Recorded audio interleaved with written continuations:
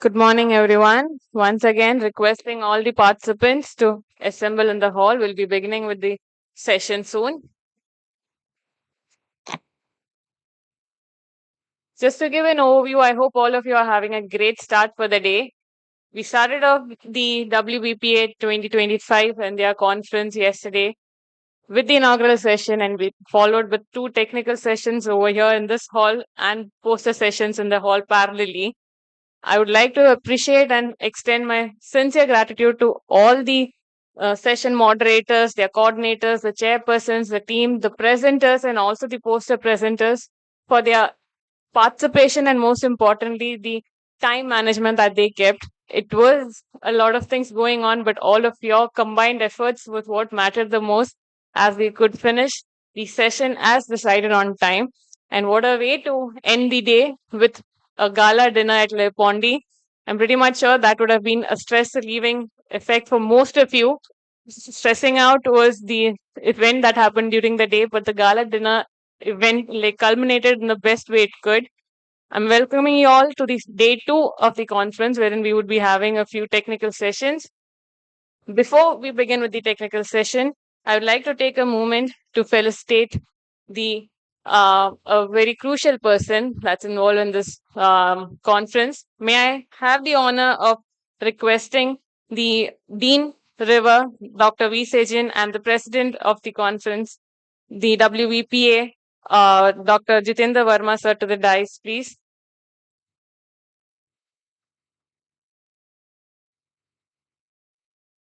We take the honor in extending our gratitude to Mr. Dinesh Kumar from SR Publications, Karnal. So thank you for all your efforts to come all the way from Karnal.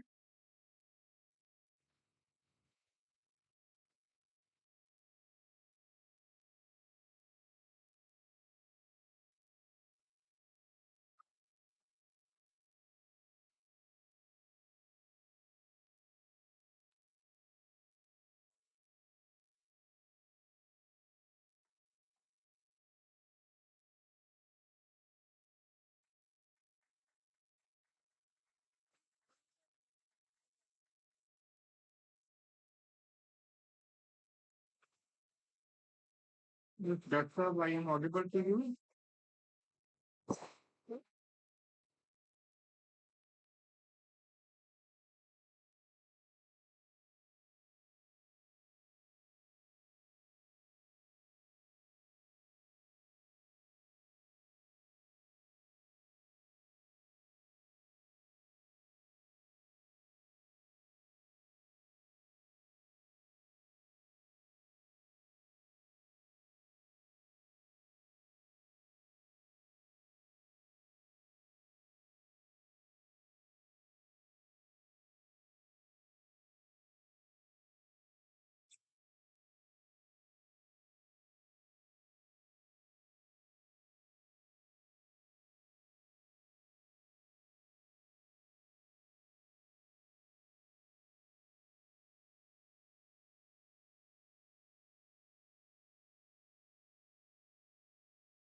Thank you, sir. Now we would be beginning with the session 3.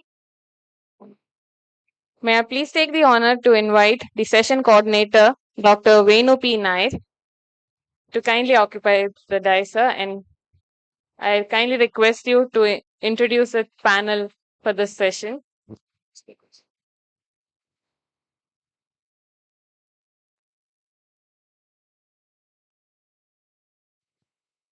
Good morning. What a silent good morning reply after yesterday's gala dinner.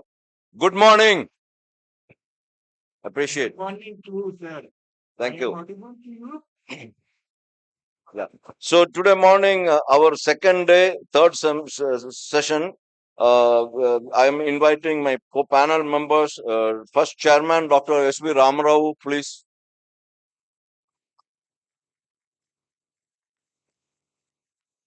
Co-chairman, Dr. Shyam Vane and Dr. S. Kandaraj. Rapporteur, Dr. M.B. Silpa and Dr. Pradeep Doifort.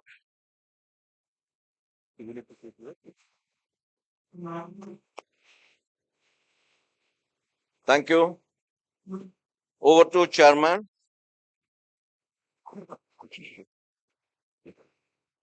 Very, very good morning to everybody. I think the number should have been much more. So hopefully, I think it will come up as the program session continues and progress.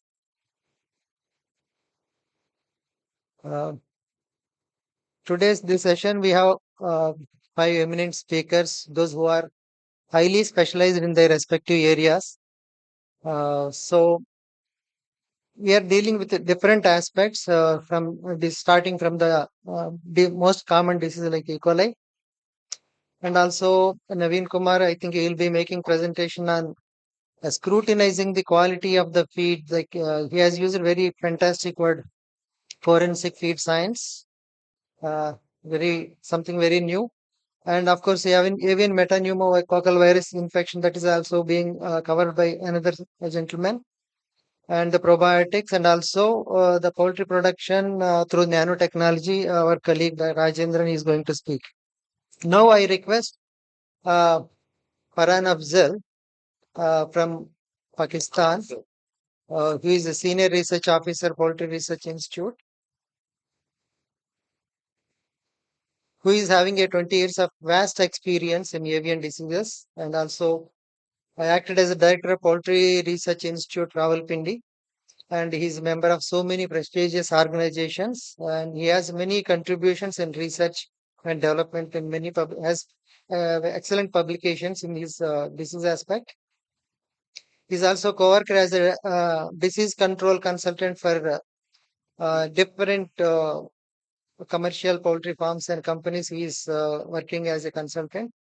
Now over to Farhan Afzalji. Please, you have 20 minutes of time, I believe. Please continue. Thank you. Thank you very much, Dr. Saab. And I am audible to you? Yes, thank you for giving me this opportunity. Basically, there are so many presentations. I have already gone through the agenda, and this presentation was made before that agenda. So I will skip the general thing and only will be discussing my practical experiences and what things that are not included in other presentations. Escherichia coli, that's most of persons know, that is an organism that is very much important for poultry, and it's named after the Escherichia. It causes infections in human and animals. The important thing is that it belongs to family Enterobacteriaceae, genus that is Escherichia, and the species that is coli. It's basically gram positive. It have flagella, and some of its strains are non-motile. Basically, it's non-spore forming. It can be easily killed and non-acid fast. These are different antigen structures. Most of them are knows about that. Somatic antigen O, capsular antigen K, flagella, that is H antigen. Basically, these antigens are important for its classification, and somatic antigen is important for its endotoxicity, and capsular antigen is important in the phagocytosis, and the fimbriae which have to some its species important in UTI, urinary tract infection. It's when we see the classification according to its trophism, the avian pathogenic E. coli belongs to intestinal pathogenic E. coli. So this is the important thing. Most of us knows its transmission. As we early know that it's a transvariant transmission, but now it's established fact that is this Escherichia coli is vertically transmitted. The transmission of the bacteria from the breeder to its progeny, that is mostly done through the colonization of reproductive tract, and it may also transmit through the egg cell penetration. Transmission, or when it's vertically transmitted E. coli, the early chick mortality is very much high in that flock.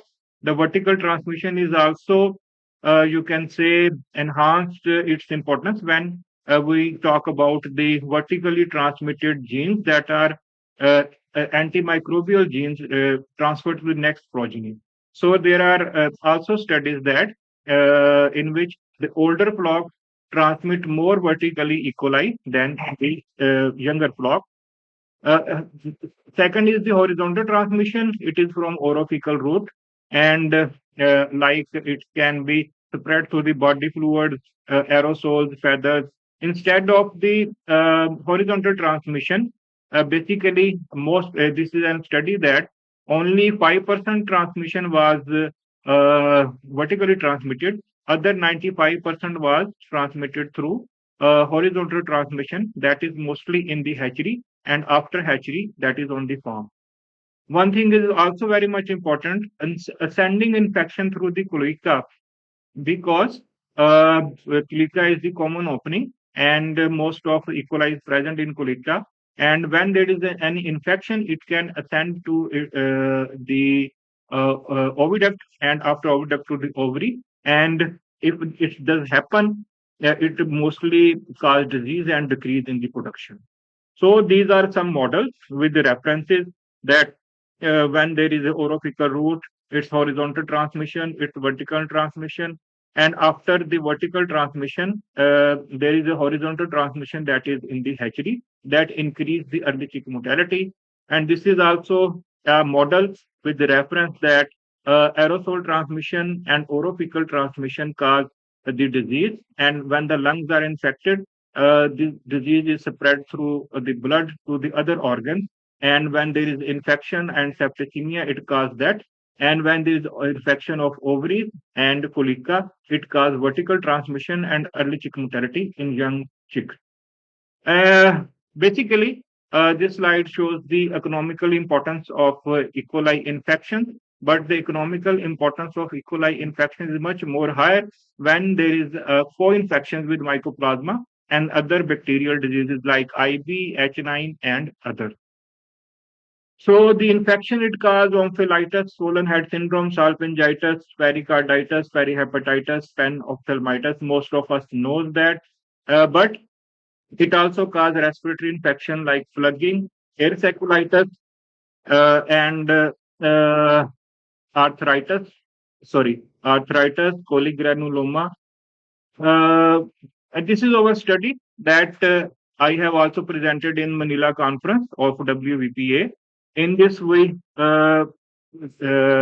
calculated that there is, if we see about the what are the plug formation, most of our veterinarian knows that when there is plug formation, most of think that is only IB, but we analyze that there are 98% cases in the involvement of E. coli, and other bacteria, that is mycoplasma, is also involved in that, and the viruses which are present in this kind of the cases, H9 and IB, the fungus, that is Aspergillus and Chlamydia pesticide.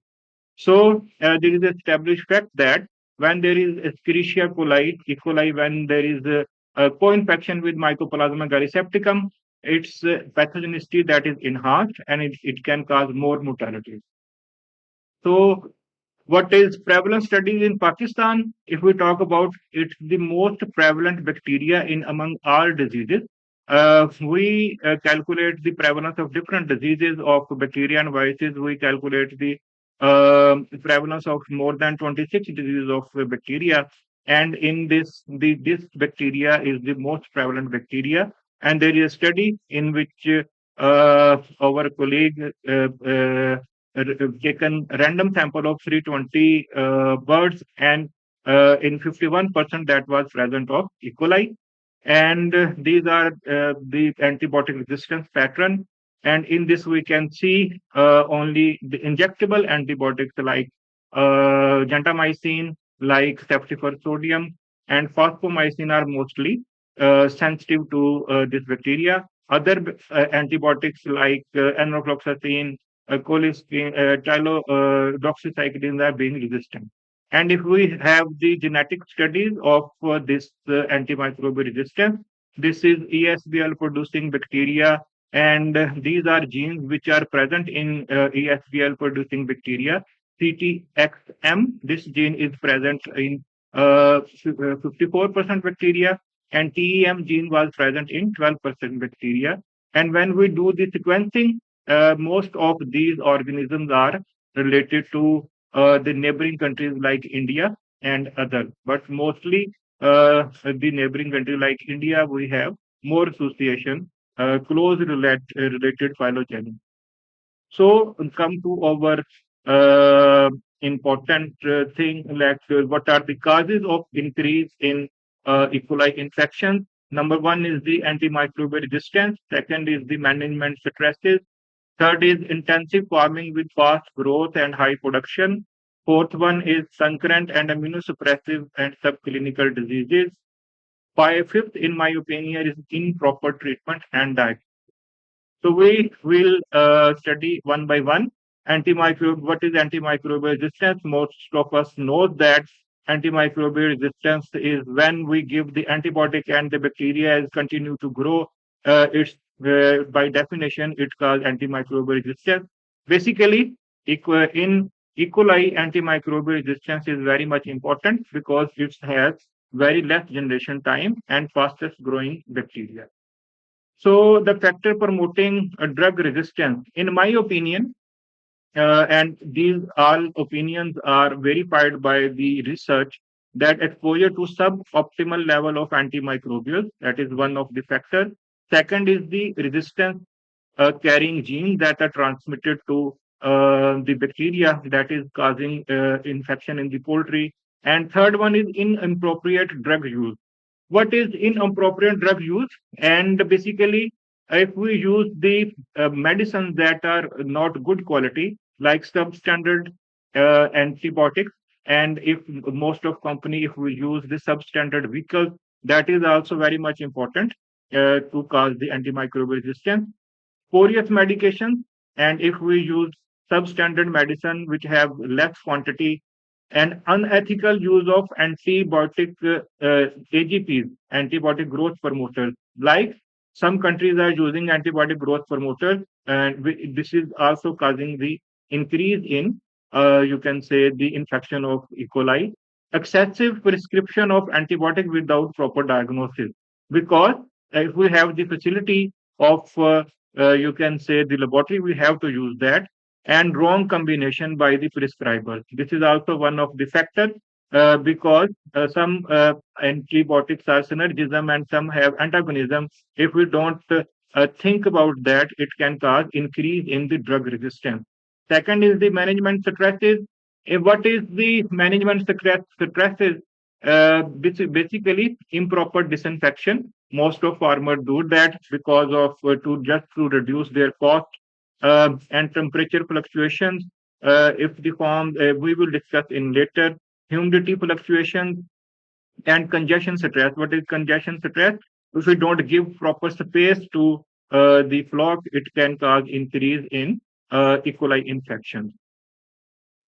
Third one, in my opinion, is the major factor is intensive farming with fast growth and high production, because improved genetics, basically now the chicks, that is, you can say, can go up to 2 kg at 32 days. So this fast growth is immunosuppressive, and it also increases the stress. So the E. coli that was normally don't cause much more disease, now it's causing more diseases. Less flock to flock time period farmer are using due to have more flock in short time, increase stock density to increase the profit. High growth, basically this high growth, you can say, requires more sanitation, more clean air, and without these adequate facilities, if we do the farming, the E. coli is mostly increasing. There is an also practice of artificial insemination in Pakistan and many other countries, and to have the more hatchability, but it causes the ascending route infection through the cloaca and mostly increases the E. coli infection. Concurrent diseases like immunosuppressive and subclinical diseases, these also reduce the immunity. Like if the flock is positive with MG, MS, and Salmonella, it will have less immunity. and if the flock has suffered from IBD, MD, and other immunosuppressive diseases, it will also will be have increased E. coli infection. Subclinical diseases like coccidiosis, REV, and enteritis, reovirus, and adenovirus. If the flock has, it have more E.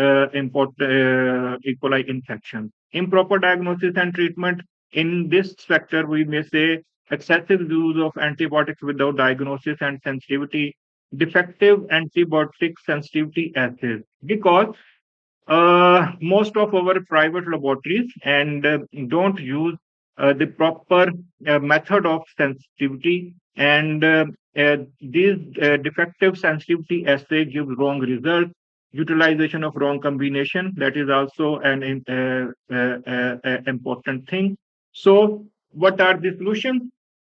In my opinion, and we also tried them and have reduced the incidence which farmer are, you can say, having trouble. Like, what is the solution of antibiotic resistance? Basically, it's a known fact that antibiotics should be used as a last option. It should not be the first option. First, we have to improve the management, and secondly, we also have the alternative antibiotics like organic acid, combination of organic acid, probiotics, prebiotics, phytobiotics, because we have another presentation on detail on this topic. So I skipped that.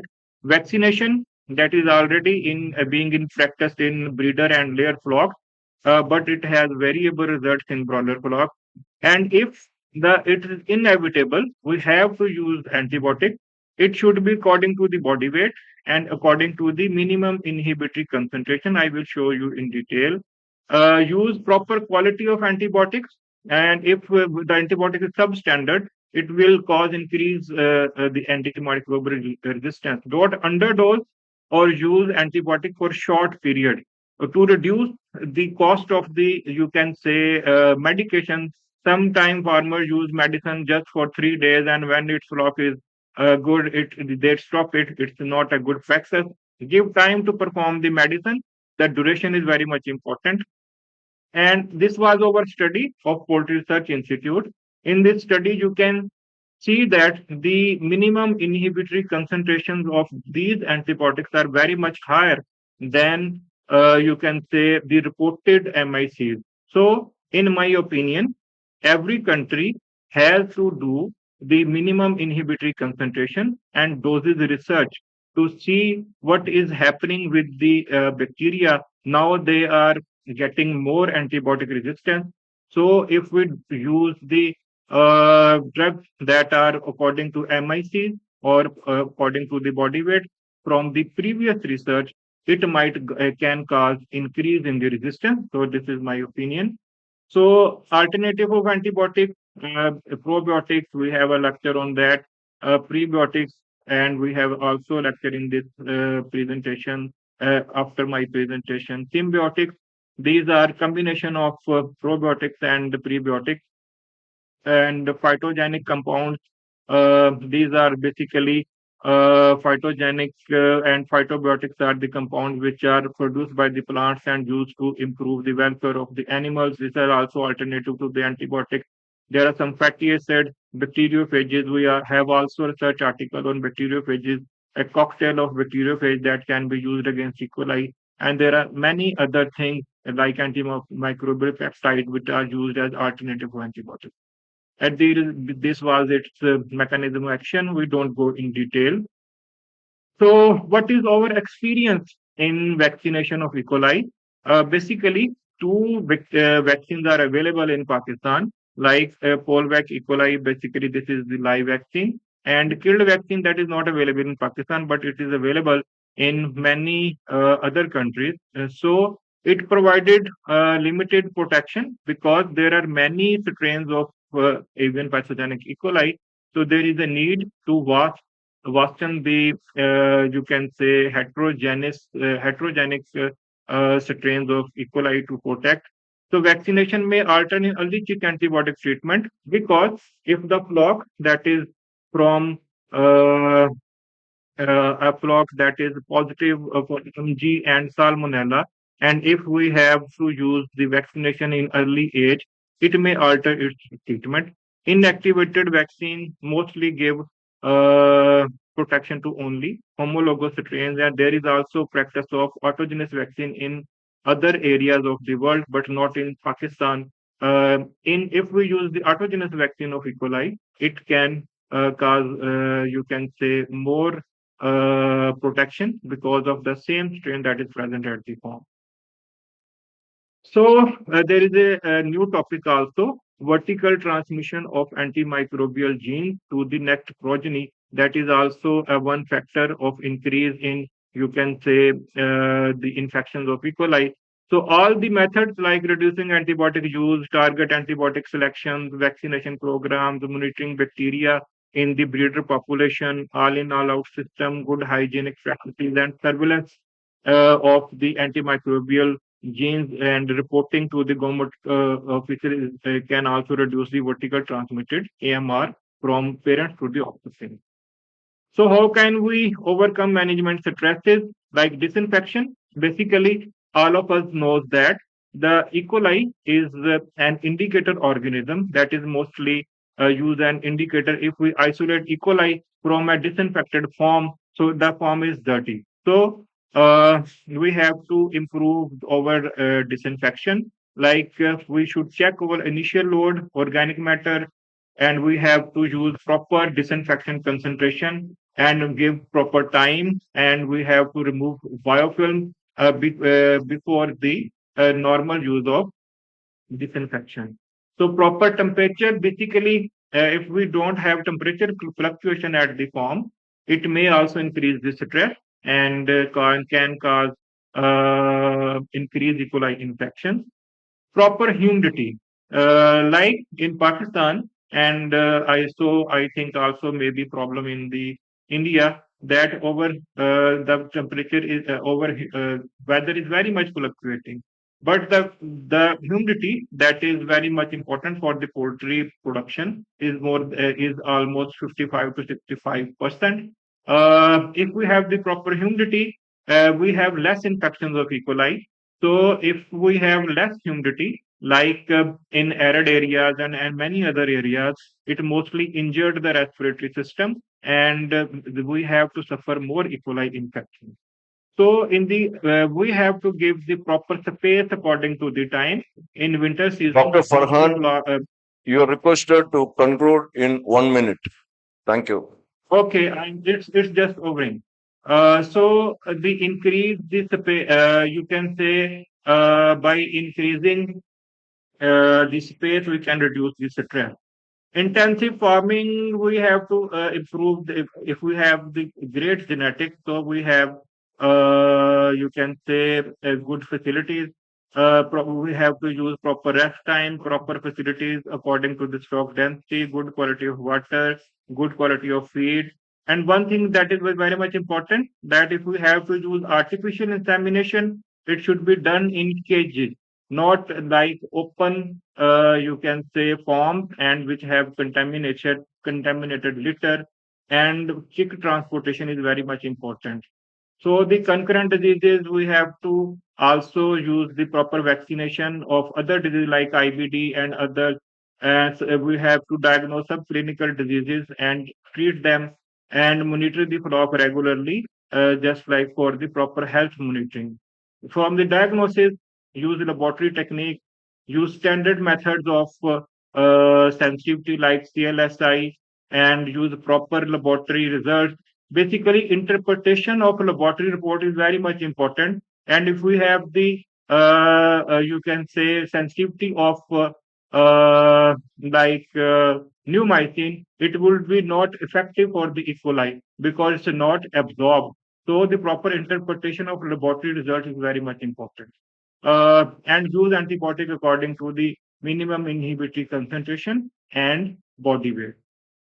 So this is my conclusion. It's not a simple organism. We have a multifaceted approach to control it, and there is a lot of work to do on vaccination and research strategies.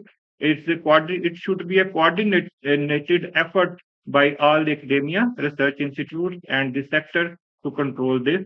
Thank you very much. And we will also invite you people in the next WVPA meeting Pakistan, and that is going to held on 23 to 25th of November 2028.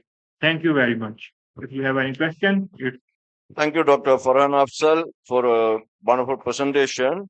I request any questions, please come up.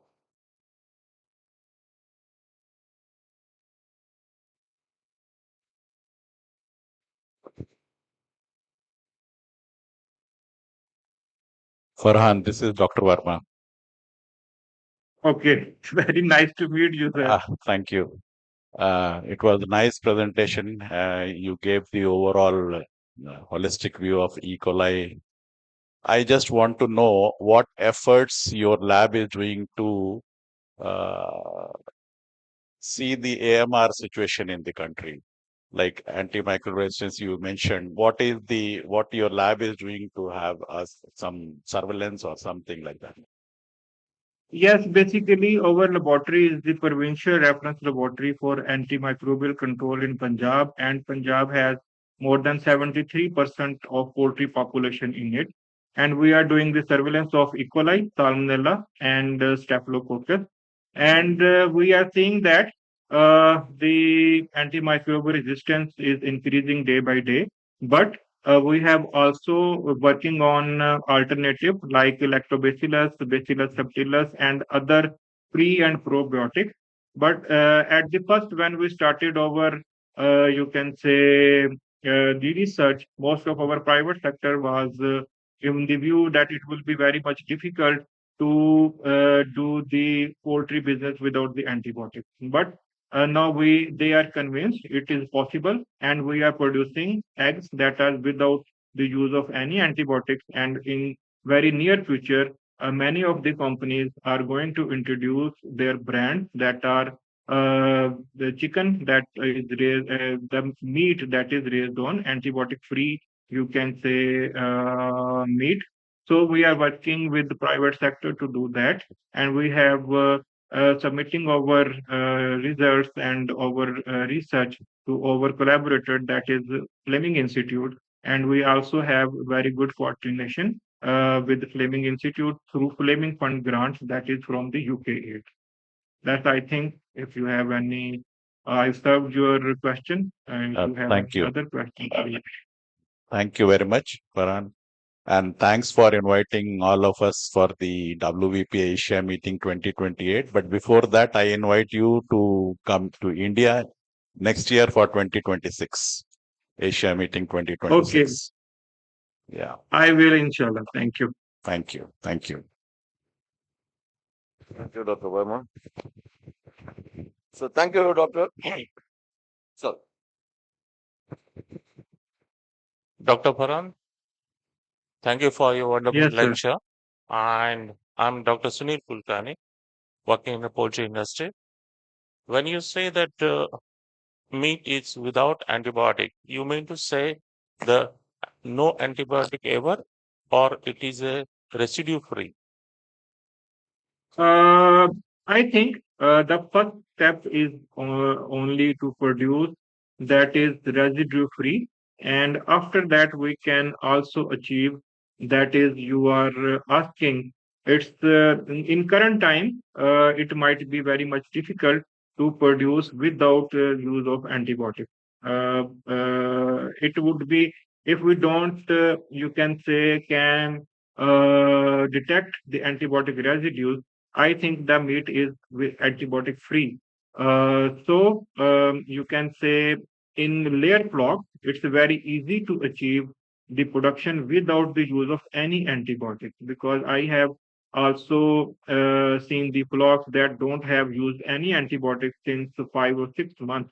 But that is not practically possible to don't use any antibiotics in broiler meat. But you can say if you have properly used withdrawal periods, if you have properly used AGPs that not be included in finisher feed, we can achieve the that you can say the status that is no antibiotic residue that should be, you can say, detected from poultry meat.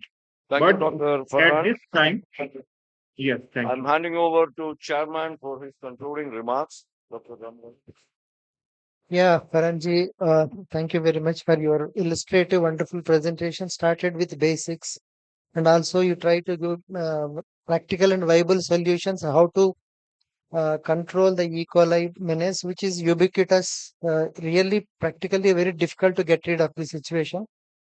So, thank you very much for your wonderful presentation. But I have one small, personally, one question related to antimicrobial resistance.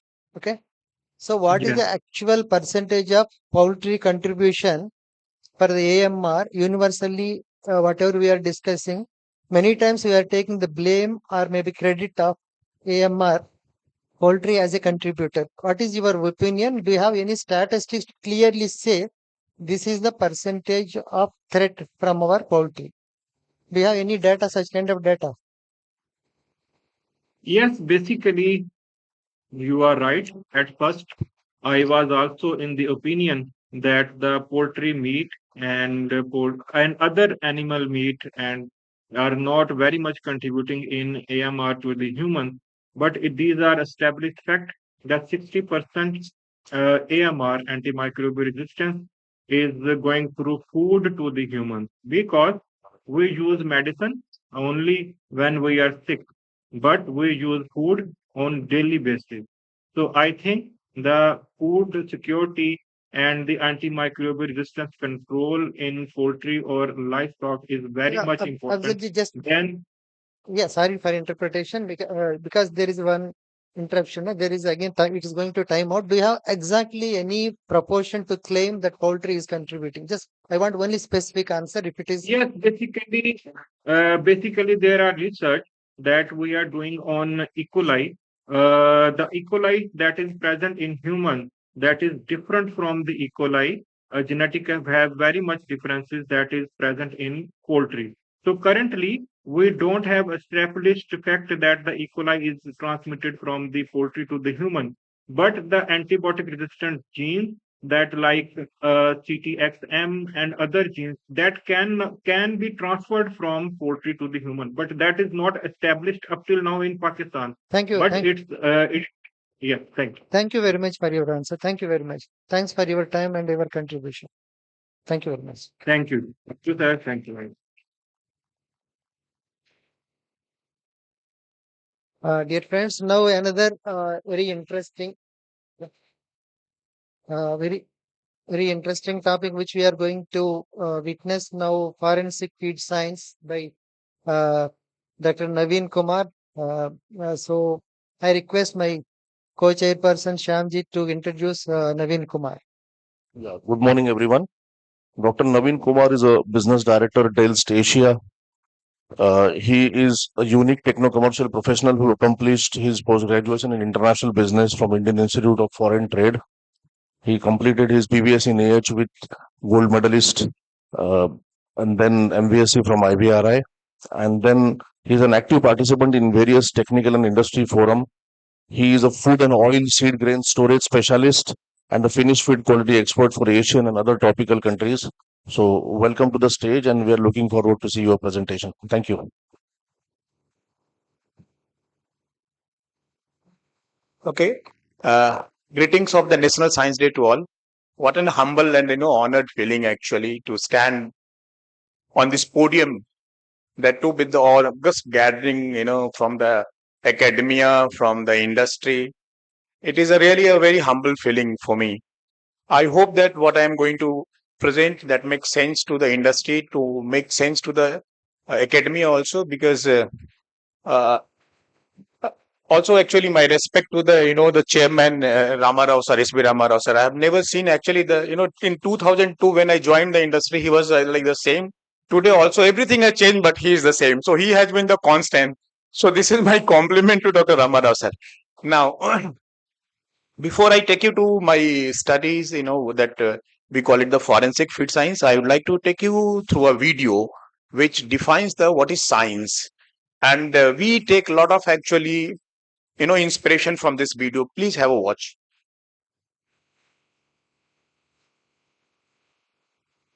Please. You have a sound, huh? This video sound? Just a second, yeah. Give this sound if I can have the screen. Sorry.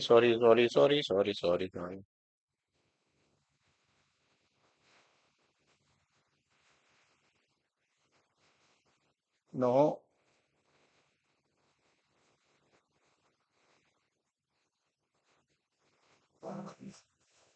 Just a bit. What is science? People talk glibly about science. What is science? People coming out of a university with a master's degree or a PhD, you take them into the field and they literally don't believe anything unless there's a peer-reviewed paper. It's the only thing they accept.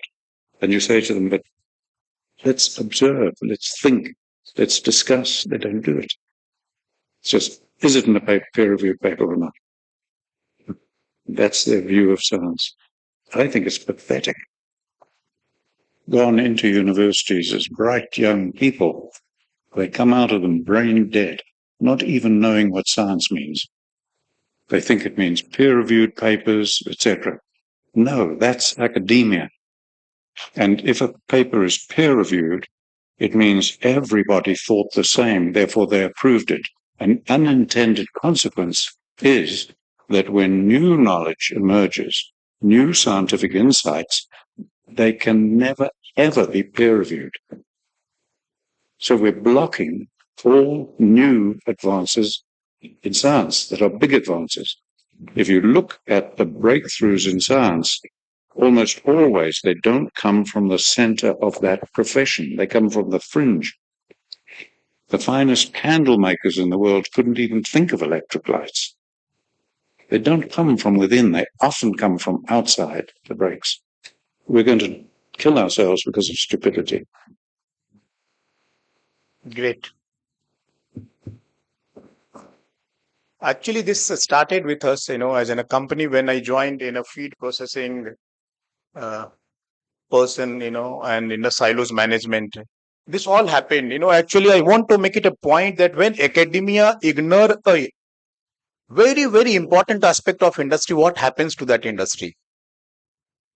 Academia almost had no paper. But only one the institute in the world, like the Kansas State University, they say that we produce paper. We know this. This is the raw corn. This is an opportunity to process it right and get all the energy out of it. But this is called the crystalline starch, which is looking in the picture. But if you miss to process it right, this will get converted to the crystalline resistant starch. Now starch is there, but no enzyme can digest it. Starch is there, enzyme is there, but if you process it not right, hardly now. So this is all actually I'm talking about, the microscopy. Look at the pictures, where I'm showing actually how we have improved things and how, the full of Maillard reactions and, all this. No PDI difference, but if you look at the process, the starch better. And then the crystalline thing actually, which is, clearly undigestible. You will see into your feces and then people will complain you that how I'm seeing the corn grit in my my excreta, and they will keep on looking for different enzymes without knowing that what is wrong they are doing. Grits full of corn grits. Let's feed the big, the whole idea is to feed the bird, not feed the bird's blood, not feed the beak only, so that it appears to you that the bird has consumed the pellet, but that pellet has gone, half of the corn has gone into the litter. So and the trial also supports. Yes, sir, I'm on time. Yeah, 1 minute. And the last thing I will tell you that even it helps you to improve the FCR also. We have seen, and then a lot of these articles actually Maillard reaction in the feed manufacturing, which is inevitable. We can tell you that we can cut down by 70-80% these Maillard reactions. This can be avoided, yeah. So this is at the form. Only 20 minutes, sir. I only can actually. I have had thousands of pictures, but in 20 minutes I can present this much only, sir. Thank you very much, sir. Thank you, Dr. Naveen Kumar, for a very informative presentation. Sir, any questions? Any question from the audience?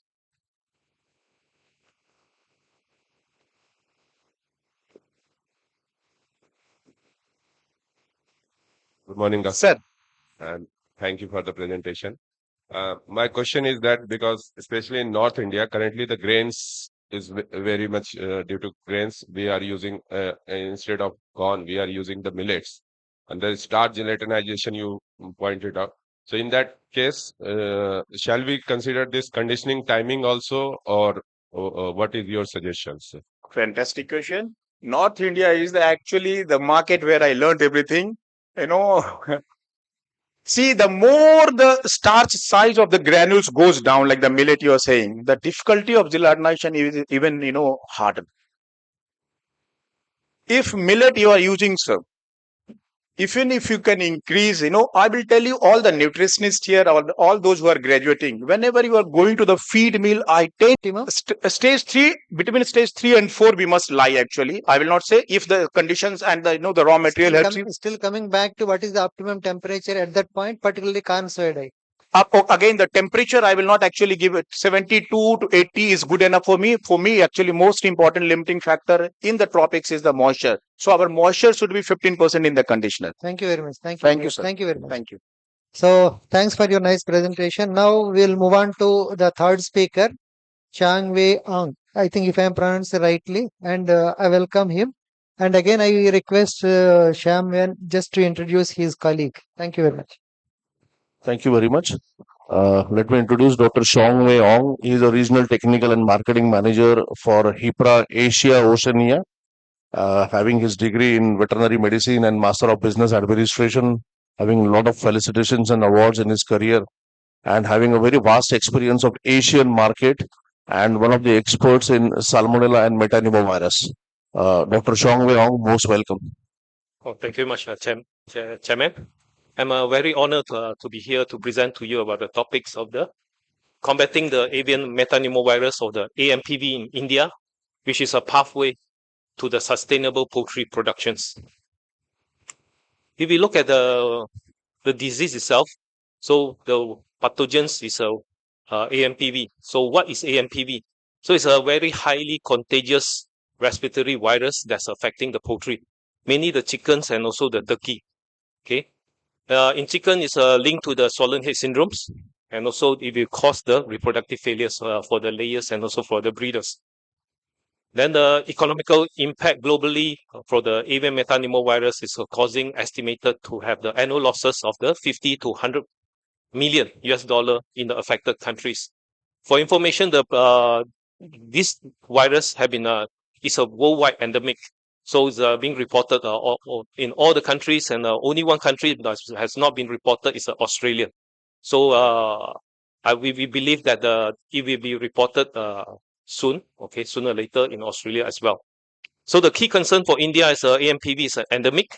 It's threatening the India poultry sectors, which is the second largest egg producers in the world. So it's very important industry worldwide. So we look at the top respiratory disease, which is normally this come with multiple pathogens or co-infection with different pathogens that causing the respiratory complex or respiratory syndromes. Commonly, we would look at the virus, and so bacteria, and also potentially with the fungi, and also other like ammonia. So these are the common pathogens that have been very well known to be in the house of the respiratory syndromes.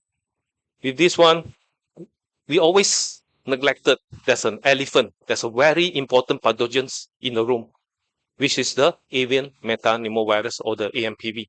Okay, that's a very important respiratory virus disease causing agent.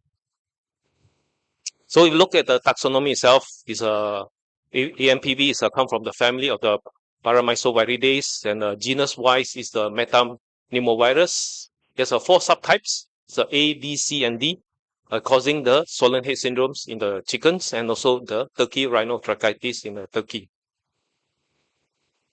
The worldwide global distributions, this is come from one of the latest publications. We can see that the most prevalent subtypes is A, B, and C, and D. Then the A and B subtypes, they are endemic worldwide. And the subtype B is prevalent in India because based on the ICAR studies, 80% of the outbreaks are attributed to the subtype B of the AMPV. So it's causing like a severe respiratory distress or respiratory problems or clinical signs. And also it can reduce the egg productions as much as the 40% drop in terms of the egg productions. Then why the subtype B is important? Okay, because it has a high mutation rate. In terms of the vaccine selections, subtype B is very crucial and important because it's providing very good cross protections or the heterologous protections for the subtype A and subtype B. The disease itself, okay, as we know, the target host is a chickens and also turkey. That means it's very important for the broiler, breeder, or layers. The tissues or target tissues is a slated epithelium of the upper respiratory tracts, like for instance, like trachea, also nasal turbinates, and also slated epithelium of the oviduct is a reproductive organs. So it's very important pathogens that's affecting the layers and breeder as well.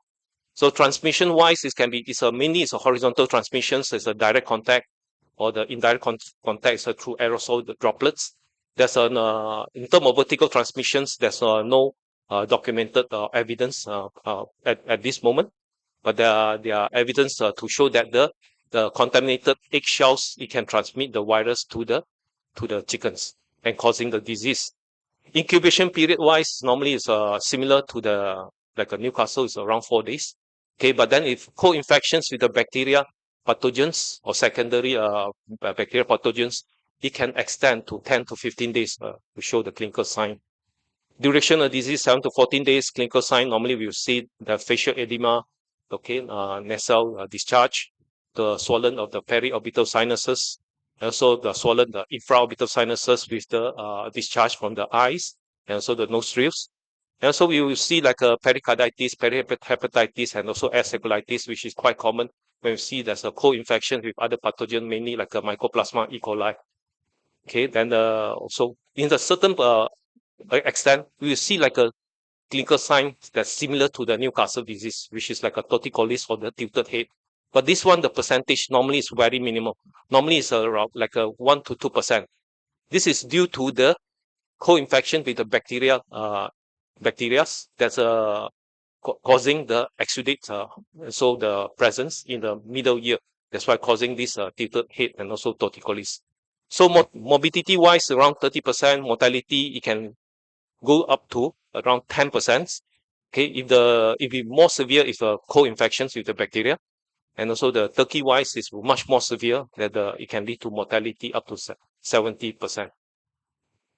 So when should we expect, okay, or suspect the AMPV can be part of our differential diagnosis? So first of all, because it's pathogens that's affecting the upper respiratory tracts.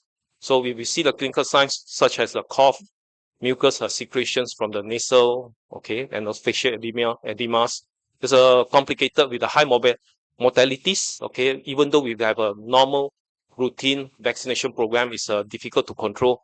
Okay, this is one of the criteria to consider about the AMPV as one of the major differential diagnosis. The other one is like a coryza programs, the infection coryza vaccinations, that's not effective. That means with the constant vaccinations with the two times of the coryza vaccinations, it's still not so effective. Okay, the third one is a problem with the bacterial infections. Whenever the stop of the antibiotics, okay, in terms of treatments, then the disease will be reemerge, of the respiratory disease will reemerge. And so high percentage of the pale eggs or poor quality eggs, okay, in the layers, and so for the breeders. So this will be whenever we face the respiratory syndromes, we always have to consider the avian metapneumovirus as one of the differential diagnosis. So impact on the India poultry industries, we see the economical losses is come to 500 to 1,000 crores annually. Then the increased mortality in broilers is being reported to up to 15%, and poor FCR, this is very common. If it drop in terms of the productions for the broilers. Productivity losses is a 30% drop in egg productions. Okay, then during the outbreaks. And the broiler wise, it will delay growth and all those production performance, including the high culling rates. So the farmer, they are facing these challenges with a lot of difficulties because there's a limited biosecurity infrastructures. and also reliance on the antibiotics. Okay, it's also then the third one is very important until now is a non-availability of the effective vaccines in the market. So if we look at the current status of the AMPV in India, actually there are a lot of publications that show that the virus is endemic and being reported in the different areas in India. It's a year-round outbreaks that's causing due to these tropical environments, okay, and also high density farming. In terms of diagnostic challenge, the symptom-wise, as I said, is one of the important respiratory disease pathogens. So the symptom is mimicking like the IV, ILT, and also the Newcastle. So we can use like ELISA or the RT-PCR to actually to do the diagnosis and also confirmatory diagnosis. But it's being underutilized because of the cost issues and also accessibilities. Okay, another concept to understand about the disease, there's a cross protection between the subtype A and subtype B. Because normally when we found that it's very common to find these two subtypes, okay, that are present in the field. But then subtype B is more efficient and also more effective in terms of heterologous protections. And most of the time also if we do conduct PCR, we will detect more higher chances of detecting subtype B compared to subtype A. And so the other issues matters is the increased persistence of the subtype B in the tissues.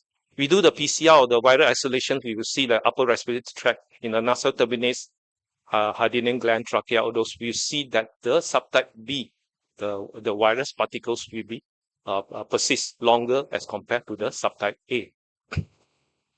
So the target tissues, as we can see from here, our study here, okay, we can see the lesions in the trachea and so the nasal turbinate. It lead to the loss of cilia, it causing the cilia stasis and also loss of cilia. That's why opening the door for the secondary pathogens to cause to increase the severity of the disease. And so it will lead to epithelial necrosis and also desquamations. And one of the studies conducted by HIPRA in Spain that we have collected 250 samples or the samples from the field. These are the samples collected from the farms. Okay, they have reported with the respiratory problems. Then all these samples, we have the isolated bacteria, and also from all these samples as well, we will try to detect the presence of the AMPV. So from here, we see that all the samples with the bacteria, there's a co-infection with the AMPV as much as the 70.37%. And so for instance, if we look at the Mycoplasma species there, we have a very high detection rate with the co-infection of AMPV as much as 95%. So it's very common when we detected the AMPV is always go with the co-infections with other pathogens. The route of transmissions usually is a vertical. Yeah, it's a horizontal transmissions. Vertical transmissions has not been evident proven. Okay, then once the virus enter the host, there'll be replications of nasal turbinates in the trachea, and then if we go to the systemic route, viremia, then it will start replicating in the oviduct. Then it can cause reproductive problems. Okay, if you see the disease presentation for the layers and breeders, okay, let's see this is a standard curve that we expect from the egg productions. Then normally when we have the infections of AMPV, there'll be issues that the productivity is not achieving the standard curve. Then if the infections come early, okay, around 18 to 20 weeks, then with the mono, that means only AMPV infections, we will see like a single drops of the egg productions. Then if we have the multiple or the co-infection with the bacteria, then we will see the multiple drops, okay, during the egg productions. So, okay. Then the diagnosis-wise, clinical monitoring, then I would like to emphasize ELISA is very important for the AMPV diagnosis. And also we can do the PCR, but the detection rate with the PCR is much lower, okay, because afterwards I show you the reasons. Then also performance metrics is very important because we need to monitor all this in the non-vaccinated flock or also vaccinated flock to check whether there's a presence of the virus challenge or circulating in the farm. Okay, just now I said the PCR, the detection rate is quite low. because the virus is present in the tissue, okay, for quite limited time. So when we see the clinical sign, normally the virus is no more present in the tissues. That's why the PCR can be lead to a lot of negative results, and also virus isolation also is difficult, because after we see the clinical sign, most of the time it's difficult to isolate the virus. If you want to isolate virus, we need to isolate as soon as we detecting the clinical signs. The PCR we can do we have a methods. Okay, the PCR ELISA one. Okay, ELISA for flock health monitoring, and it's very useful for the vaccination programming. Okay, and the outbreak diagnosis for the AMPV. The ELISA wise, okay, I will skip this part. Okay, it's very important. Okay, main thing is for the live vaccines, it's important that we do not depending on the titer level. It's very important to check on the seropositivity, or with the seropositivity to detect there's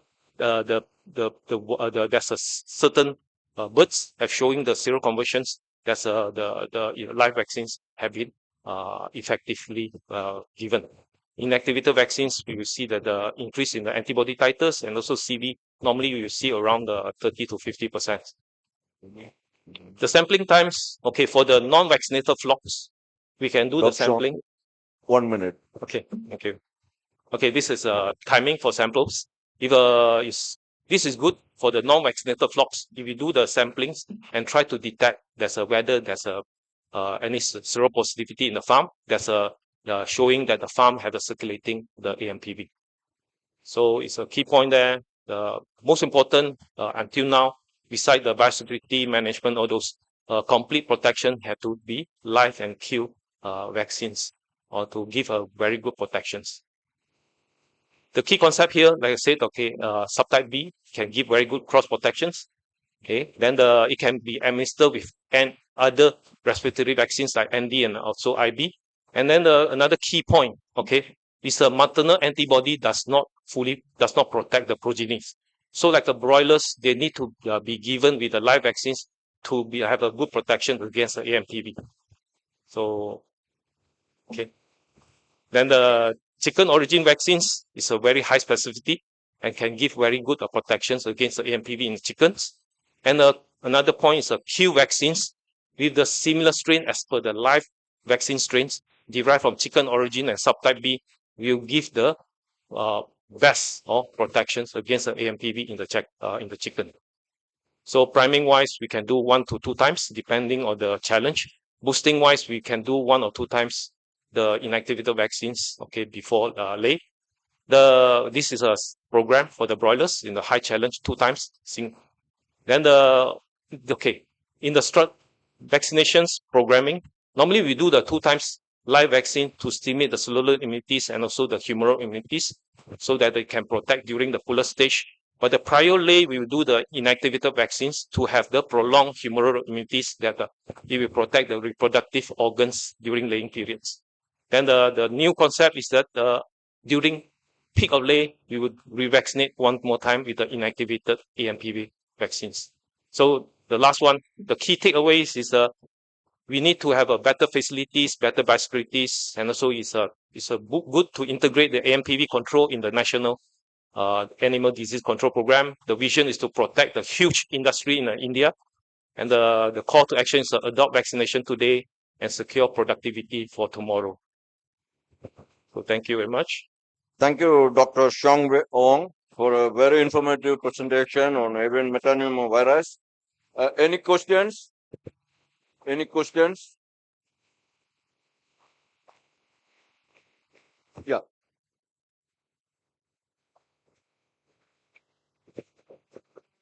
Obviously, AMPV has caused significant problems in North America recently. Yes, it's a recent problem for them, but not for the rest of the world. What do you see in terms of emerging strains that might have a similar effect elsewhere? Is there a big problem coming around the corner for the rest of the world in emerging strains? Yeah, they still need a lot of research need to be done first, because there are certain emerging subtypes.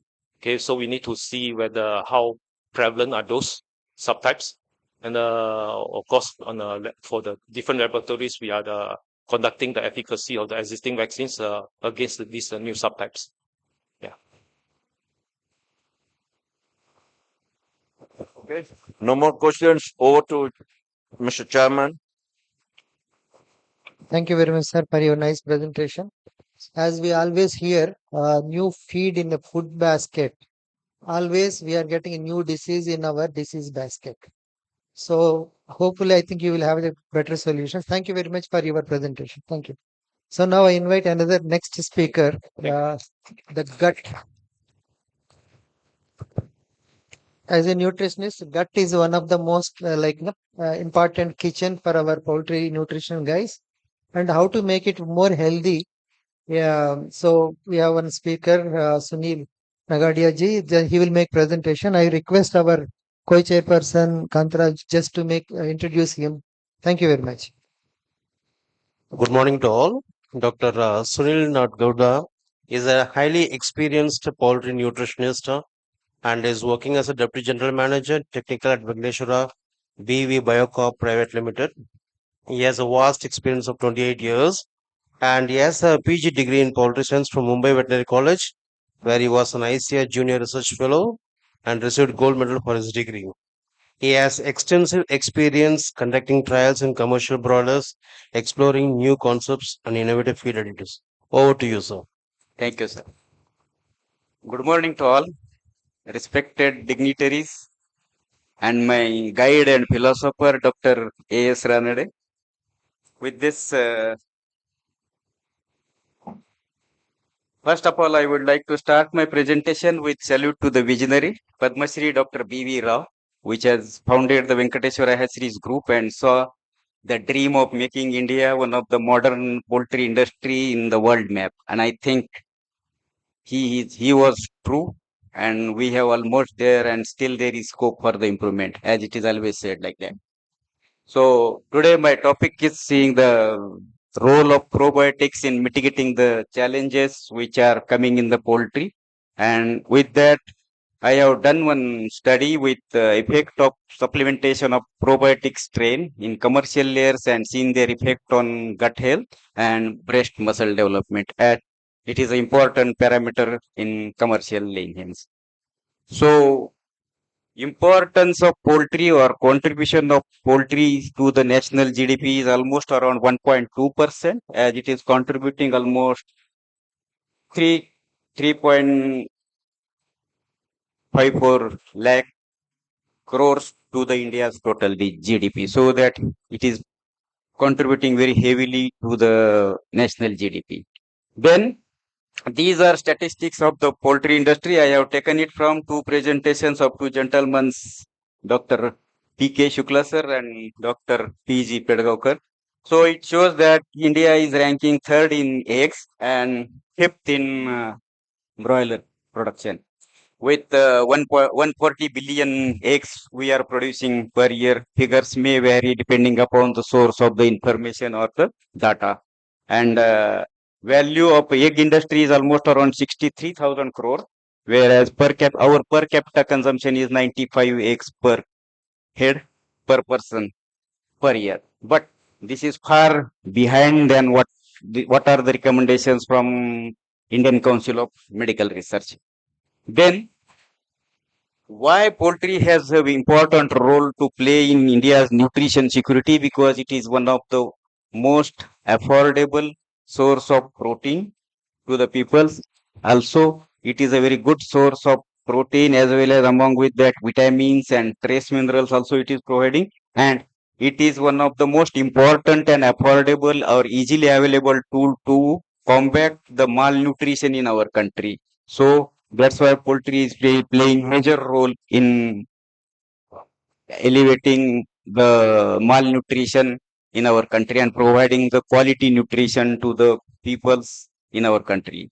Then coming to the layer farming, it is a very important aspect of our poultry industry, and often we talk about the broilers, but we are not much we are talking about the poultry layer industry in our country, but it is also very important. And to my knowledge, or based on the industry sources, we do have almost around 300 million commercial layers which are on lay in our country. And this modern day commercial layer, they are capable of producing almost around 500 eggs in 100 weeks. And with the improved feed efficiency and also their livability is quite improved as compared to the earlier versions of this breed. Then for the successful laying performance or any poultry performance, we need to have a good genetics or breed. Then we provide them the proper housing and environment. Then health of the birds should be taken care, and the nutrition, which is also playing the important role. But I think all these things go hand in hand. If one is not performing, then definitely there is effect on the performance of the birds. Then why this foundation is important for developing a good layer? Because anything which we need to have a strong, or we need a good performance from any kind of structure, we need a strong foundation. And I think nowadays we are keeping the commercial laying hens up to 100 weeks and sometimes beyond 100 weeks also. And for that, the foundation should be good. And that foundation, I think it comes from 0 day to 15 days or 16 days when we call it as a pullets. So that needs to be very good, because we cannot make a good laying hen out of a poor pullet, which is very difficult. And even though we try to make it, we will not be successful in making a good or successful laying hen out of the poor pullet. Then in pullet growing also, we do have some challenges. Like I have only mentioned few of the challenges, like we have fluctuation in the input cost, like chicks, feed, medicine, vaccine, then management, electricity, so many things. And then health of the birds, then biosecurity. It is always a challenging thing, because we do not have that kind of infrastructure in our country at every places. I don't say it is not available at every places, but it is available at some places. But many of the places we are lacking infrastructure to control the disease prevention through biosecurity. And environmental stress, as our country, we are housing our majority of our commercial layers are in the open housing. So that time, by that housing system, climate or environment is posing lot of challenges to these birds when they are kept. Out of that challenges, I am going to talk about challenge regarding gut health, as gut health is very important, because this is the digestive system, or gut health is the thing which is going to convert your feed into the nutrition, and then that will be converted into valuable products like broiler meat, chicken meat, or your commercial egg. So that it plays very important role. Apart from absorption, nutrition, digestion, it also provide immunity, then help to the bird. So gut health is playing critical role in overall health of the bird, then productivity, longevity of the birds, and with that, it also helps to absorb the nutrients, improving their energy levels, nutrition, and production of quality eggs. So as you all aware that these are the few pictures of how we can have a good gut health in the commercial air. And this is the importance of gut health, because I think this is a key factor in determining the performance. Then intestinal health, critically important for digestion and absorption. And if something goes wrong, because nowadays we are a lot more talking about, or the veterinarians who are working in the field, they might be aware that we are facing lot of challenges related to the necrotic enteritis in the commercial level. And I think in that, gut health is playing major role, and so that needs to be addressed in the commercial level. And also, if we are not addressing it, that can result into diarrhea, wet litter, and then again that consequences will be development of the flies and social problems, so which are eventually causing trouble to the customers. Then these are the factors which are affecting the gut health, but primary factor is that feed and water, which are importing the microflora to the birds, whatever is going first inside the bird will have a dominance in the bird's gut health development. So by that way, feed and water playing very important role, and especially the management during the first few weeks of life of the chicks. That is also very important. And as you know that we have a lot of studies regarding how mycotoxins can affect the health and especially the gut health of the birds. Because in recent days, even though the good looking corn also we have found toxins beyond our imagination and which has caused problems.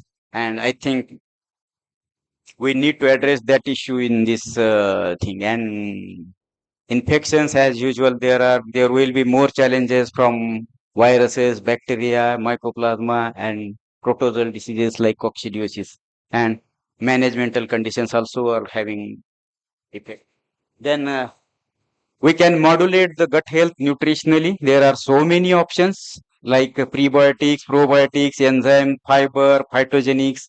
Then but with that, I have also mentioned hygiene and biosecurity, because without biosecurity and hygiene, all other things, they are not making any sense if in the practical thing. And also a balanced diet, which including variety of nutrients, also will have impact on the bird's gut health.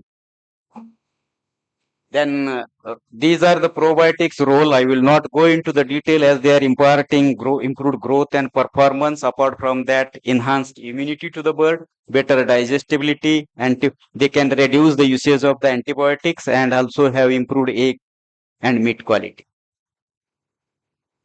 Then gut microflora is managing the gut health. So how we can improve, influence the microbial population?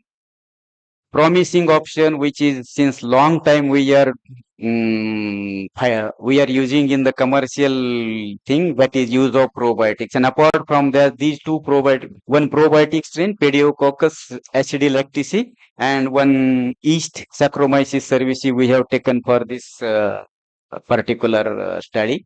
And these Pediococcus will have effect on improved growth, improved energy metabolism, improved immunity, and improved livability. And apart from that, it will also have impact on development of the breast muscle in the commercial laying pullets, as it will have better protein retention in the form of feed and more efficient protein deposits in the muscles, which is very important from laying performance of the pullets. And this is Saccharomyces cerevisiae boulardii almost having the similar functions, which will have immune modulation, and then it will also will help by competitive exclusion to control the growth of the pathogens. And these are the two probiotics which we have tried. We have done a experimental study with 267 chicks each in group, with two groups, and will supplemented with this Pediococcus and Saccharomyces boulardii 0.5 gram per kg of the feed, and provided with ad libitum water and feed, and regular maize, soybean, and rapeseed meal diet was given. We have done study up to 15 weeks of age, and this was the standard nutrient density which we have followed as based on the BV300's commercial manual released in November 2023. And this was the weekly weight. There was not much difference in the weight of the two groups. Only the group supplemented with probiotics was having 60 grams more body weight as compared to the control group. And this was about the feed consumption. Feed consumption also, there was no significant difference was observed in the consumption of the feed for both the groups. Coming to the villi length and crib depth, there was a significant difference in the group, in control treatment group as compared to the control group. Then these are the photographs of, we have done gut health study on 5th week, 10th week, and 15th week, and it was showing significant difference in the villi ratio as well as the villi length, and villi length to crib depth ratio also. So this was the breast muscle thickness, which was more important point we have to put, as there were references were there. The breast meat, the Pediococcus has effect on development of the breast muscle.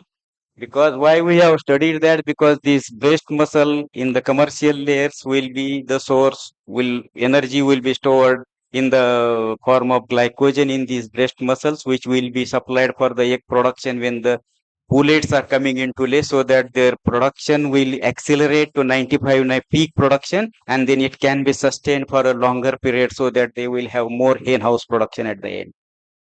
Dr. Sunil, I just give a 1.5 minute notice. Yes.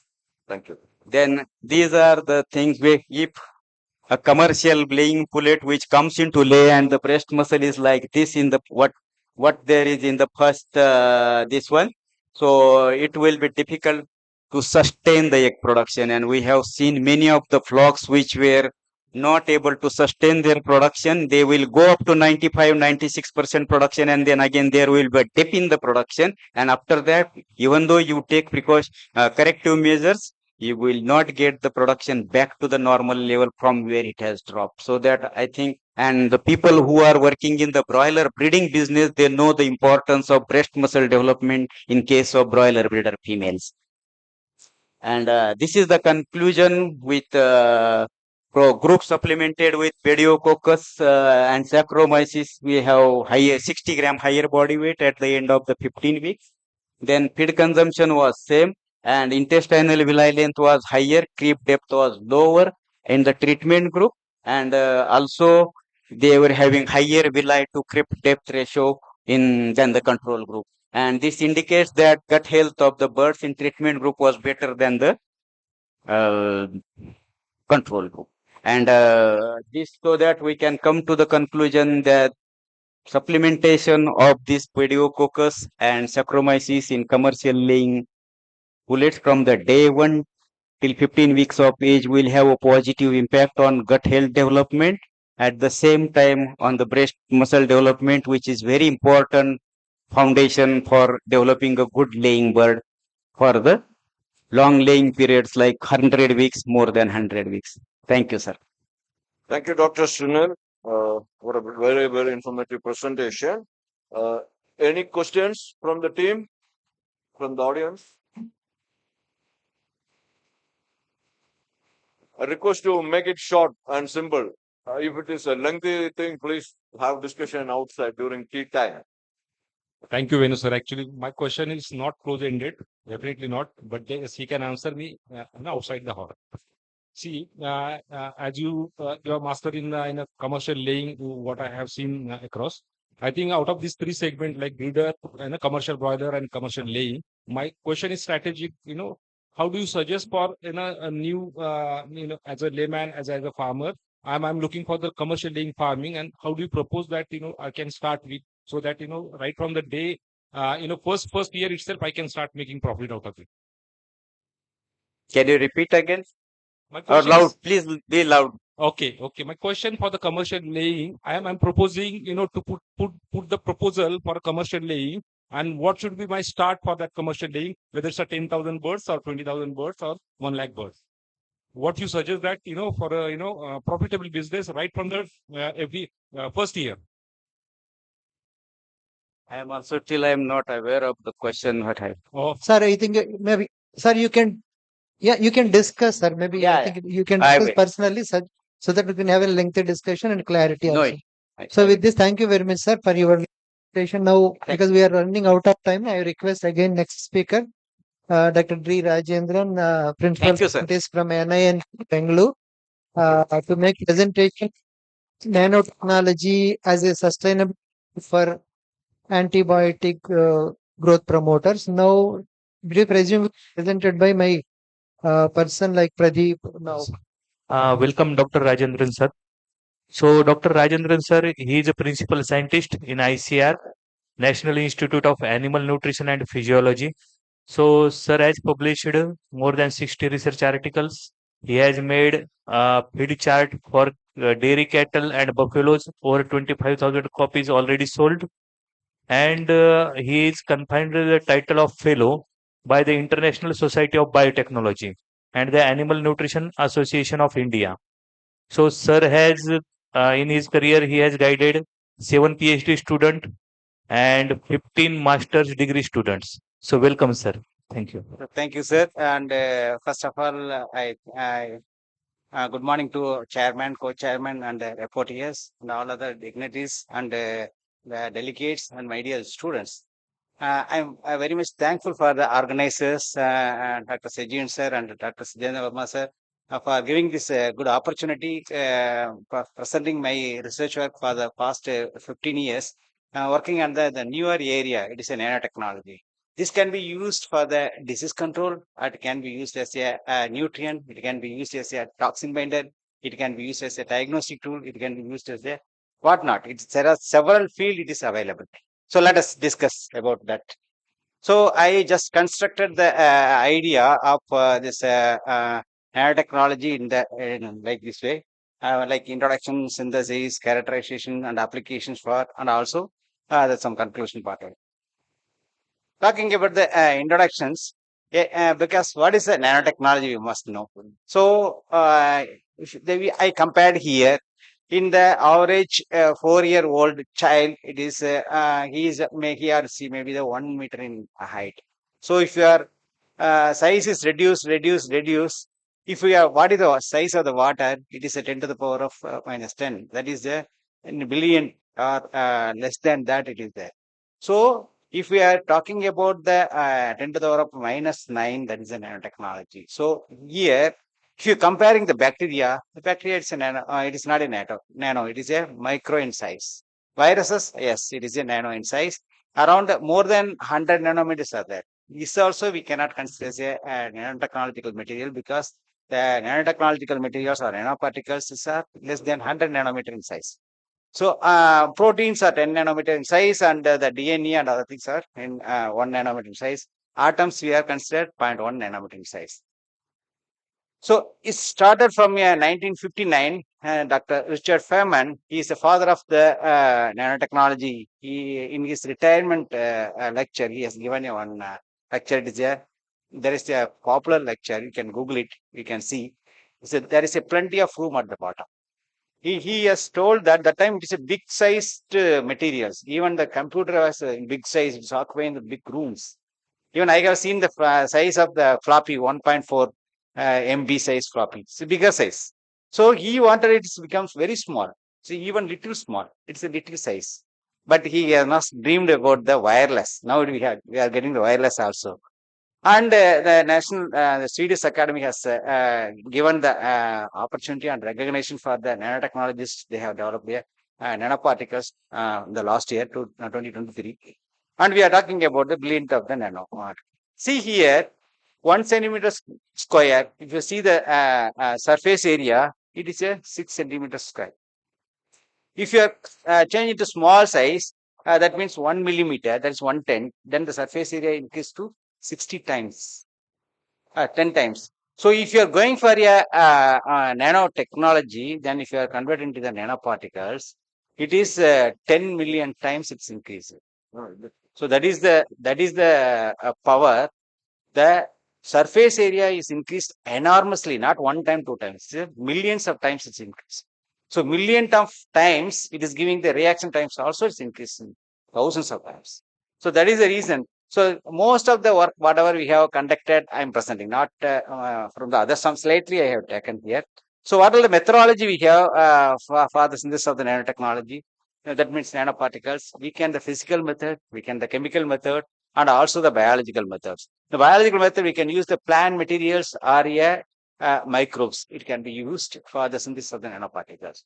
It is very simple. I want to tell you the students, it is not the big instruments are needed for the synthesis of the nanoparticles, but for the characterization, yes, definitely it's needed. For workers, those who want to start the nanoparticles, so very simple instruments is enough for a synthesis of the nanoparticles. You can proceed with that. And we started with some of the nanoparticle synthesis by using the physical method, that is by even just ashing of the materials, like calcium carbonate, which is present in a eggshell, it can be converted into the nanoparticle, calcium carbonate by, so calcium oxide by using the just muffled furnace. We have seen 600, 700, 800 degrees centigrade several time periods. We found that 700 degrees centigrade for the 2 to 3 hours, it will give the nanoparticle, that too less than 100 and even 10 nanometer in size. And the synthesis of the nanoparticles are very simplified in our laboratory by our students, these are the students are involved. By using the only zinc nitrate and sodium hydroxide as a reducing agent, zinc nitrate as a precursor, we can convert the materials into the nano. So that is only the pH, temperature, and the stirring times. These all has to be very minutely we have to adjust it. It is not that much easy to get a nanoparticles. We get very minutely we have to adjust it. That is the most important thing is. And we have now we moved into a biological system because we don't want to go for the effluent because the pollution is having the problem. Pollution is the problem, and also the environmental concern. The company has to get a licensing, and we move into a biological synthesis systems. And in the biological synthesis system, there are several materials are used for the nanoparticle synthesis. Even with the DPR, Dr. Kannan also, we have collaborated and we have produced the nanoparticle for him and he has tested. And what all the work is carried out in our laboratory, as I told, it is in the physical method and the chemical method by using this green method. By using the Symbopogon citratus, is a green lemongrass is used for the synthesis of the nanoparticles. And also we started with the nanocopper synthesis. If you see the nanocopper synthesis, you see it is the color is changing according to the size of the nanoparticles. So nanoparticle is as the particle is changing the property, optical property of the any material change. Even for the gold nanoparticles, it is no more gold. If it is golden color, it is converted into the nanoparticle. It may be the pink color gold or black color gold or a green color gold. Gold is a metal is a gold, but the golden color is not there. So you want to for the ornamental preparations, we can go for the nanoparticles of the different colors. That also it is nowadays is available. And similarly, we have gone for the manganese oxide nanoparticles, and also the one of the students from the Bangalore University, Bangalore Veterinary College, he came and he has synthesized nanocurcumin and nanoselenium. These both are we applied in the poultry, and we have gotten some of the important results. The results and all we will discuss afterwards. And some of the minerals conjugating with the phytochemicals, it's giving a wonder results because the peoples are nowadays are searching for the alternative to antibiotics because already India is banning the antibiotic. So no more antibiotics. The people are saying that. And anyhow, the market it is available, but in future days, maybe after 5 years or 10 years in down lane, if you find out the suitable non-antibiotic growth promoters, definitely if it is cost effective, definitely it will be the more important thing is it will come together. So these are things we have developed, and our students, Dr. Mohana and Dr. Soba has developed. These are the conjugates. Their conjugates are very effective antimicrobial agents, and compared to the antibiotic, they are more effective because of nano in natures. And we have not only taken the common phytochemicals, uncommon phytochemicals like phytol and catechins. These are also it is used for the conjugating things.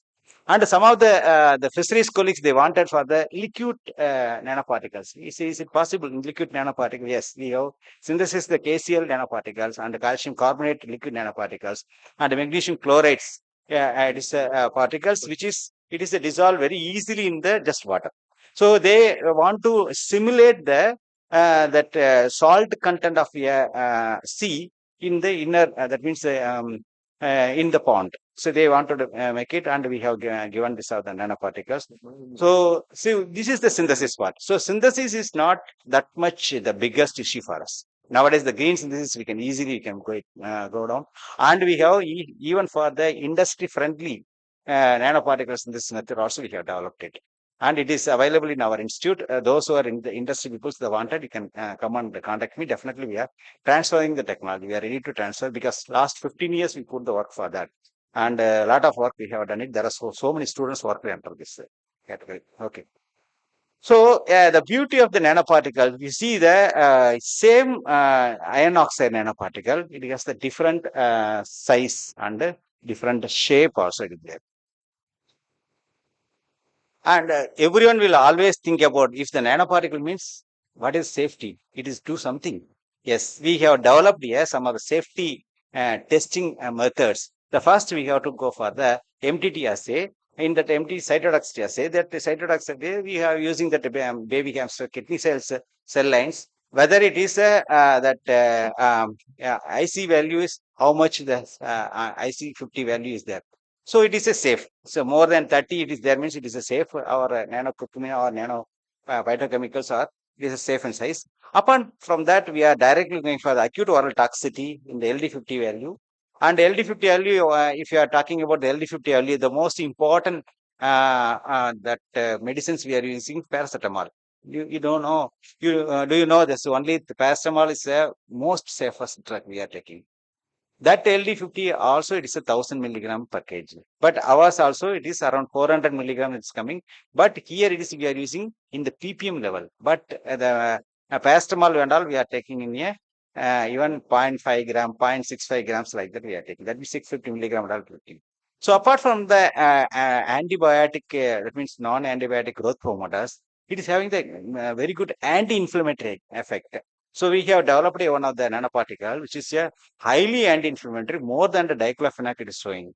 So we have seen that. So that is why we have developed some of the ointment also in that. So it is not we are going for that purpose. We have developed for the this alternative to antibiotic, but we have seen that during the process it has a very good anti-inflammatory effect also.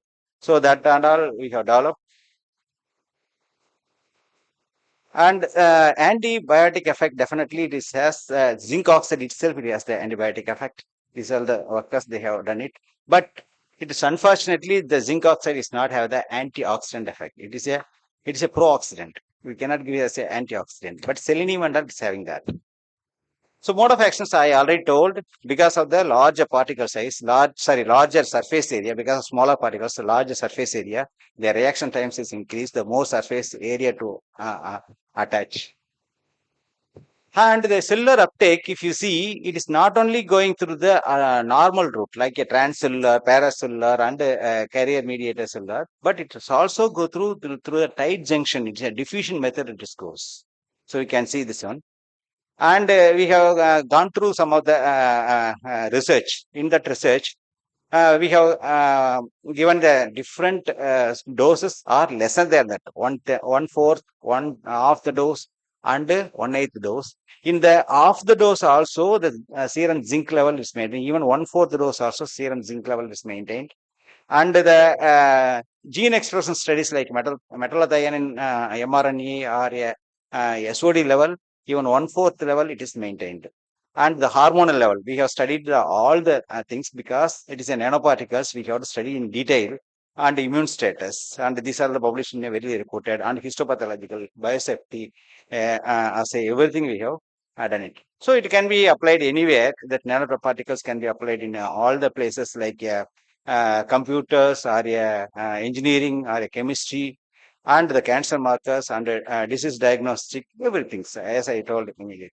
In poultry, it can be used as a nanominerals or nanonutrients, and it is used as a encapsulation for the delivery of the trunks, and a sensor, nanosensor for the detection of the disease, and to improve the bioavailability and the growth, and feed efficiency is improved, the immunity is improved, and catchability also is improved. There are several studies it is reported. I'm going through rushing through because of the time paucity. And we also worked on that area. And one of the students is working the nanocurcumin and nanosodium. It's improved the growth performance and reduced the cholesterol level. Lean meat productions we want, you can go for the nanocurcumin. And we have developed a nanophytochemical conjugate, and this conjugate is having the very good alternative to the antibiotic growth promoters.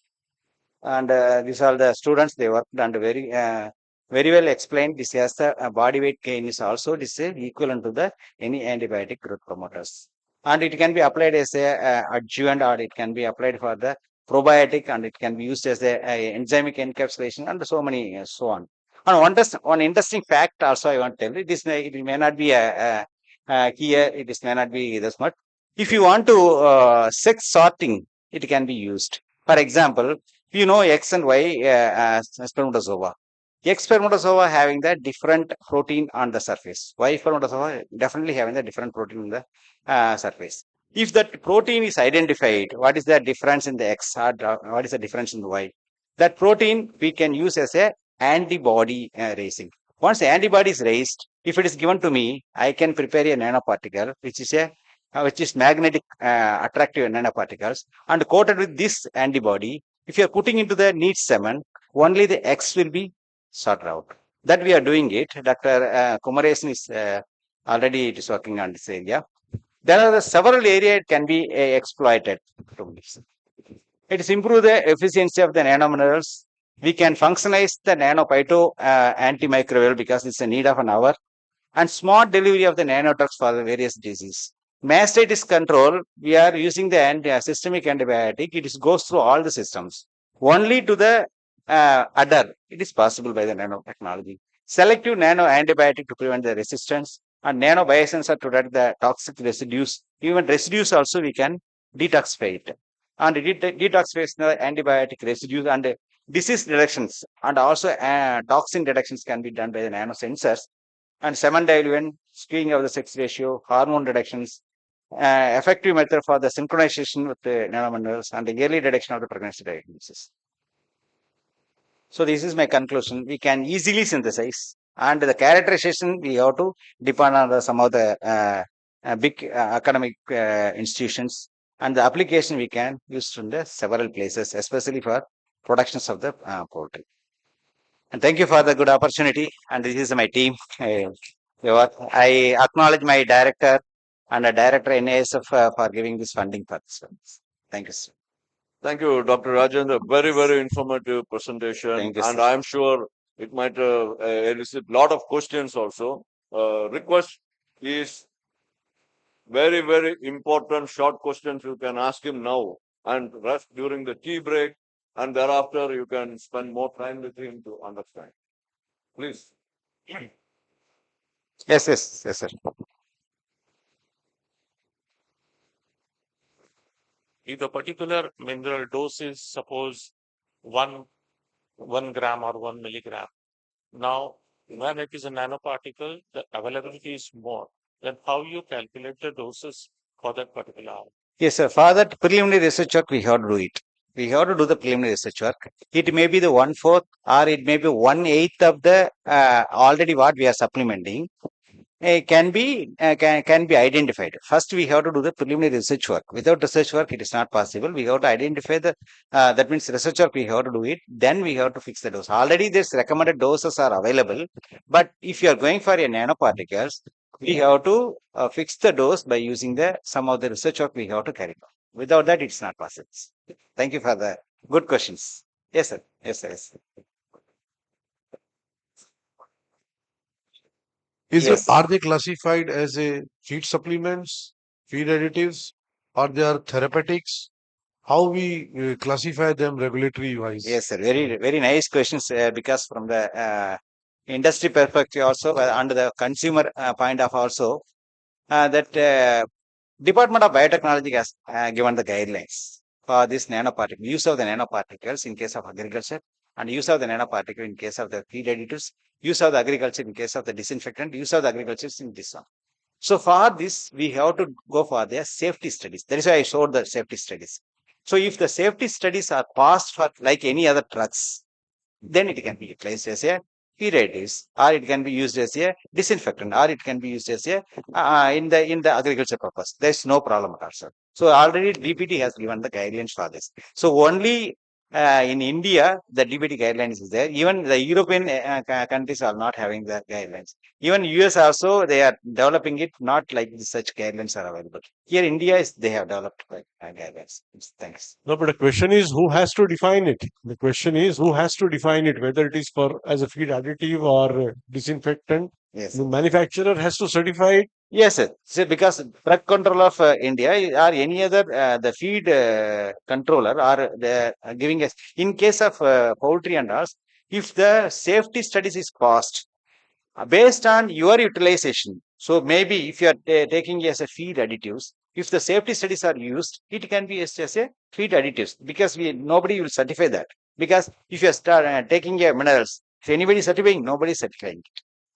So because of that, so if the safety studies are allowed or safety parameters are passed, then if it safely is used, you can use as a whatever the purpose is intended for that particular materials, that can be used. Sir, just quick one question about nanocurcumin. Yes. Is it in a oil form? And if so, how it is helping to the poultry? Yes. yes, it is not in the, sometimes it is in the oil form also it is coming. Sometimes it in the powder form, but it is a dissolved by using the some of the solvent. Then it is diluted with the water. That also can be used in the poultry and also in the form of powder also it is coming. But not in oil. Oil form also it's coming. Oil Thank form you, also sir. it's coming. Thank The you, sir. different forms are coming. Thank you, sir. Thank you. Yeah, Sir. last question, na? Please. Yes. So nanotechnology often presented as a sustainable alternative to traditional AGPs.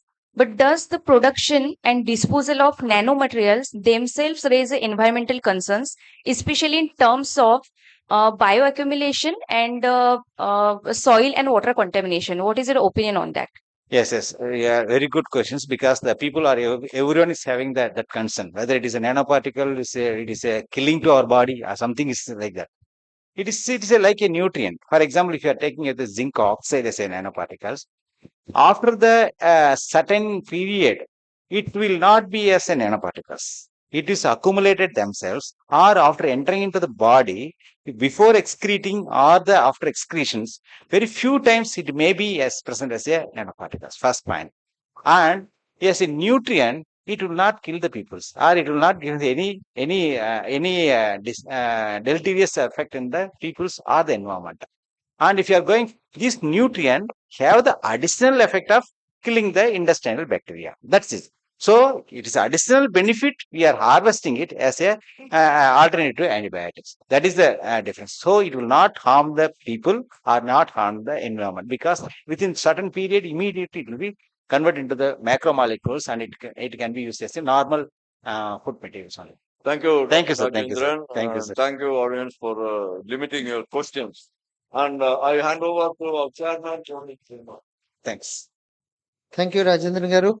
I became a big fan of you after hearing everything. Thank you, sir. Thank you very much for It's- your wonderful presentation. No, no, Thank you. it is a my pleasure, sir. It's a great privilege. Become a student of Ramarao, sir. And he is telling like this is a really great privilege. Thank you, sir. Thank you very much. A lot of applications, lot of gray areas are also there, definitely. But as you told now, who has to sign, who has to give the like approval for a specific purpose. So I think except you people who can, because ultimately BAS is the one authority where we can fix the like standards. So BS has to be supported by the academicians or researcher like you only. Then only they can give the guidelines. So I think you have to give because there's a lot of opportunity for you this technology to go into field application. But otherwise, till that time now, even now, I used to feel a little scared about the nano minerals particularly. So the availability is very fast. There is a sudden surge in the availability. That's what I am thinking. There is a sudden surge of the mineral availability into the cell. So which may create the toxicity in the cellular functions. So that may be the apprehension I used to have because I got like little negative results by using nanotechnology, nano minerals. We will discuss. We will discuss. These are the so many areas are there for discussion. Thank you very much, Sirish.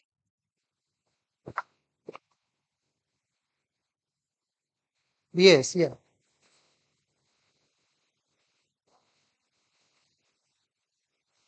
Yeah. Considered as a feed additive or not. Yeah. And in the process, there are certain criteria which we use. Like it should not have a multiple use. Now, for example, as he is saying, it can be used as a feed additive, it can be used as a disinfectant, it can be used as a sanitizer, it can be used as any other fertilizer, maybe. Then it becomes very difficult.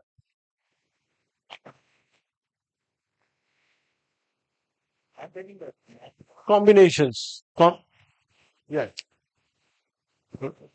Right. No, Rajendran Garu, because being a technical people, we are not very clear because we are laymen, though we are applied scientists, but we are laymen as far as this technology is concerned. So it is you should come out with the very clear guidelines and specifications, which will ultimately eventually help the BAS to make a standard so that the application will be rampantly utilized by the common man. So that is the whole purpose of this discussion. Thank you very much. I sincerely thank all my team, Shamwani and Kantaraj and Shilpaji and also Pradeep ji for giving this wonderful cooperation. Thank you very much. So by this, our third session of this 2 days symposium is getting over. Thank you very much, team. Thank you, sir. Before we conclude the technical session 3, we would like to felicitate and honor the lead speakers and the chairs for the session. Firstly, I request Dr. S.V. Ramarao, sir, to kindly do the honors of felicitating the lead speakers. As our first speaker is Dr. Farhan Afzal, he's not physically present here. I request Dr. Naveen Kumar to kindly come forward.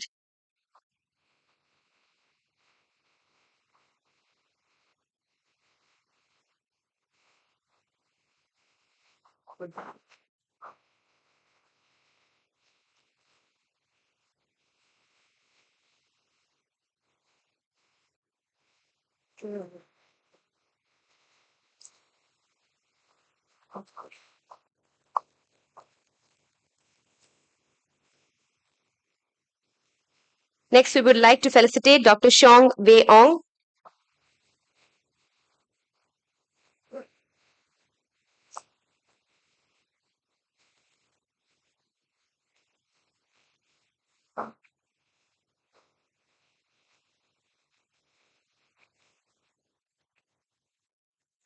We will now be felicitating Dr. Sunil Nadgowda.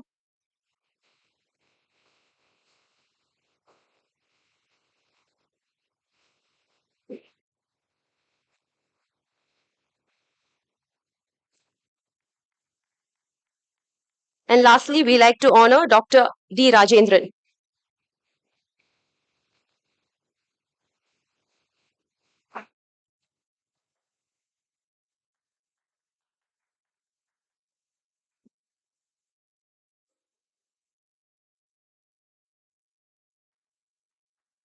Thank you, sir. We will now be honoring and felicitating the chairs for the session. For this, I request Dr. Scott Dawson to do the honors. I request you to kindly come up on stage.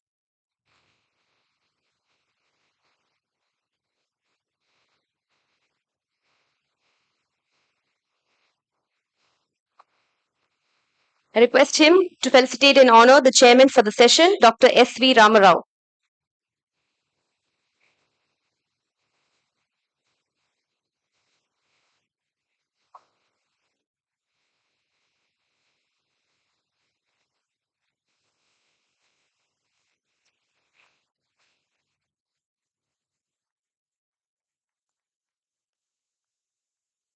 Next, we would like to honor the session coordinator, Dr. Venu P. Nair.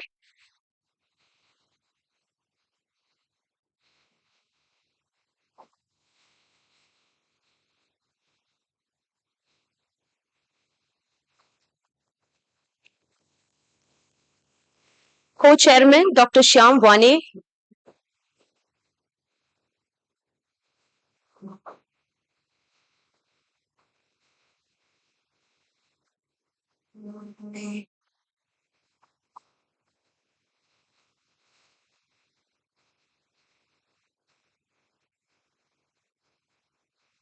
Co-chairman, Dr. S. Kantaraj.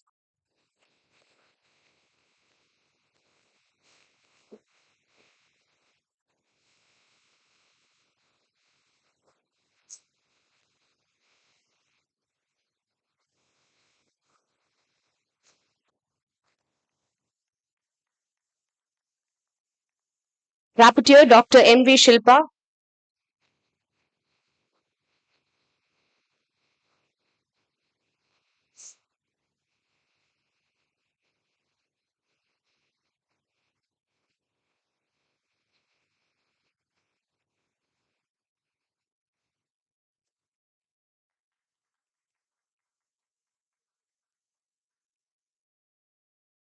And Rapporteur, Dr. Pradeep Doipade.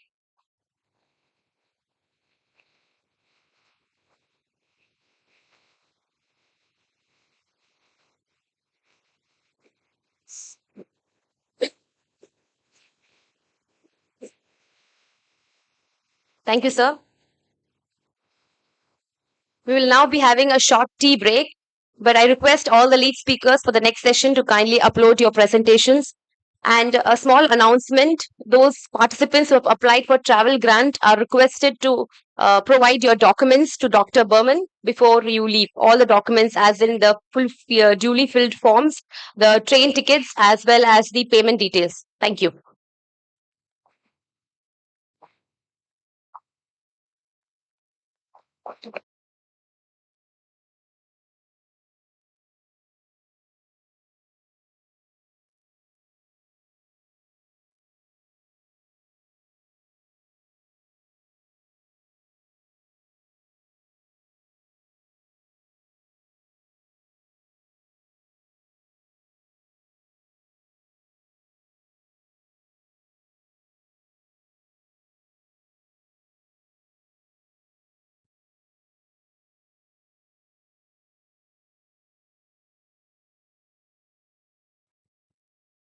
Good day, everyone. We would now be beginning with the technical session 4.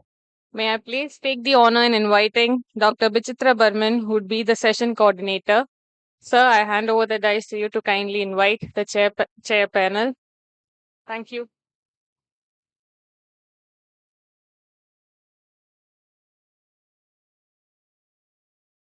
Thank you, madam.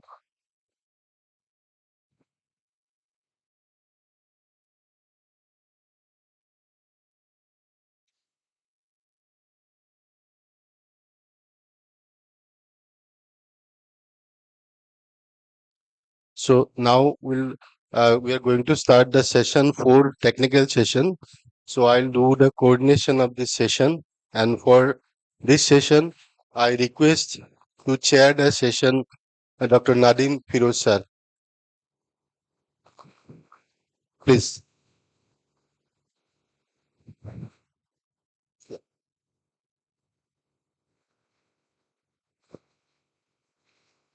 And as a co-chairman, I request Dr. Siris Nigam sir to come.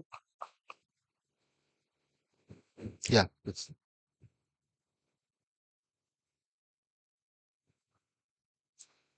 And second co-chair, Dr. R. Ganeshan, please take a chair, sir.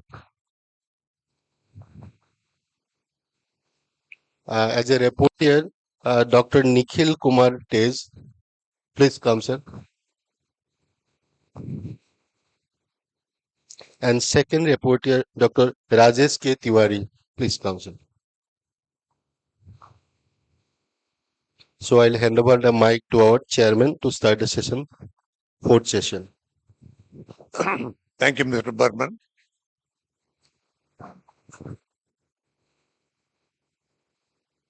Good afternoon, ladies and gentlemen. So this is technical session 4. Now we have a distinguished panel of 2 co-chairpersons and 2 reporters. I'll introduce Dr. Sirish Nigam and Dr. R. Ganeshan are the co-chairman, and the reporter Dr. Rajesh and Dr. Nikhil. Now there are 4 papers today in this session. So the first paper is on achieving One Health through water health by Dr. Santosh. The second is on stress, Salmonella typhimurium and gut microbiota dynamics, understanding the interaction in layer pullets by Dr. Nitish Dot. Then the third paper is evolving scenario of immunosuppression in poultry by Dr. Raj Narayan Trivedi. And the last paper is by Dr. R. Narahari on role of chicken and egg processing in building the sustainable poultry industry and strong national economy. Now, I invite Dr. Santosh for presenting his topic on achieving One Health through water health. Before he starts, I request the co-chairman, Dr. Sirish Nigam, to introduce the speaker.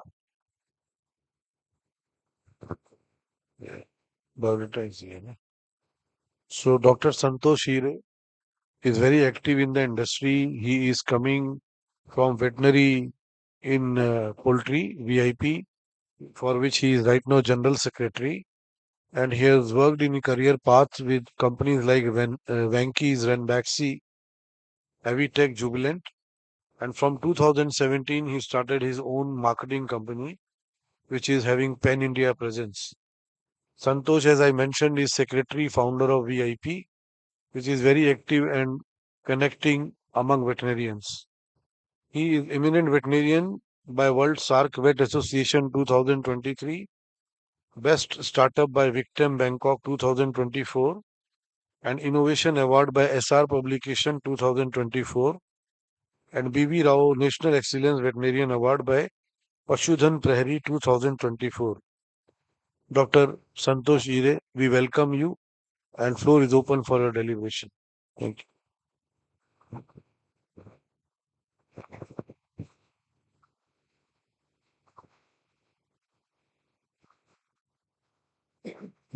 Hello. Yeah. Thank you very much, sir. Good morning, everyone. And thanks, Varma sir, Dean sir, and the entire viewer and WFA team for giving this opportunity. Humble beginning as per our Wings to Innovation. Varma sir, we are already on the innovation. We are playing 2020 matches in cricket, and social media, we are on the reels, okay, hardly 1 minute. So here also we have only 15 to 20 minutes. So now presentations are also become a good and crisp. So yeah, so I thanks again. So I have in hand 900 seconds to be precise. Moving ahead, as a One Health is an important topic, talking everywhere, and it's a need of the hour. So I will go with the important aspect, the nutrient called water, which is most neglected and important. But we forgot all those things. Always we forgot the heroes. Like the nutrient is a forgotten hero, I will always say. One head, we mean about environmental health, animal health, and the human health. It includes the one health, which is crucial for us. This our planet. It's not only the humans. So importance of water, as I talk, it is the most neglected nutrients. But why it is important? If you look at the WHO figures, approximately 2.2 billion peoples they manage without the safe waters. So it's a big number. Approximately 80% of the foodborne infections they come through the water mainly. Surprising figures. Still, people are not getting the safe water. Now, what is the safe water? It is a clean water? No. It is treated water? No. Safe water means it should be free from the any pathogens, MSPs, or any of the harmful materials. It should not be there. So why we are lagging behind this? If particularly if I have referred myself to the poultry, there are n number of factors which we are not considering, and now these become the challenges to the poultry. And not the sad part is we are not noticing them. There is no complete solution as of now. Whatever we are giving, these are the treatments, okay, but not complete. What I mean about the complete, I will explain you. We are using traditional ways of the disinfection or the sanitation of the water. Chalta hai. This is a killing approach to many industries, and obviously we are not none other. So this approach is more dangerous. Okay, bird mar raha hai kya? Performance ho raha hai, hamper ho raha hai kya? So we are still sticking to those points only. Sadly, too much of price concern. We think about the nanotechnology. We think about the all modern technologies. We talk about the AI. Finally, कितने में है? Still in the year of कितना देती है? क्या कितना देती है यार? If you want the safety, if you want the some comfort, if you want the efficiency, and still you're talking about the kitna deti. The same approach still majority of the circumstances. Yes, it is important, but I will say it should be the economical. It should match the ROI. So that mentality is still here in India. It will be there, but it should be little modified to the economical rather than the cheap. Farm to farm, person to person, company to company, there is a variation about the suggestions and all those things. We have different sources of water, either it may be pond, river, or bore wells, or the tankers, somewhere else. Those are different, but still we have the only one solution, and we'll go with that. Then irregularities and inconsistency in the testing the water samples. We taste the water samples once in a while, maybe in 15 days or a month, and we say अभी तो test किया था, अभी क्या test करना है? हम लोग daily feeding the water to the birds, and we are checking at the monthly levels. Is it fair? No. There is no cross-check mechanism whether what I am giving and what I am treating my water, is it correct or not? And sadly, there is no standards about that. Like if you talk about the nutrition, we have parameters. We say, okay, these are metabolic energy, these are amino acid level, these are proteins, fine. Those are the standards. But water, there are no standards. And that to be for the daily checking, no, sorry. So no record keeping as well. अगर मुझे check करना है कि मेरा कल का पानी कैसे था या मेरा लास्ट बैच का वाटर कैसे था, I don't have any record. I say no, तभी टेस्ट किया था. Will pull up some samples and will say okay these are the reports. So there are certain best practices which had been now following, that we have to check the regular water testing, proper water placements in a shade, regular cleaning and maintenance of the shade tanks and the channels. Then monitoring water consumption is also an important part. Providing shade and ventilation to the storage tanks, that is also important. Chlorination of water is also one of the important part. Offering cooling treatment is also important. Supplementing the trace supplements through the water and change of the impure chlorine in the water. There are certain, and more important, all these parameters should be considered, and we are doing that. So these are the challenges we face and some of the standard practices. Now, what are the available solutions in terms of the machineries of the technologies? So there are some of the sand filters, RO, softeners, UV, ozone, some chlorine preparations, some acidifiers, some other solutions. So thanks to all of them and all of the persons behind them for providing this, at least we are doing something. But these all solutions are incomplete. Incomplete, I mean, is there is no cross-check mechanism. If I am the supplier of any of these, I say use my product or use my machineries like this. But whether the machinery is working, what I claim, we don't check, or there is no cross-check mechanism. Second, there is no record keeping. If I say, okay, my machine is work like that and it will deliver, is there is any proof whether what I am saying, what my machine or what my solution is doing? No. So those are incomplete parameters about the record keeping, the assurance, and keeping the uh, quality parameters checks. No, we are not doing that. Now, over to this, we come up with the one complete innovations. I am the globally marketing partner for that. There is a brain behind this. He is an chief engineer for the Coca-Cola water treatment plant. He's from the engineer background. Accidentally, I met and we worked together for almost a year to tell him about the poultry or our need and how the water is important.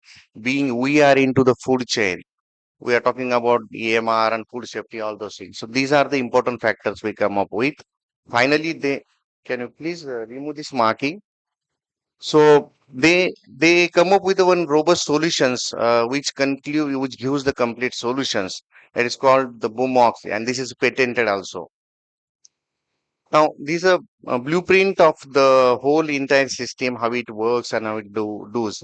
So I will explain that with the actual picture.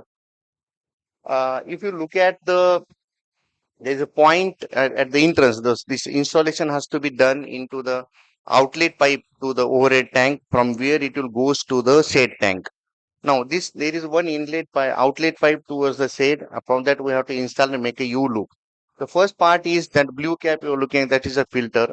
That filter applied for the organic matter filtrations. The second green part is that is water improver. Water improver, again based on the nanotechnology, that breaks down the hardness causing ions into the nanoparticles. Those nanoparticles will remain into, because minerals and dissolved solids TDS are important to the birds also, but it should not be beyond certain limits. If you check at the TDS of the coconut water, it is 3,500 approximately, and still we're drinking as a treatment. But there we are much more bother about the TDS. That water improver that breaks down the hardness causing ions into the nanoparticle. So you remain, the minerals will remain into the water, but it will not have that hard effect. Next to that, there is a one flow center in a black mark, flow sensor. Another, there is a pressure meter. The blue box, the green box, biggest, there is a control panel, that is the head or the brain of this machine. And there is one more activation chamber.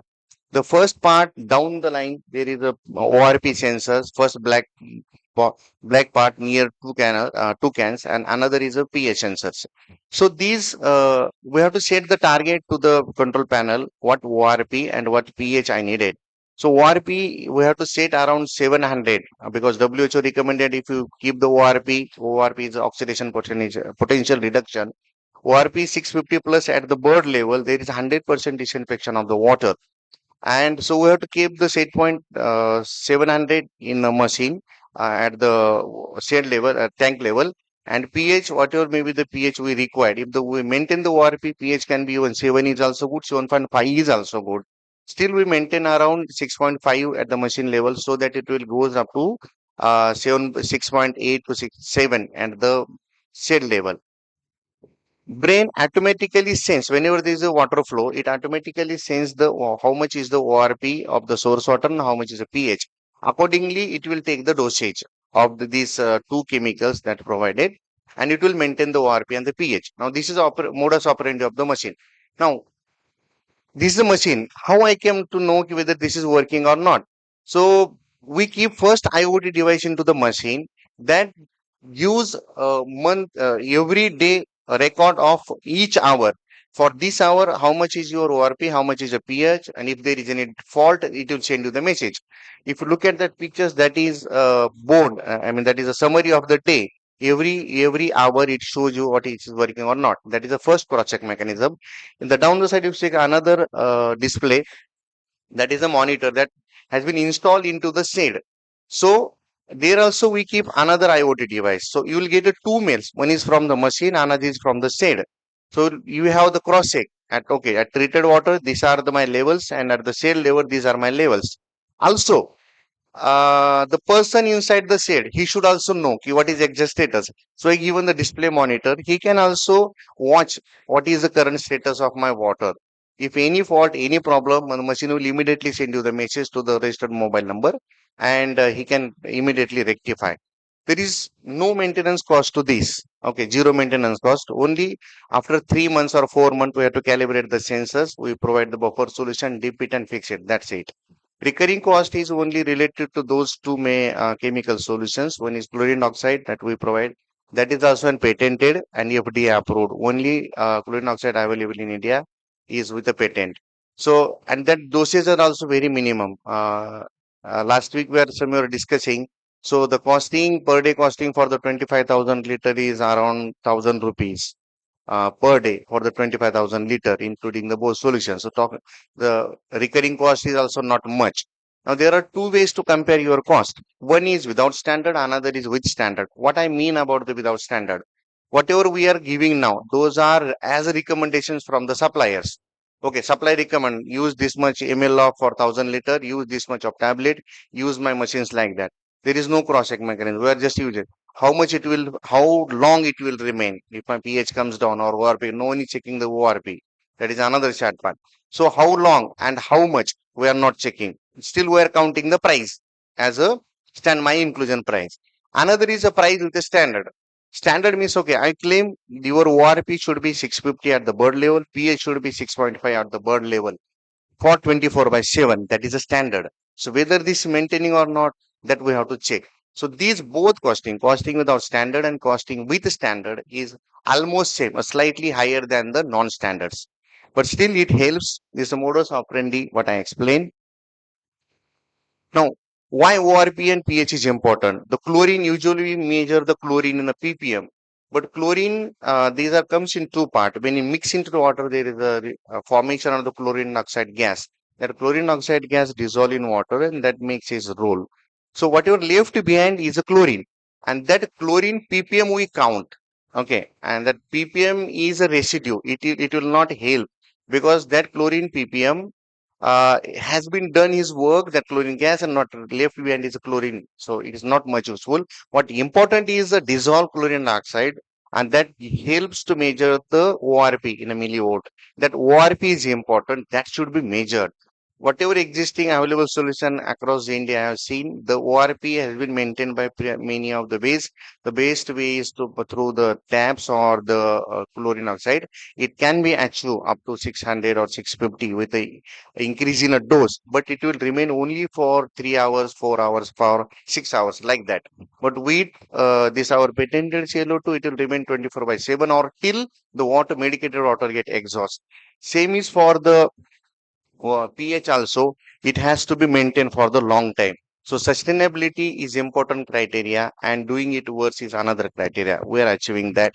So these are the uniqueness of 1 this minute bomox now. which I have explained and that I have already explained to you.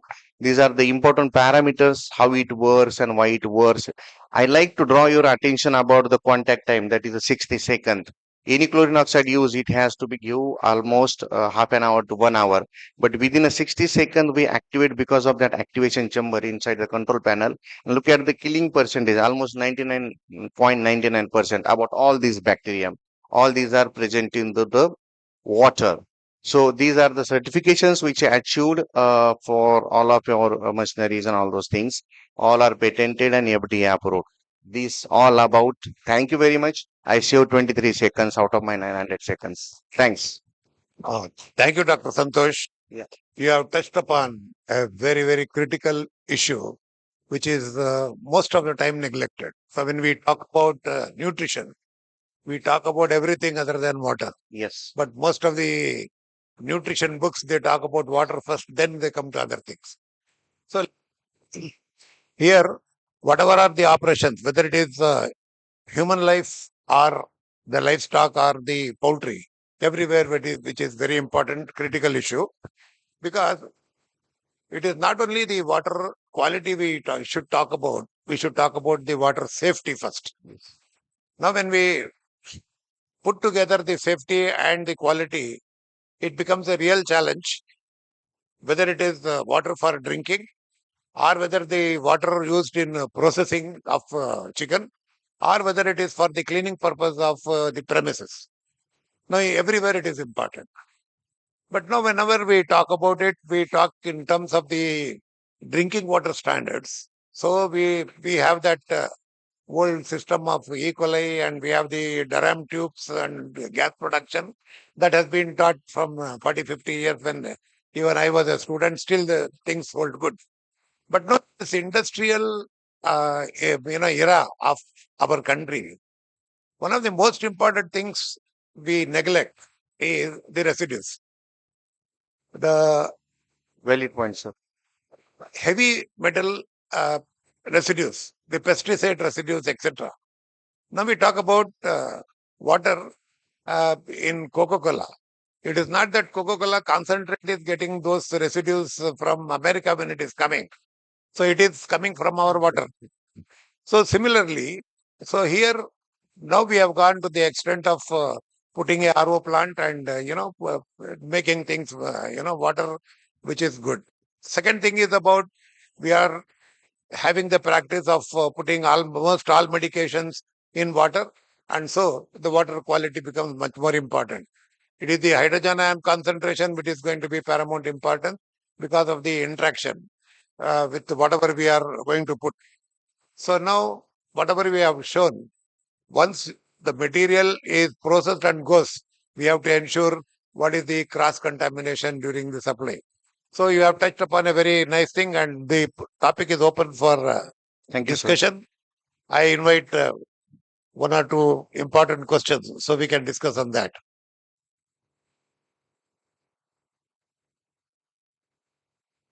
So I think Dr. Santosh has done his job very elaborately.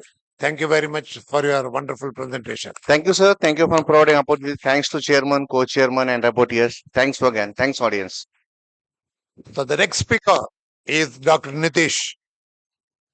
So I request Dr. Ganeshan to introduce the speaker to the audience.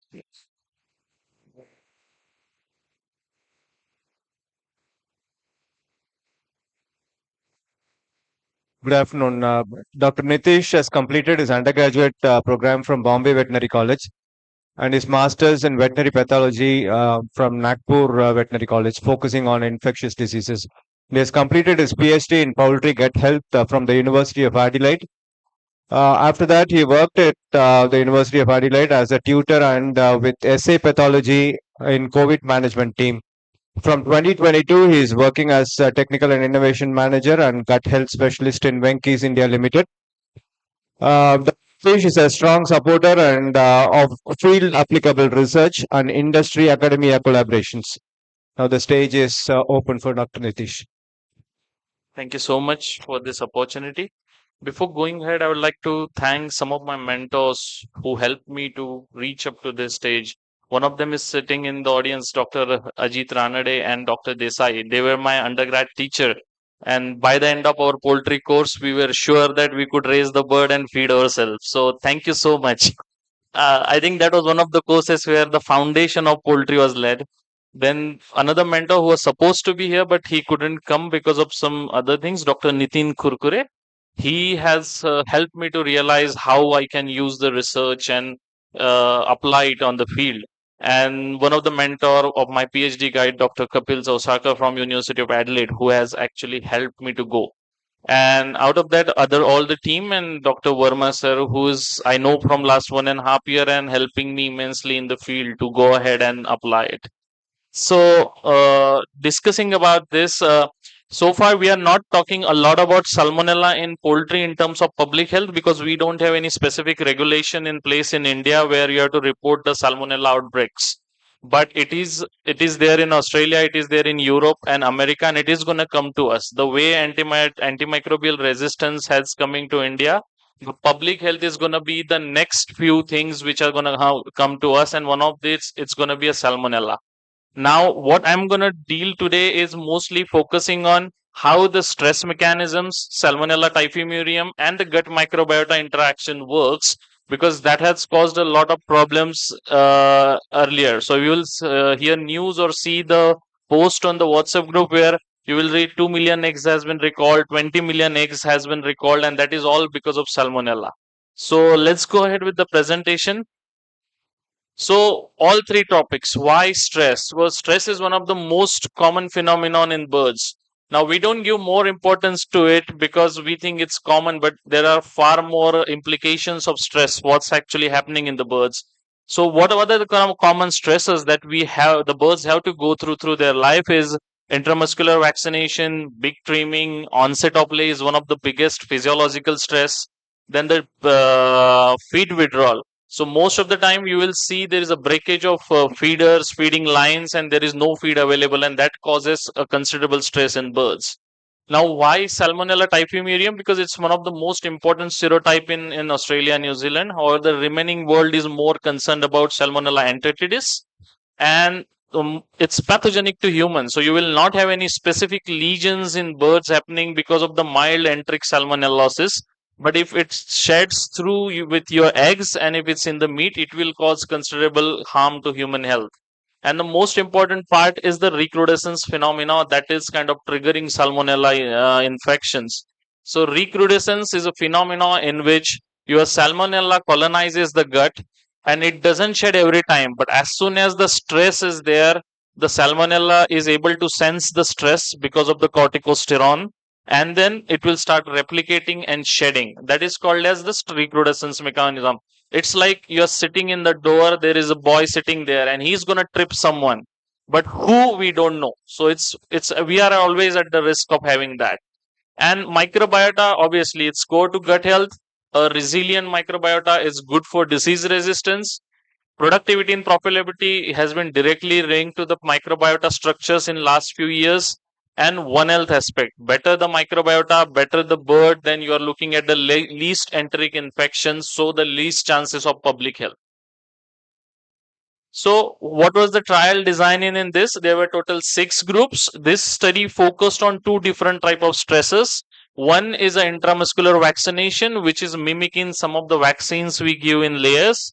And second was the feed withdrawal stress, which is a common thing, happens across 80 weeks of life in layers, where you will find somewhere there is a breakage of feeder line and birds are not getting feed. So there were 6 groups were infected and negative control. Some of them were given corticosteroid. So first 2 group negative control, infected control, where we gave corticosteroid injections, infected PBS where Salmonella typhimurium was there, and then we injected sham, that is a PBS. Then the feed withdrawal control, negative control, there is no Salmonella but feed withdrawal, and infection and feed withdrawal. So this research was carried out in completely contained HEPA filter facility. We tested all the hatching equipments, birds before placing, and they were all negative for Salmonella. So what was the second trial design? Birds were infected on day 7. So on day 7 of the age, birds were infected. Weekly fecal samples were collected from all the birds till the end of the experiment, that is 8th week post-infection. So these samples gave us the insight in how Salmonella shedding is working within the groups. Then the stress was induced at week 8 post-infection through intramuscular injections, which are mimicking the vaccination, and feed withdrawal, which is mimicking the breakage of feeder lines.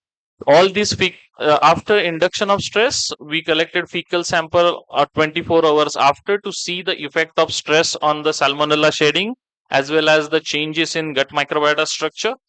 And all the birds were humanely sacrificed at the 72 hours after induction of stress for the collection of samples, tissue samples. So what were we looking at is here. It's tricky to work. Okay. I have to work there. Okay. Yeah, good. So now you're seeing these stars being put everywhere. So what we are actually looking here is this blue bar and then this one bar. So you are seeing the significant differences in the Salmonella quantification. So what I'm actually showing you is a bacterial quantification data done by qPCR, which was already standardized for the specific strain of the Salmonella we infected birds with.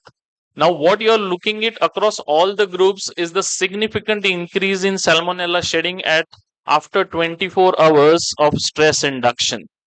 So what we were looking into the recrudescence, that is the exact effect of stress on the number of bacteria that will be shed in the fecal matter. We were able to see that. Now even the positive control group where no specific stress were induced, we still had an increase in Salmonella count, but it was significantly less than all the 3 groups where stress was actually induced. Now we wanted to investigate this also, and what we realized that positive control group was housed in the same room with the treatment group. That's why the handling of the birds in the other treatment group could have caused that stress, because when we see in the flock, if unknown person or a new person walks through it, you will see the jittery of the birds. They are not comfortable with unknown human beings who regularly don't work in the flocks. So what first thing we were able to focus on is the effect of stress on Salmonella shedding, and what you can see across is that Salmonella shedding is varying. Now every week you are seeing the shedding, but shedding, how much shedding, log 10 CFU what we get is different at each week, and that is the exact mechanism will be followed in the field once the flock is positive for Salmonella. Then the next part we focused on is the gut microbiota diversity.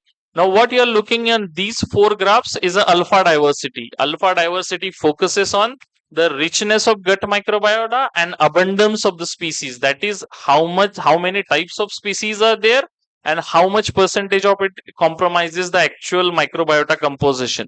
So what you are looking at first graph is a Shannon index which calculates alpha diversity is infected day 7 and negative control day 7. There is no significant difference there. If you see the p value, there is no significant difference in the diversity. But when we go to B, where we see at week 1 post-infection, there is a significant decrease in the gut microbiota diversity and richness.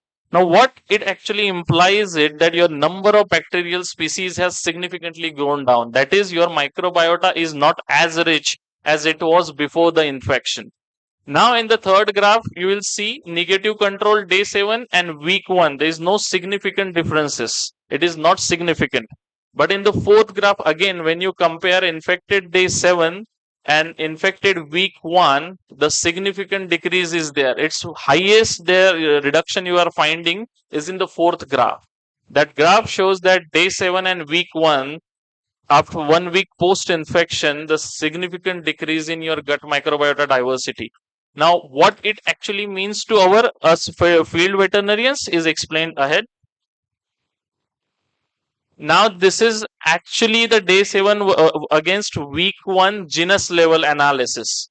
Now, the first important point you can focus is on the second graph, where you are actually looking at is a number of genus that are abundant in the control group as compared to your treatment groups.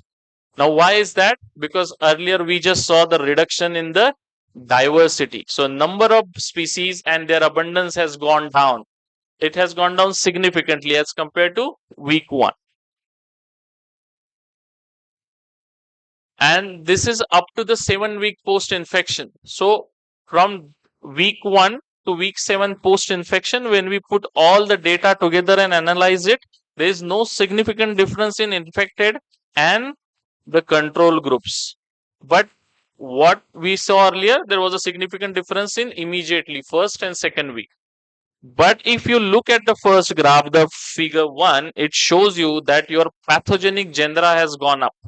All of the Peptostreptococci, Bacteroideals, then Clostridial, all of your bacterial genera has gone up significantly in your infected groups. What it is showing is your gut microbiota may recover eventually after a few weeks of infection, but when you analyze what gut microbiota it is, you will have higher number of opportunistic pathogen instead of a good quality bacteria. So what it means for the field application. The first is primary exposure is a key to gut microbiota development. What we all talk about is hatchery hygiene, having clean machines. When you transport birds from your hatchery to your farm, giving them a right nutrition or using that time point to establish a beneficial microbiota. Because earlier when you have a natural hatching process, your birds getting primary microbiota from maternal mother hen as well as from the nest environment. But when you hatch your chicks in your hatchers and artificially, then you don't have any primary source except the microbiota which is already present there. So if at that time you have E. coli, Salmonella and other bacteria there, then they will establish, because considering the natural hatching process, the chicks are almost sterile. The second important part is application of biosecurity at the farm. The first major exposure for the birds is farm. On the farm, if it's not cleaned, if there is a lot of dust, there are so many research papers which talk about the E. coli, Salmonella, Clostridium coming from the dust and infecting your chicks. So if your farm is not clean, if it is not hygienic and there is no proper biosecurity, you are opening your chicks for the doom. I'm sorry I'm saying this, but the day you actually open up your farm and there is no clean hygiene and no biosecurity, no other products are going to work. And I realized this on the field. Many people ask me which product I should use for good gut health, and I said have a good biosecurity. The farms with good biosecurity end up with good quality of production because they kind of avoid half the problems they will face. And the second problem I faced is whenever anyone talks about biosecurity, they come up with the slide with the PPE suits. Unfortunately, that doesn't work in every setup. If you have almost what we say a 2000-3000 broiler bird farm, he cannot go with PPE suit. We have to apply biosecurity in Indian context. Next is Salmonella colonization. It leads to public hazard and it will keep shedding. Impact of long lasting exposure. Once the infection is there, they will colonize and they will keep shedding. And financial knowledge because of the basic neglect that we are having. The next is the diversity you are looking at. So feed withdrawal did not cause the significant differences in gut microbiota, but intramuscular injections did. So you can see on B compared to A, there is a significant reduction. Now, why that is happening and why not in feed withdrawal? That appears tell you that different stressors will have different impact. Your every stressor will not have the same impact. So that is the key takeaway for me, that every stressor will change the physiology at different level.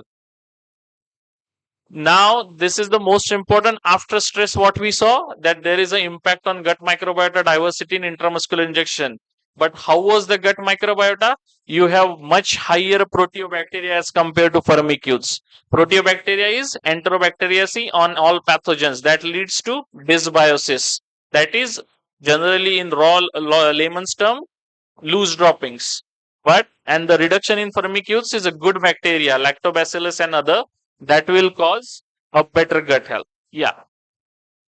Now, what is the field application? What is the output of this? Stresses are inevitable in birds.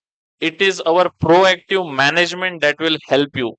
So, proactive management of stress is very important. And we only talk about summer stress and multivitamins to be given. Nobody talks about how stress impacts your gut health, your immunity, and how we have to handle that. And third is dysbiosis is the biggest profit killer in poultry. Changing firmicutes to proteobacteria ratio will lead to dysbiosis. That is all proven. The problem is we all go for as a veterinarian for textbook lesions, but unfortunately very few diseases will give you a textbook copy of a lesion and bird. What you will see is a diarrhea, and if you cannot address a diarrhea, your farmer is losing, and then there are losses. Most of the diseases do not present themselves as a textbook lesion nowadays. We have to identify it before and treat them or handle them. Thank you. Thank you so much. This was my presentation. Acknowledgement to Venki's and Venworld for allowing me to be here. Australian X for funding my whole research, and University of Adelaide for supporting me as a PhD student for the postgraduate scholarship. And this data has been already published in one of the journals. So I'm acknowledging journal for accepting my manuscript. Thank you. Thank you so much. Thank you, Dr. Nitish. It was a wonderful presentation highlighting the importance. Now, stress for any organism, let alone poultry, is very much not only important, it is very critical. Now, all these days in poultry industry, we thought stress is only on broilers. And so we were talking much about it. Now, this is the second paper in the limited possibility of presentations. You are coming from the Venki's house and you are the second paper on that. So it gives the importance of this particular topic. All these days we were thinking about Salmonella, E. coli counts, which are the biggest headaches in this area. Then came, in general, we talked about gut health. Now we are talking about gut microflora, microbiota, and the diversity, where there is fecal excretion or whether increased presence in the gut. Now it's a wonderful part of it. So you are talking about the health of the pullets, and so that is most important now. So the topic is open for discussion. If anybody has any specific question, please raise.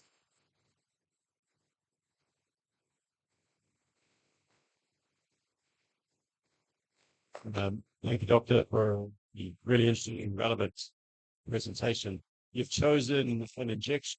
It's your acute stressor.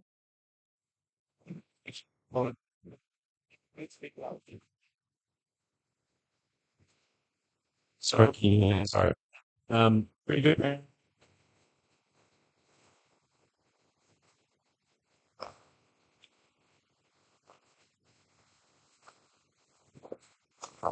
Okay, this might be better.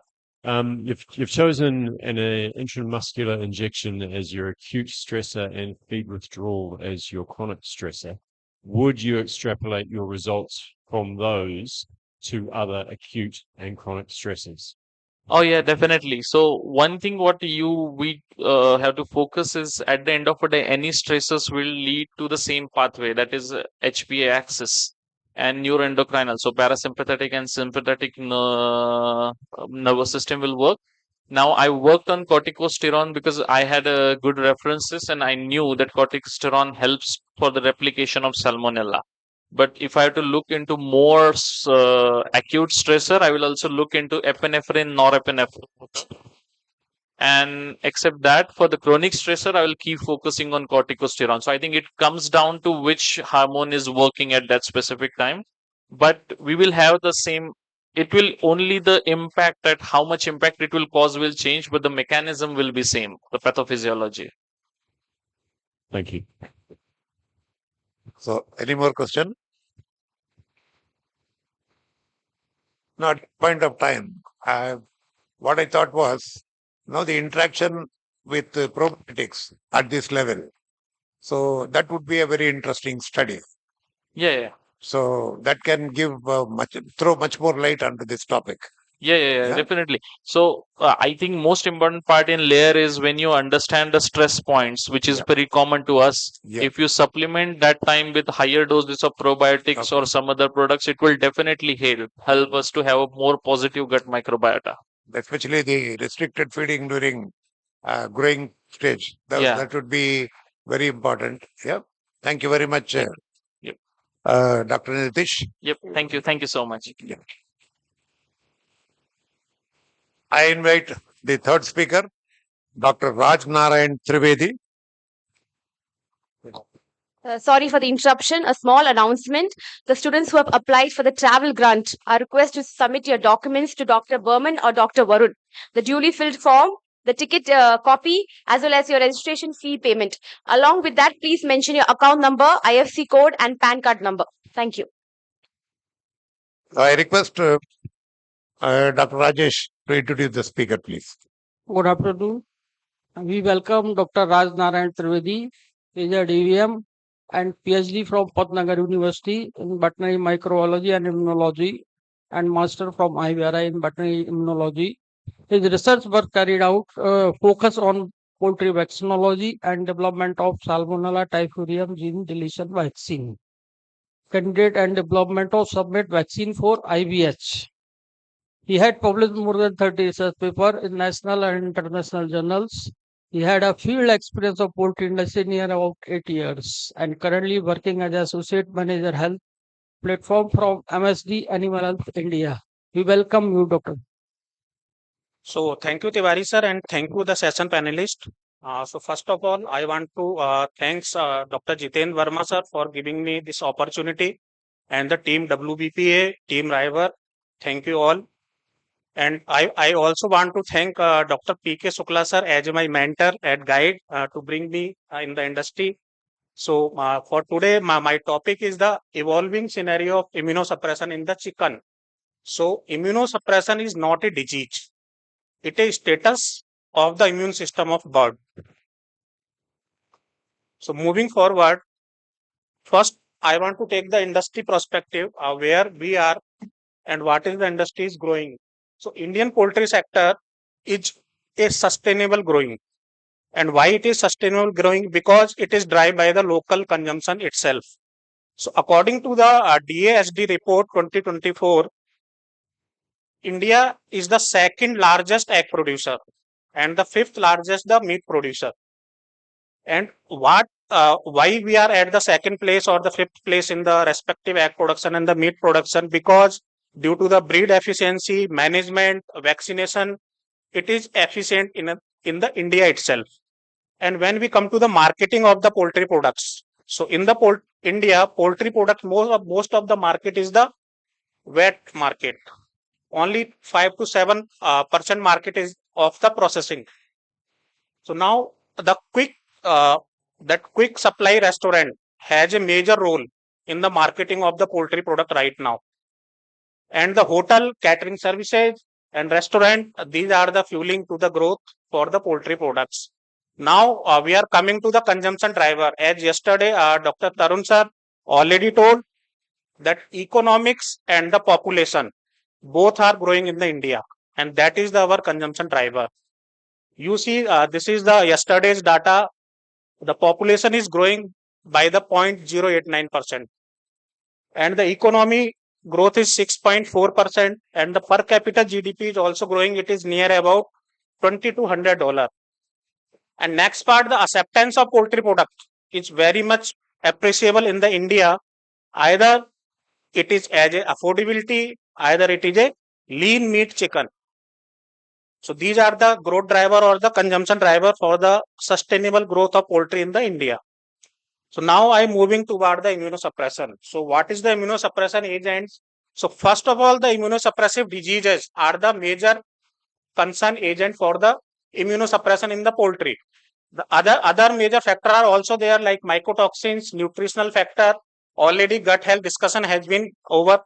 So in because most of the immune cells comes from the gut itself. So gut health also have a important role in the immunity.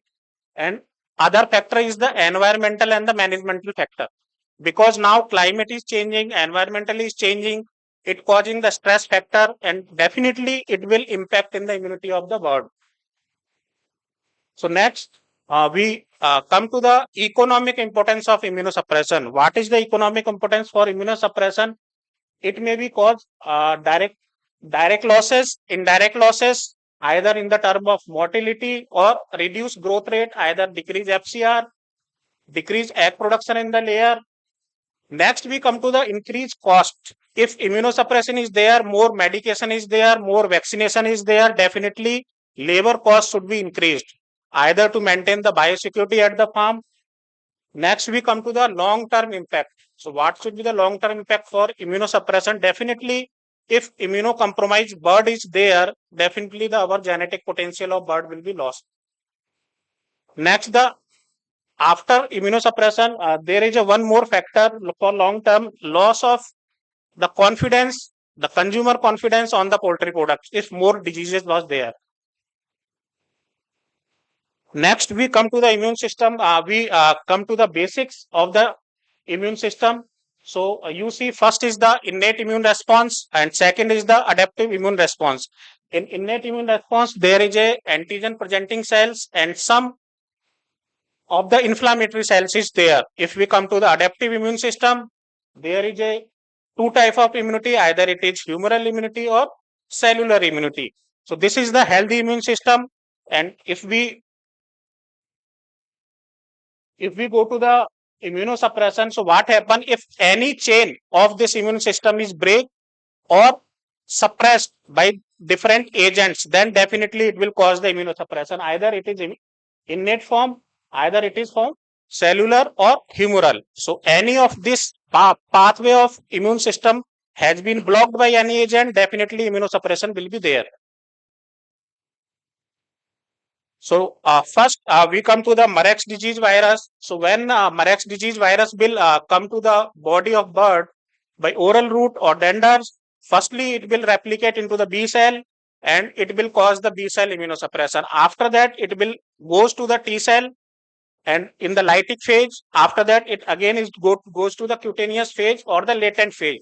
So here the Mareks disease virus will cause both type of immunosuppression, either it is B cell immunosuppression, either it is T cell immunosuppression.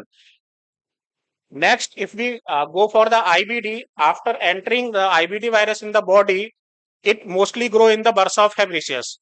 So it will damage the bursal cell, and after that B cell depletion will be there. So definitely the B cell immunity will be decreased. And if we come to the reovirus infection, so in the reovirus infection, majorly the innate response, immune response is also prohibited. Second, the cytokine chain or the cytokine signals also hampered by the reovirus. And last, the B cell immunity is lost by the reovirus. So next, I am coming towards the most dangerous situation or most dangerous virus that cause the immunosuppression, that is CAV.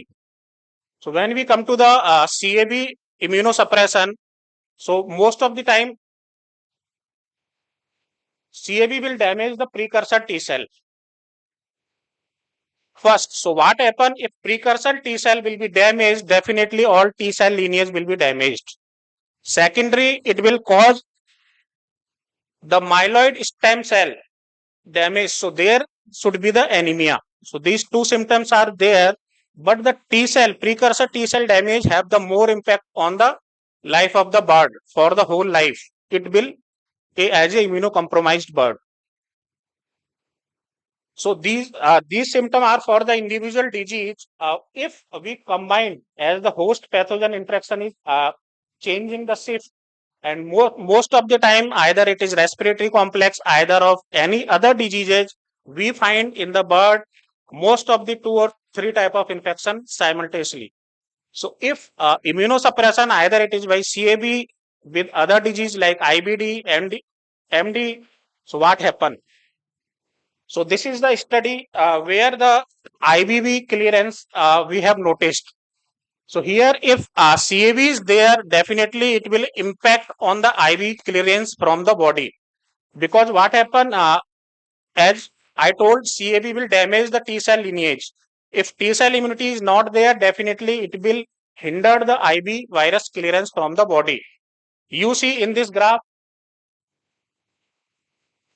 here the CD4 positivity, if only IB is there, there is a good clearance of there. But if IBVA plus CAV is there is a less T cell. So if less T cell is there, definitely IBV clearance will be slow. That's why if a CAV plus other infection is there, definitely some more dynamics is going on inside the bird. That is not seen by the naked eye, but in the inside the immune system is something is going on. This is a more better study at the processing plant. The condemned bird, they have taken near about 35 condemned bird, and they found they all are infected with the CAV. Whatever condemned birds are there, the small bursa was there, thymus is also suppressed, and they find that all birds are PCR CAV positive, and they also find IBD is also there. So whenever you have a processing plant, study is there, definitely if contamination is high, so please check for CAV infection first. Next, if CAV is come with the Marek's disease virus, what happen? The mortality in the Marek's disease is significant if come with the CAV. You see the mortality in the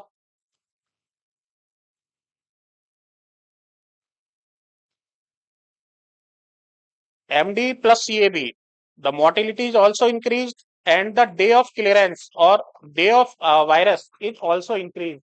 So mortality rate by the either it is virulent MDV or very virulent MDV. If co-infected with CAV, it will increase mortality, and it will also increase the sign and symptom or damage by the MDV. Next, the most risky situation for the industry right now, it is the IBH. So in many research paper, many article, it is clearly written IBH is the secondary infection that come after CAV or IBD. Either it is come with the subclinical IBD, either it come with the CAV. If immunocompromised system is there, definitely IBH will be there. So there is a correlation between IBD, IBH and CAV. So whenever the IBH is there, you have to check your bird for the subclinical IBD, for the subclinical CAV infection. So there is a chance if IBH is there. So now I come to the as a vaccine manufacturer company. So we are a vaccine producer, means our part is the vaccine availability and the protection. The real part come with the producer, the chicken producer. What happen? We provide the vaccines or other company provide the vaccine. But if vaccination process is not up to the mark, then there is a no use of the quality vaccine. So the best vaccine in the world works only after applied properly into the bird. So vaccination process is the very much important part of any vaccination process. So now the industry has evolved, developed technology, also new technology also adapted. So the Innovo technology is there. So this is a study for different type of vaccine administration. Either it is eye drop, either it is injectable, either it is oral route, water route, or the field spray. So you see the different efficacy. What is the efficacy of different route? So here you find the most of the efficacy with the injection route or the eye drop route. The field sprays lesser efficacy, but yes, the hatchery spray and the hatchery Innovo vaccination have the highly efficacious. So we have to adapt the modern vaccination technology also to combat the immunosuppression in the bird. So now if we taken as a immunosuppression as a challenge, so yes, because there is a multifactorial nature, so difficulty in the diagnosis is there and vague symptom is there. There is a no clear-cut symptom right now when you open a dead bird, because multi-complex microbial agents are there. So there is a different symptoms. And the emerging challenge, daily new viruses is coming to the industry because we have increased the production capacity also, either in the term of broiler, now it is only 30 to 35 days, in layer 100 weeks 500 egg, in breeder also the 156. So if we increase the production capacity, then definitely the susceptibility of different microbes will be increased to the poultry. Now we come to the antibiotic resistance. If immunosuppression is there, definitely we have to combat the secondary infections also. We have to increase the antibiotic use. So now this is also a challenge of the AMR. And the future consideration, either it is of the climate change, temperature has been changed in February itself, it is going up to the 40. So it is again a challenge. And the consumer demands for the organically produced chicken. So we have to take the future consideration also.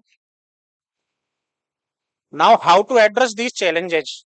This is also important. First, this is not only for my job, not only your job, it is a collaborative effort. Yes, sir.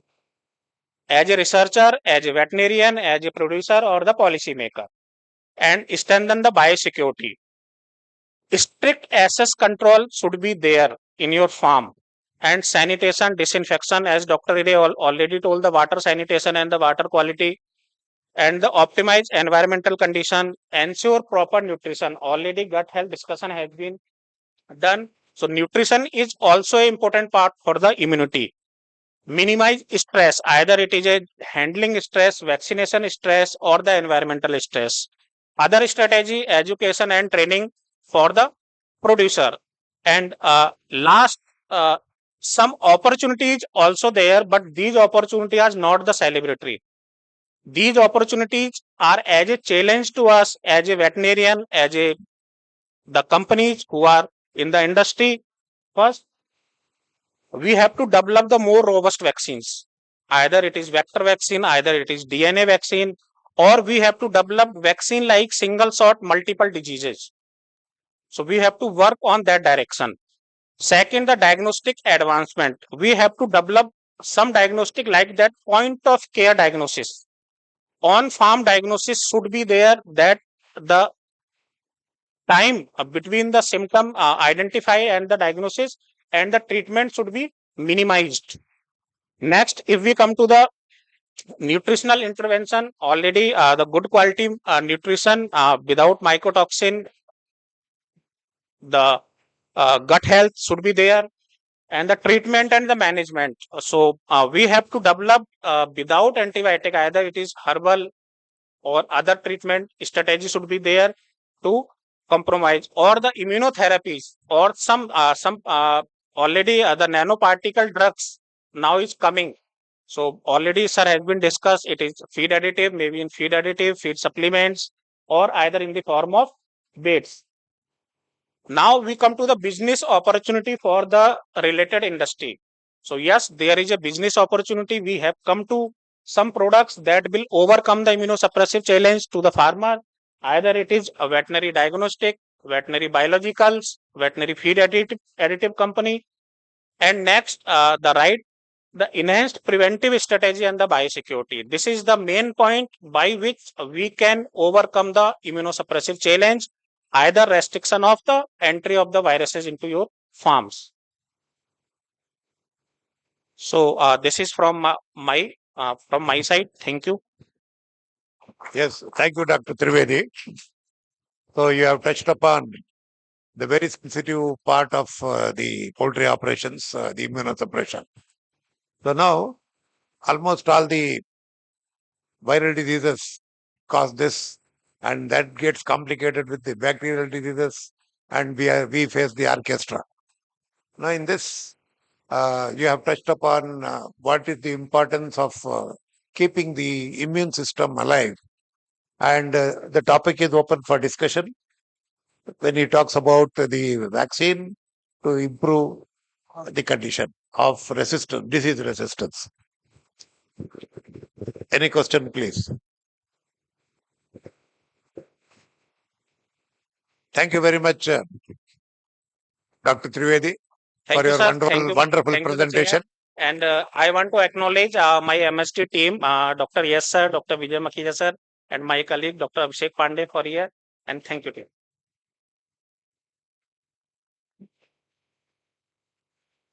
So here is the fourth speaker, Narari. It's my privilege to my world student. He's a distinguished expert in the meat and poultry processing industry over 3 decades of experience working with different esteemed organizations, both in India and abroad. So he has spent many years in the middle and senior level. So he started his career from Kerala Meat Products of India, then from the four-legged animal processing, even to processing, Supreme Suguna, Coimbatore. Then from processing, he went to retail. He was in Reliance Retail, Mumbai. Then he joined Protect Food National Processing Plant in Bangalore. And now he is Dohuk Agricultural Company. He is there in a company called NH Pro Power Consultancy Services, for which he is the founder. He is a graduate of Bangalore Veterinary College, and he holds a postgraduate diploma in animal husbandry from IDCPH, Philippines. And then he earned that in the prestigious Netherlands Fellowship Program. Now he is setting up projects in meat, egg, and poultry processing, further processing, and retailing. His expertise extends to projects in India, the Middle East, Africa, and the Caribbean islands. Here it is, Dr. Narari. It's you now. Thank you. Thank you, sir, for your kind words and nice introduction. I am the last speaker in this. I'm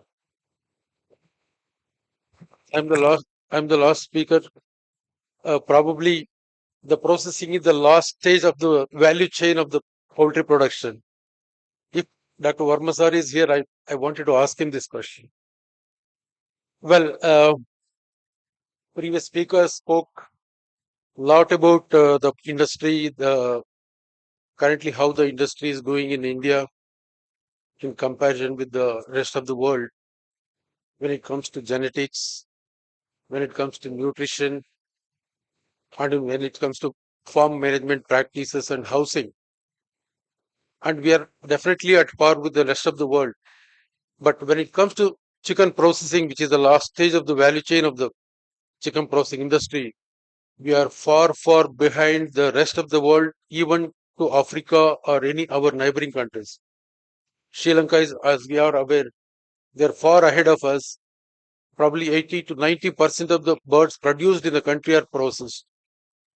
So, previous speaker was showing a slide where he was mentioning how our achievements in genetics, nutrition, and housing. He himself mentioned 5 to 7% of the birds only processed in the country, and the rest of the birds, 90 to 93% of the live birds are sold as sold through the wet market.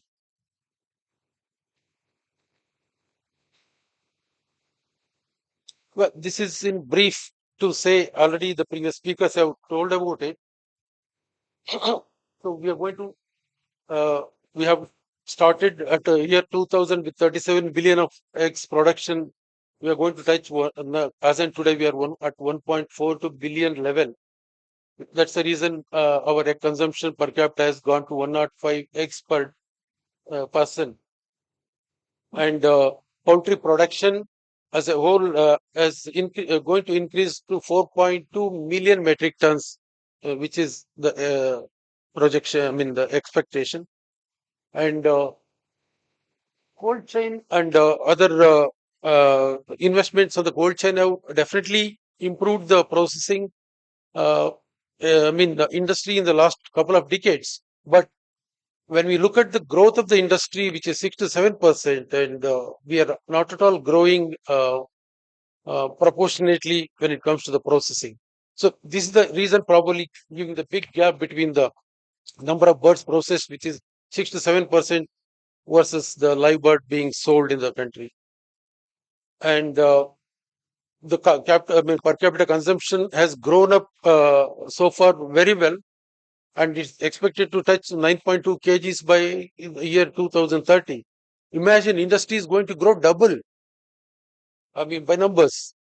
But are we prepared to cater to the general public, the wholesome and hygienic chicken is the question in front of us now. And as of today, we have only 61 processing plants in the country, spread across the 4 zones, and of which around 85 plus plants are already there, but recognizable plants are around 61 plants. Majorly 50% of the plants are in south of India, probably because the broiler farming is more, here in the, because 4 states in the India are sharing the maximum share. Probably that is the reason, and also the convenience of shipping the chicken to export purposes and also to cater to different cities. But some of the reasons, like northeastern part of the India hardly having 1 or 2 plants, there is a huge potential to invest in this region. And chicken and egg processing, I'm not touching much about the egg processing because we have not yet started even grading of eggs. So talking about chicken, egg processing and pasteurizing will come later. Once you give a quality of eggs with printed data printing of eggs, it will begin from there, the providing the quality and food safety. So we can talk about the liquid egg processing. Pasteurization comes to the next stage.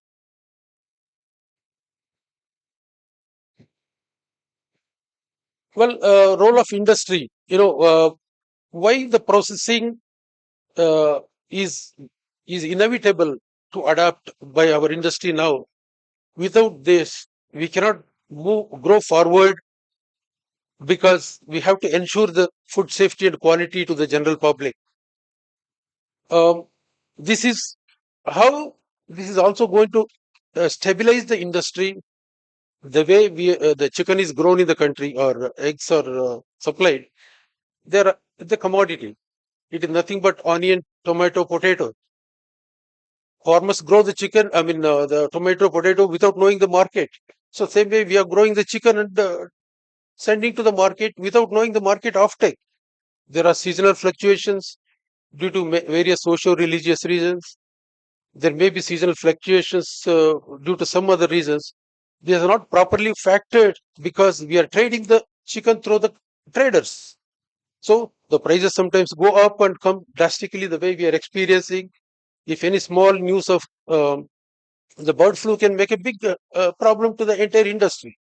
But if the industry is proper, entire value chain is properly protected, including the processing, definitely our industry will have more stability and will have long future.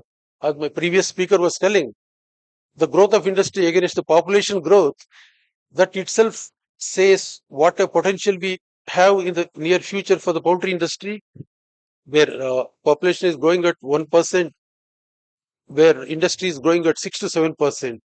So definitely chicken industry is going to cater to the nutritional requirement of the general public, where eating habits are shifting from frequency of eating as shifting to maybe once or twice to the daily eating, and awareness about their nutrition facts of the chicken, and affordability. All these are encouraging us to encouraging the industry to grow at the rate of 6 to 7%. But provided we provide the food safety, safer and quality food, chicken to the general public, we have very good future for the industry. And as you know, chicken is very quality. The meat quality of the chicken is much superior to other meats in terms of absorption, because of the bioavailability of the protein is much better than other meats. Automatically, the absorption of the vitamins and trace minerals, requirement of the consumer also will be much better. By doing this processing, we are also fulfilling the goals of the SDGs, which is the the Sustainable Development Goals, without processing and without branding and sending the quality and hygienic product to the general public, we will never achieve the SDGs. We may achieve the highest level in all the back-end operations, but without processing and sending the quality and hygienic food to the general public, we will not be fulfilling the SDGs, which is the objective of Government of India. And we see the growth projected. We are at 2023 at 2021 billion level is expected to grow to 3133. This is what I told in the previous slide. So how are we prepared as an industry to provide the general food? I'm not touching the other industry part because I'm basically a production man and providing the quality and meat products to the general public. That's what I have been doing the last 3.5 decades. So we need to really focus, or some regulatory requirements has to be forced onto the chicken producers or chicken entrepreneurs to get into the processing, or align with some of the processors in the country where they provide the third party processing facilities, so they can process and channelize their produce to the whether Horeca or any other segments with the objective of providing the quality chicken products. And as we discussed, chicken egg production is touching 1.42 billion, which is also a greater achievement. But till today, we have not taken effort to even print the date on the egg and supply to the general public. We don't know when the chicken egg was laid.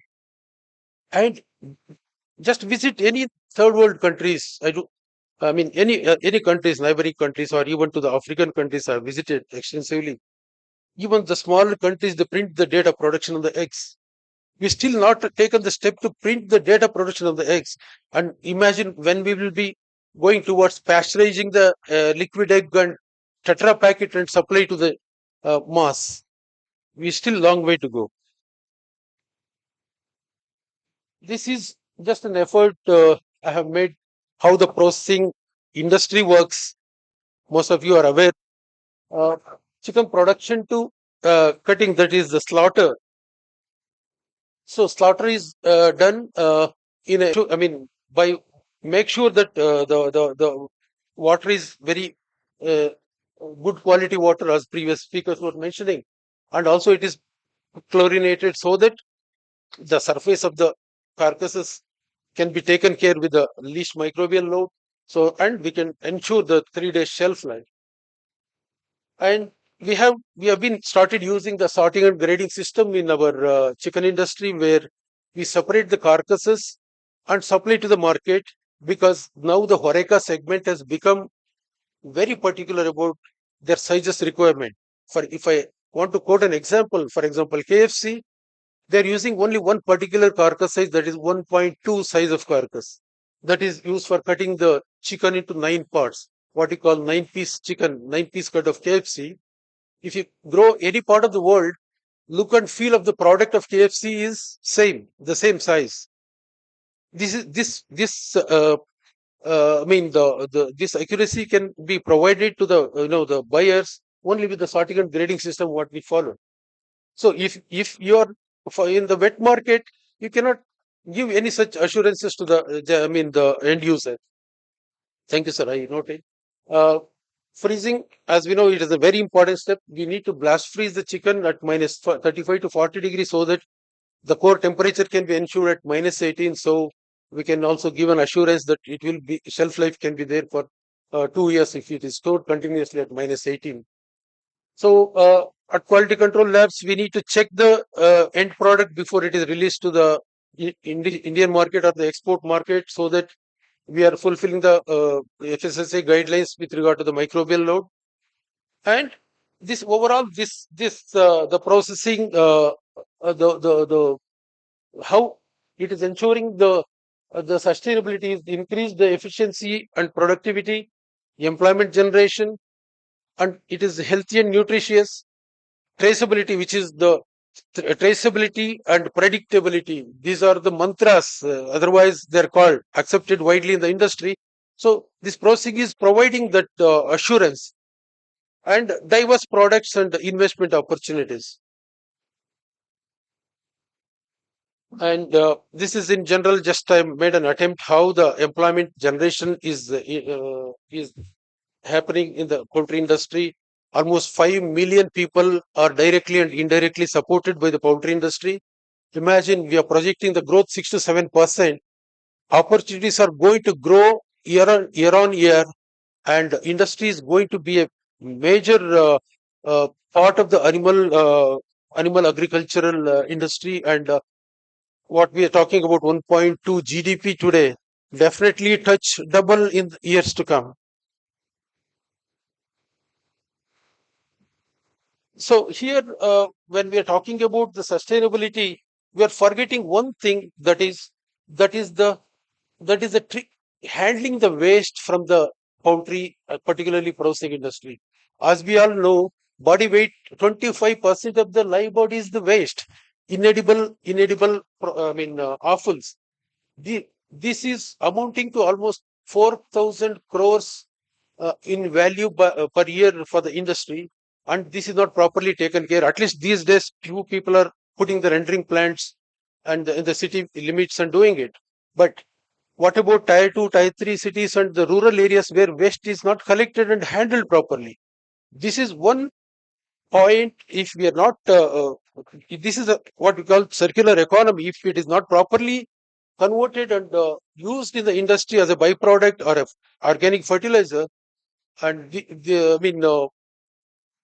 this will be this will add up to the economy of the country to the greater extent. That's what I'm trying to say in this slide. Well, these are the export potentials. We have been exporting to some of the countries in the past, and we are now talking about Turkey exporting eggs to United States during this period of time, and where Turkey was our competitor in the Middle East. So we can also target to even supply our export our eggs to the United States when Turkey is doing it. But definitely we have to put quality systems in place, grading systems in place to do that. Well, these are some of the, at least in the last couple of years, we have been seeing how retail industry is helping to stabilize or make our industry more sustainable. Some of the retail chains are doing the wonderful job. And these are the major, when you talk about sustainability, apart from waste handling systems, we also become responsible in using the water. Maybe in the near future, regulation may come for using the air chilling technology in the space of water chilling, because water chilling currently 12 to 18 liters of water per chicken is used by the industry. I don't think we will have so much water to use in the near future. So definitely we have to switch over to the air chilling. And these are the the turning challenges into opportunities. What we can do with the processing. And people always prefer the fresh meat. Yes, we can still give the fresh meat, which is wholesome and hygiene, with the processing. And we can even reach out to tier 2, tier 3 cities, or even to the villages with the if the products are properly branded and packed. So the forward and backward integration can be fully achieved, completely achieved, if we do the processing of chicken, or grading of eggs, and doing the liquid egg processing properly, and reach out to the masses, either institutions or the retailers. Dr. Narari? Yes. I think no, it is blocked because of the time. Yeah, this is about some of the AI technology. We are also we are in a very nascent stage of processing, but still we have a lot of opportunity to adopt certain technologies, including the AI and real-time monitoring systems.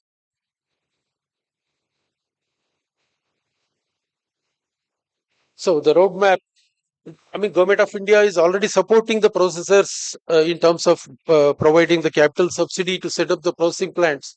So there should be more and more takers to of this opportunity and set up the processing plants so that the processing industry can grow faster and it can convert the maximum more and more wet market into the processing market.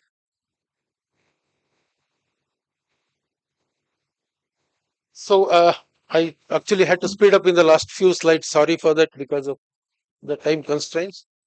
And so in the last couple of years, I have decided, because having lived in the industry for 3.5 decades in meat and poultry processing, I thought I should start something on my own and meet the industry players and offer my services in terms of products or services.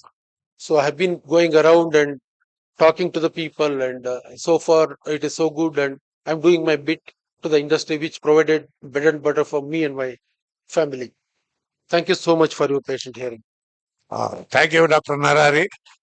I think he has dealt the topic in a very elaborate way. Thank you very much. So anybody, any question is going to have very big answers. So I think we break for lunch and then we can have a discussion. Thank you, Dr. Narari. Thank you so much, sir. Thank you.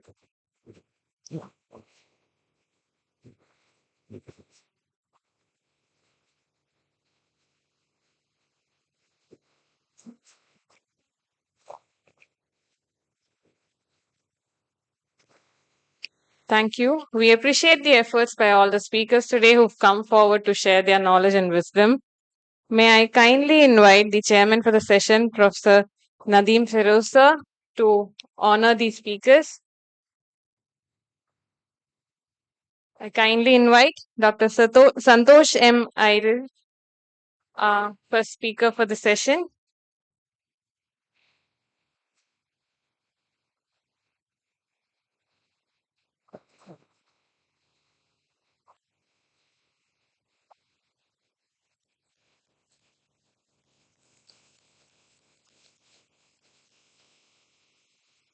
May I kindly invite the second speaker, Dr. Nitish.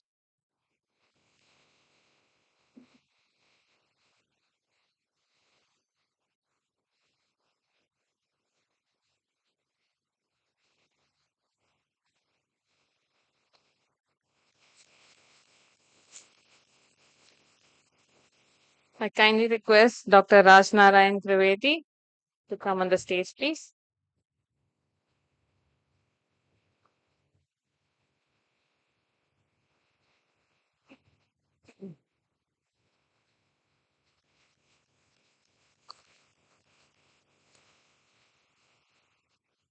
Kindly inviting Dr. R. Narahari to kindly come on the stage, please.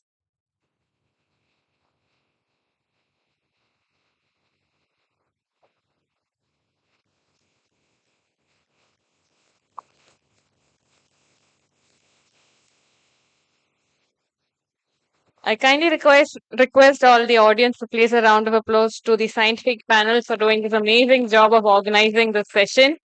In order to honor them, may I kindly invite Dr. C.B. Pandey and Dr. Pankaj Shukla to the dais, please.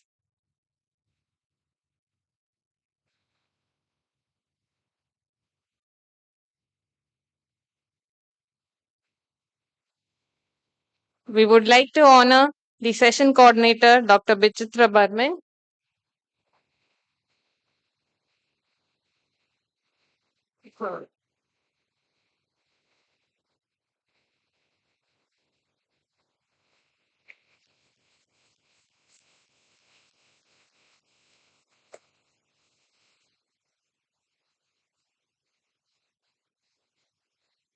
We extend our sincere gratitude to the chairman for the session, Professor Nadeem Feroz.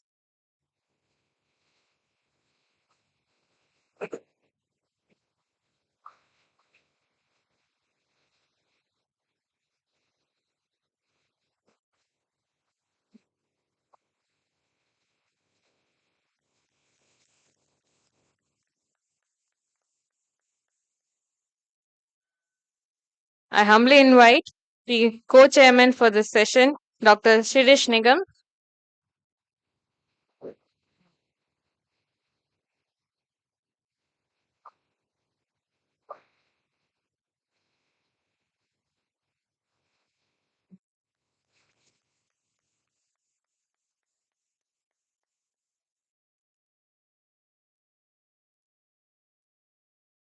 I take the pleasure in inviting our co-chairman, Dr. R. Ganesan.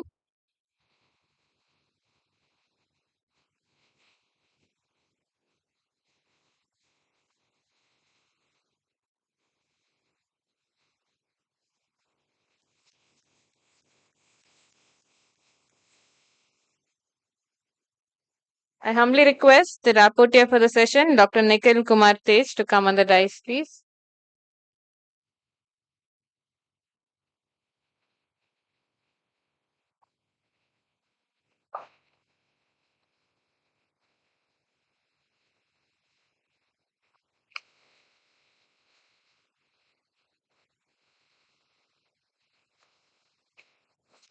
I humbly invite the rapporteur, Dr. Rajesh K. Tiwari, to come on the stage, please.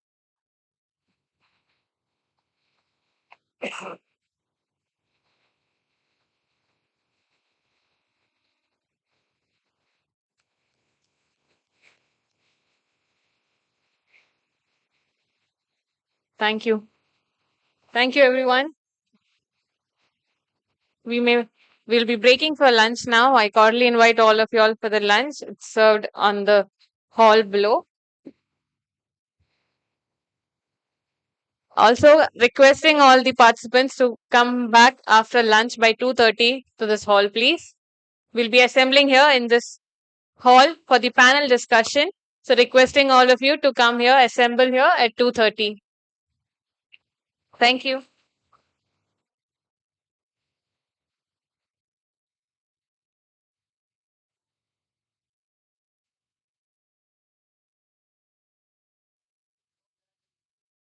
Please note that immediately after the panel discussion completes, the valedictory session will start. So please assemble in this hall by 2:30 sharply, every one of you.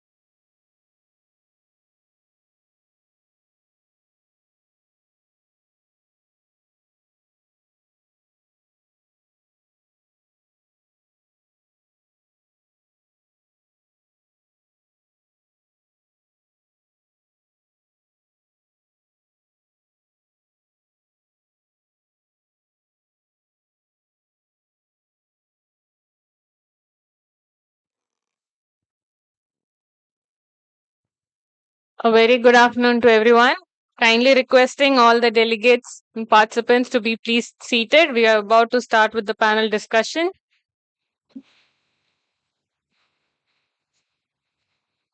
Requesting if any of the participants waiting outside, kindly assemble in the main hall.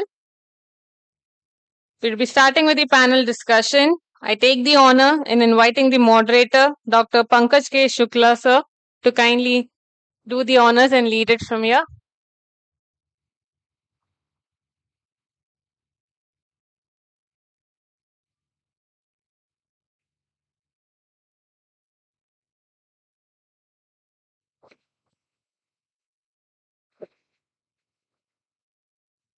Good afternoon to all of you. Have been given a different task and difficult task to some extent. After having your lunch, keeping you awakening is a really is a difficult task. Just setting the context, how Indian poultry industry is doing. Since 2 days, we are pondering upon the issue, looking for the challenges and seeing for the opportunities. And always there is a quote from our Honorable Prime Minister, आपदा में अवसर की तलाश. So this is what the poultry is the best example of it. Off and on we see the setbacks, but the quantum of setback is being set aside with the bouncing back of this sector. So this is the beauty of poultry. And to start with this, there are a lot of efforts from the private sector, scientists, and also from the government side. And recently, looking to the advices of Government of India, the state government have started their own programs, own policies. Initially, we were defining in the Indian context, the poultry development was very skewed. Few of the pockets with the production center, rest of the center where they are being consumed are called as consumption center. Initially, when I took charge as Joint Commissioner in the ministry, we tried to identify few of the places as traditional poultry producing pockets. And almost 13 states out of 28 states were there, and they were non-traditional poultry producing states. In last 10 years, almost these non-traditional states are transforming them into a traditional state. Yesterday we had participation of Government of Pondicherry, had a beautiful opinion, statement, and way forward from the Secretary. I appreciate Government of Uttar Pradesh also, because when I spoke to Principal Secretary and Director to depute some government official, because they have come up with a new poultry policy. It's a single window policy. So they have deputed official. He is also here. So just I'll give a couple of minutes to him, maybe 5 minutes. Dr. Brijesh Tripathi is here, who is Deputy Director, Poultry in Government of Uttar Pradesh. So how this policy is being formed and what they are offering to the industry, this is what. I think 4 minutes are enough. Dr. Brijesh.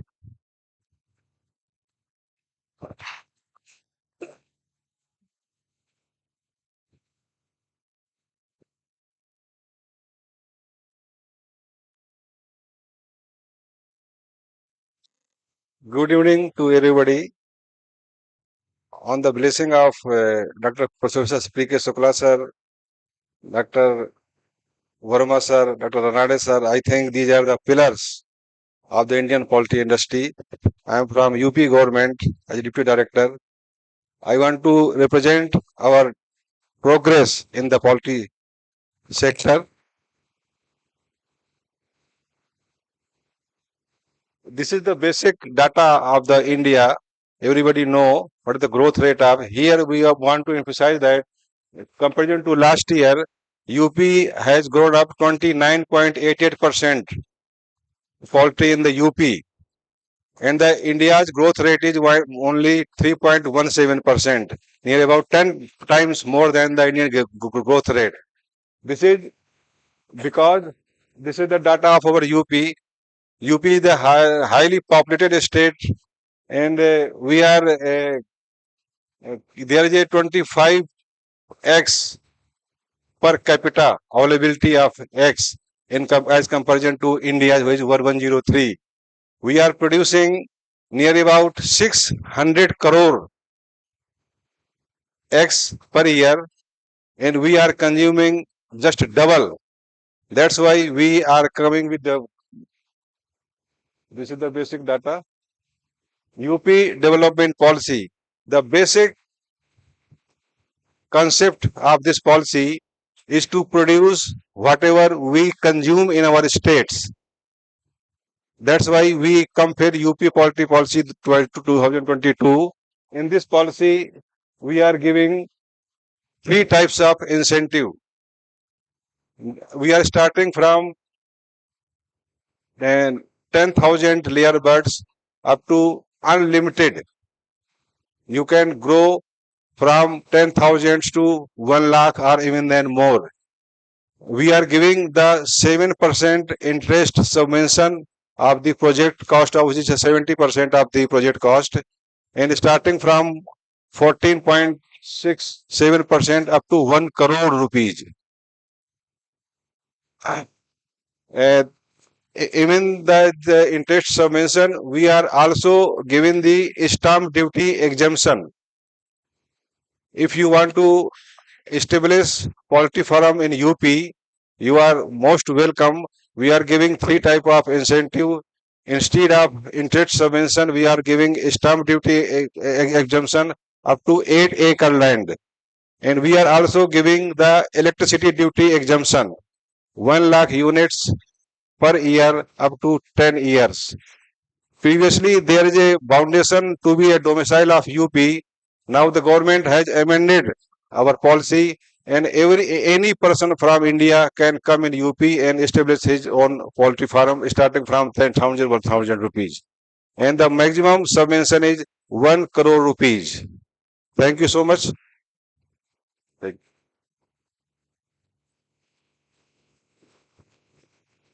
Thank you, Dr. Brajesh.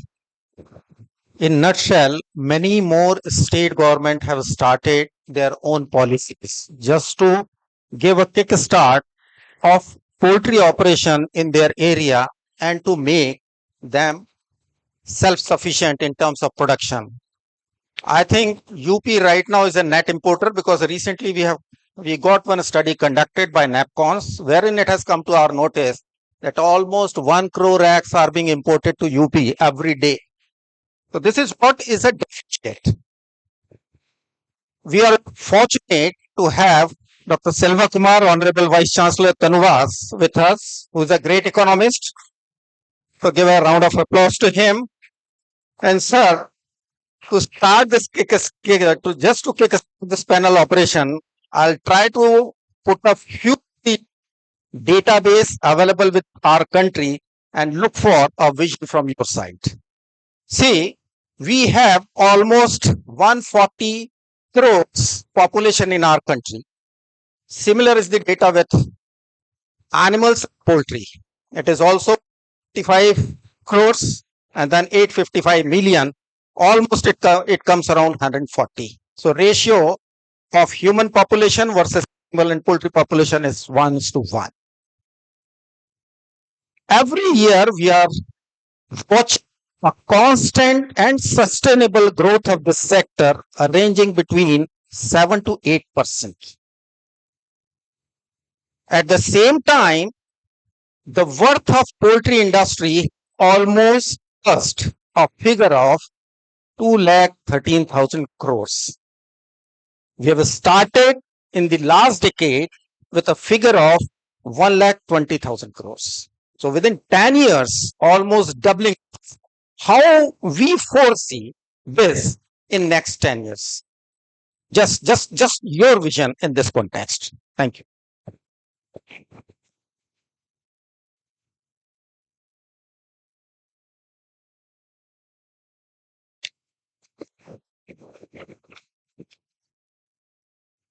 Thank you.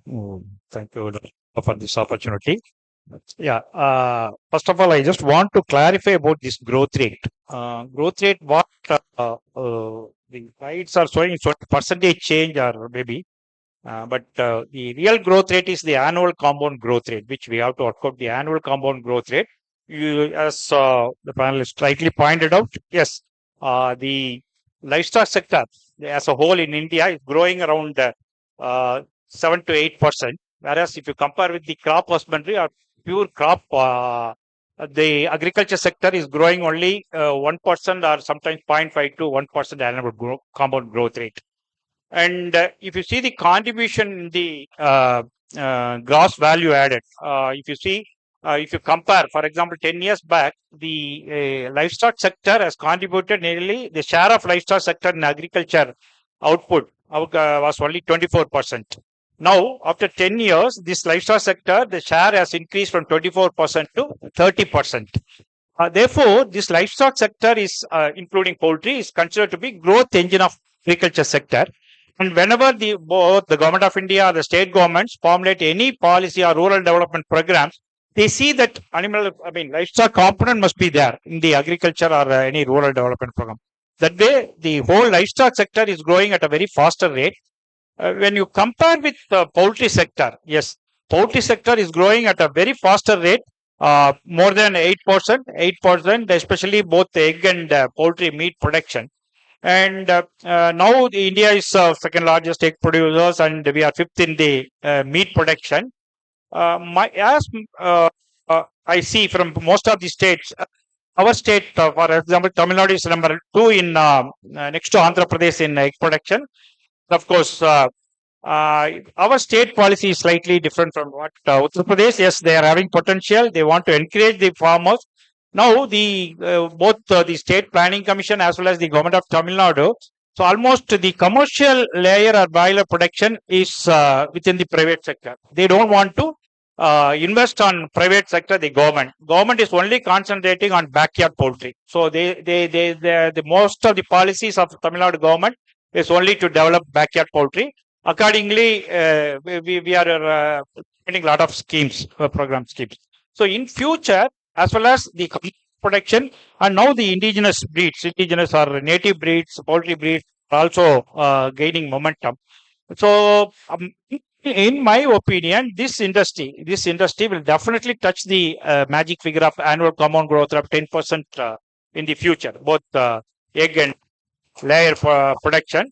And of course, we must accept that the research investment, especially the poultry sector, commercial poultry sector, is more from private than the government support. And this trend will continue. I hope this trend will continue. And I'm pretty sure that the future of poultry industry is very bright. And I wish all the stakeholders all the very best. Thank you very much. Thanks for the opportunity.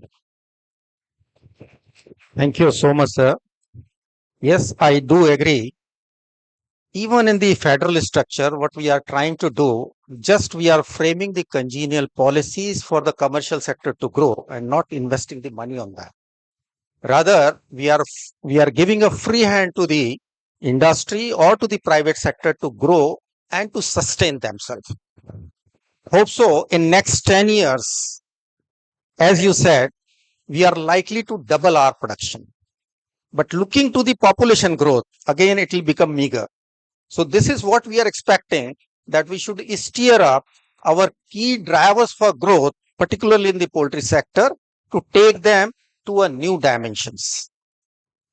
Now, we all know that usually the education forms the policies and the budding vets and the human resource for the future growth. Growth, whether it is in a poultry sector or it is in the animal husbandry sector. Recently, lot more curricular changes are there in our undergraduate program also. Just keeping in that mind, how we are to foresee the educational changes being brought now in next 10 years. A quick comment from Dr. Ranade as an admission. Thank you for this opportunity. But my viewpoints are a little bit different than what is going on as of now. We really need a drastic change in the education policy.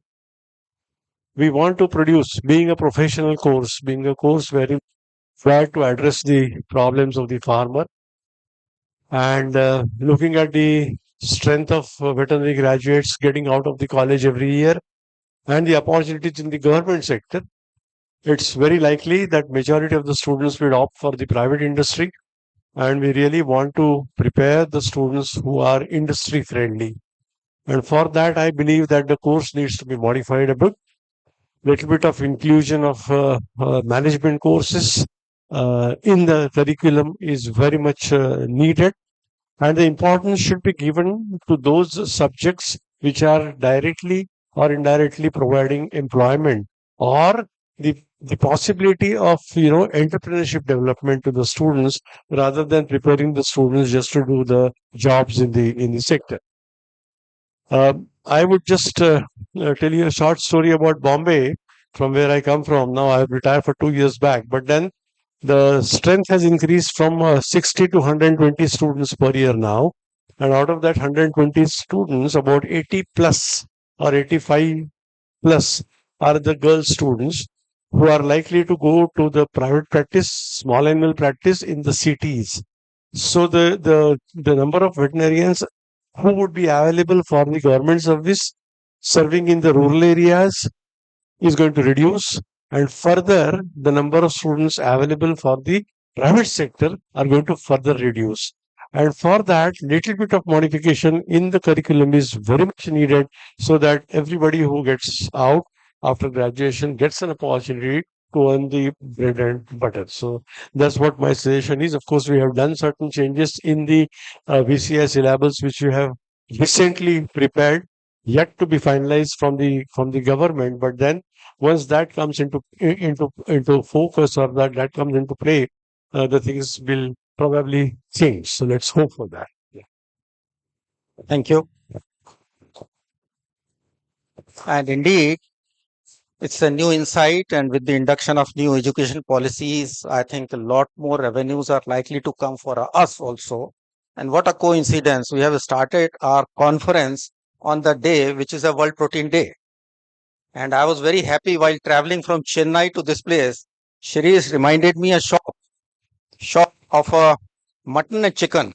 I think there it has been written as protein shop. So first time I have come across such psychological changes in the society, and it gives a different dimensions in a time to come. I couldn't see Dr. Narhari. Is he here? Because he has mentioned in the morning that he was last to present, and perhaps poultry processing came very last. So he was looking for Dr. Verma in the morning where he's. I give you an opportunity in the initial stage, because now it's an era of processing technology. See, if we see the evolution, as yesterday Dr. Tarun Sridhar has mentioned this, in 70s, we saw a sudden spurt in egg production out of all the breeding operations being inducted at that point of time by Government of India. In 80s, we come across a term called broiler. 90s and thereafter, now we are looking at it as a processing and value addition technology. Lot more restrictions, rather regulations are coming nowadays from FSSAI. I am also chairing the scientific panel on meat and meat products, including poultry, to which Dr. Nadeem was also there in the initial beginning. How you foresee the poultry production in our country in context with the FSSAI regulation being implemented, formed, and now enforced strictly? Thank you, sir. Thank you for asking this. At the same time, actually, FSSAI has become more of a formality. We can fill the online and get the certification. This is what it is as of now.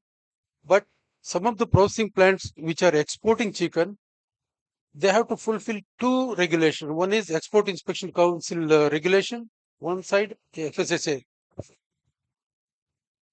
Actually, FSSAI guidelines are not very stringent, except the water quality they suggest for using for washing the chicken. That can be looked into, because they just mentioned the word potable water quality. This is something. So otherwise, the microbial specifications for the meat and standard practices as per the FCSA guidelines are very much practicable. I don't really look at a big challenge for following the FCSA guidelines. I mean, I'm from the industry. I've been following it. Dr. Nadim knows very well. Yeah. Hearing this is quite satisfying. Yes. Now and then, now and then I'm looking at presentation from the industry. Right now, almost 10 presentations are coming. Okay. The big,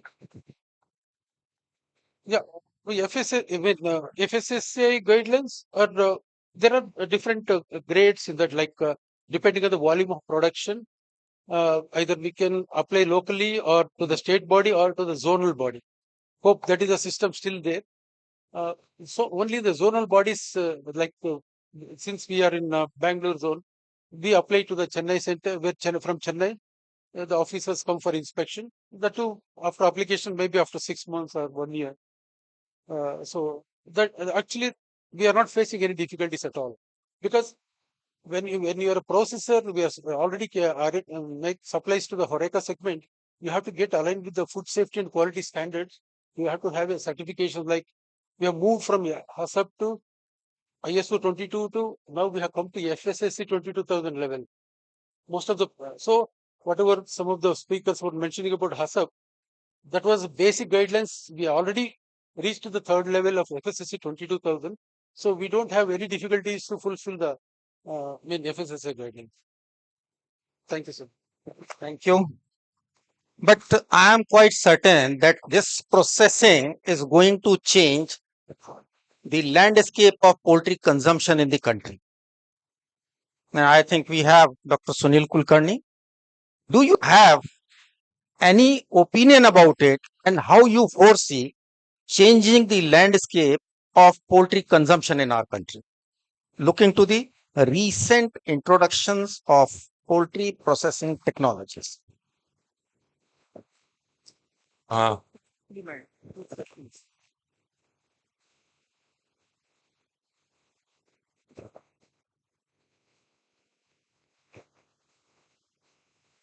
Thank you very much for giving me this opportunity. The one thing is in the processing. When I also done a model at in COVID times, when the chicken is processed, the microflora is on higher side. Only two things are there with you. One is reducing the temperature and one is reducing the microflora.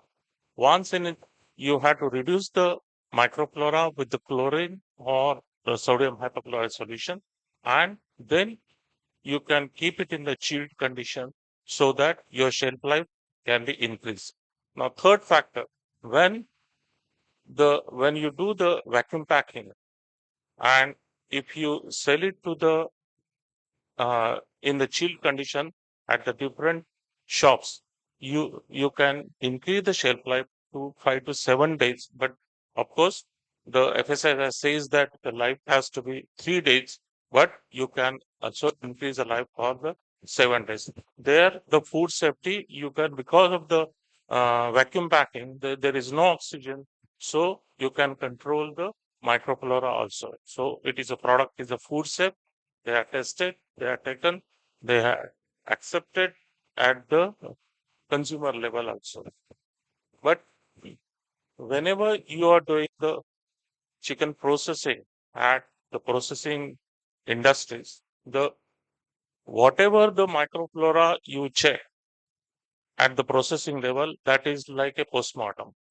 The microflora is not coming from the chicken processing or the plant. The microflora has to be at the food safety has to from the breeders level. The salmonella has to be, one is vertical transmission, one is horizontal transmission, that is from the in the farms.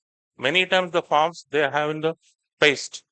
That salmonella typhimurium is the major problems. Whenever there is a paste rats are there, and if it is a single droplet of the rats is taken by the poultry, then it is passed in the litter, and from the litter, one bird can infect whole of the flock.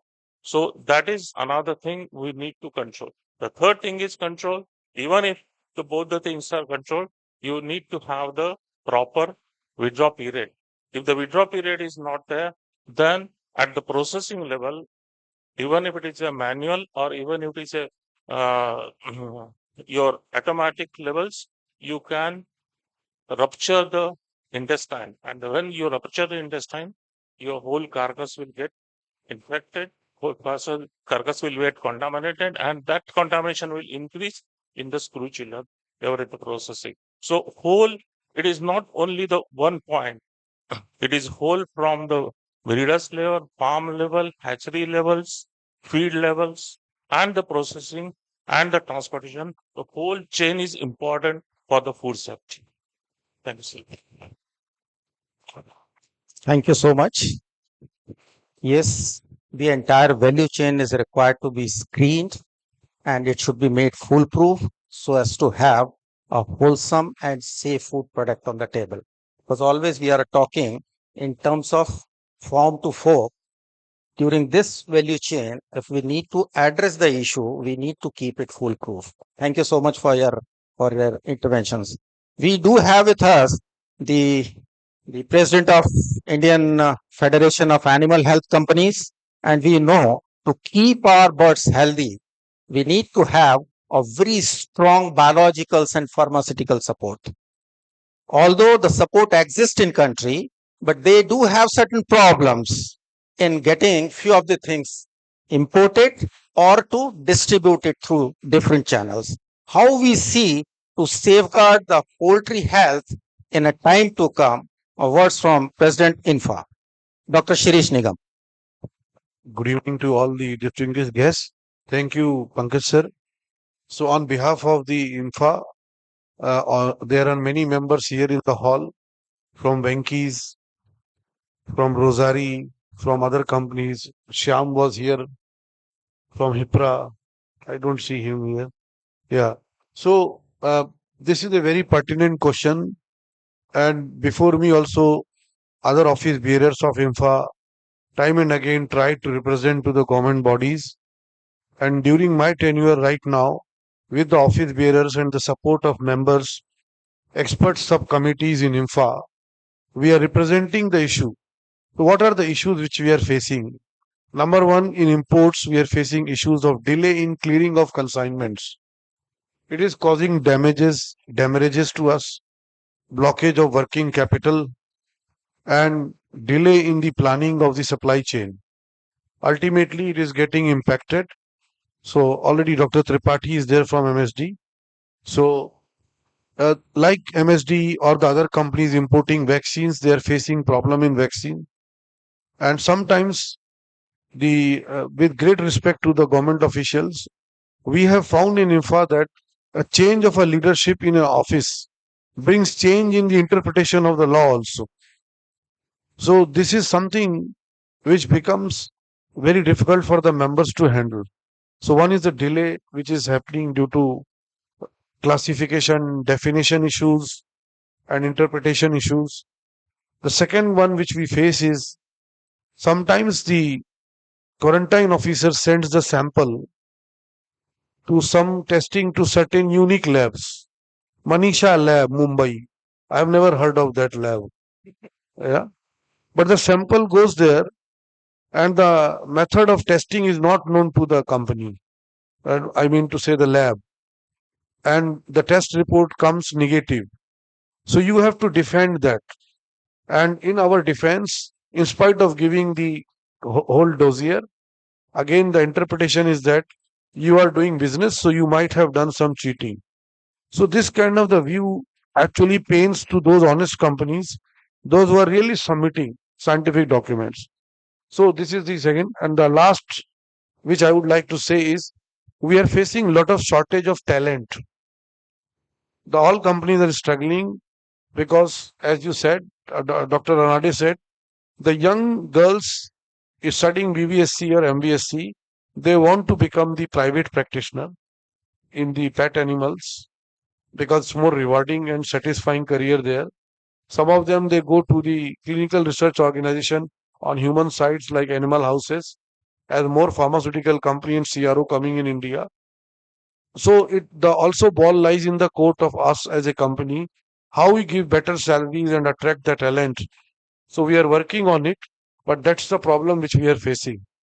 So that's the point I would like to make. Thank you for giving opportunity, sir. Thank you. Thank you. Indeed, these comes as a challenge, but always there are remedies. I think quarantine officers have been given the directives to expedite a faster rate.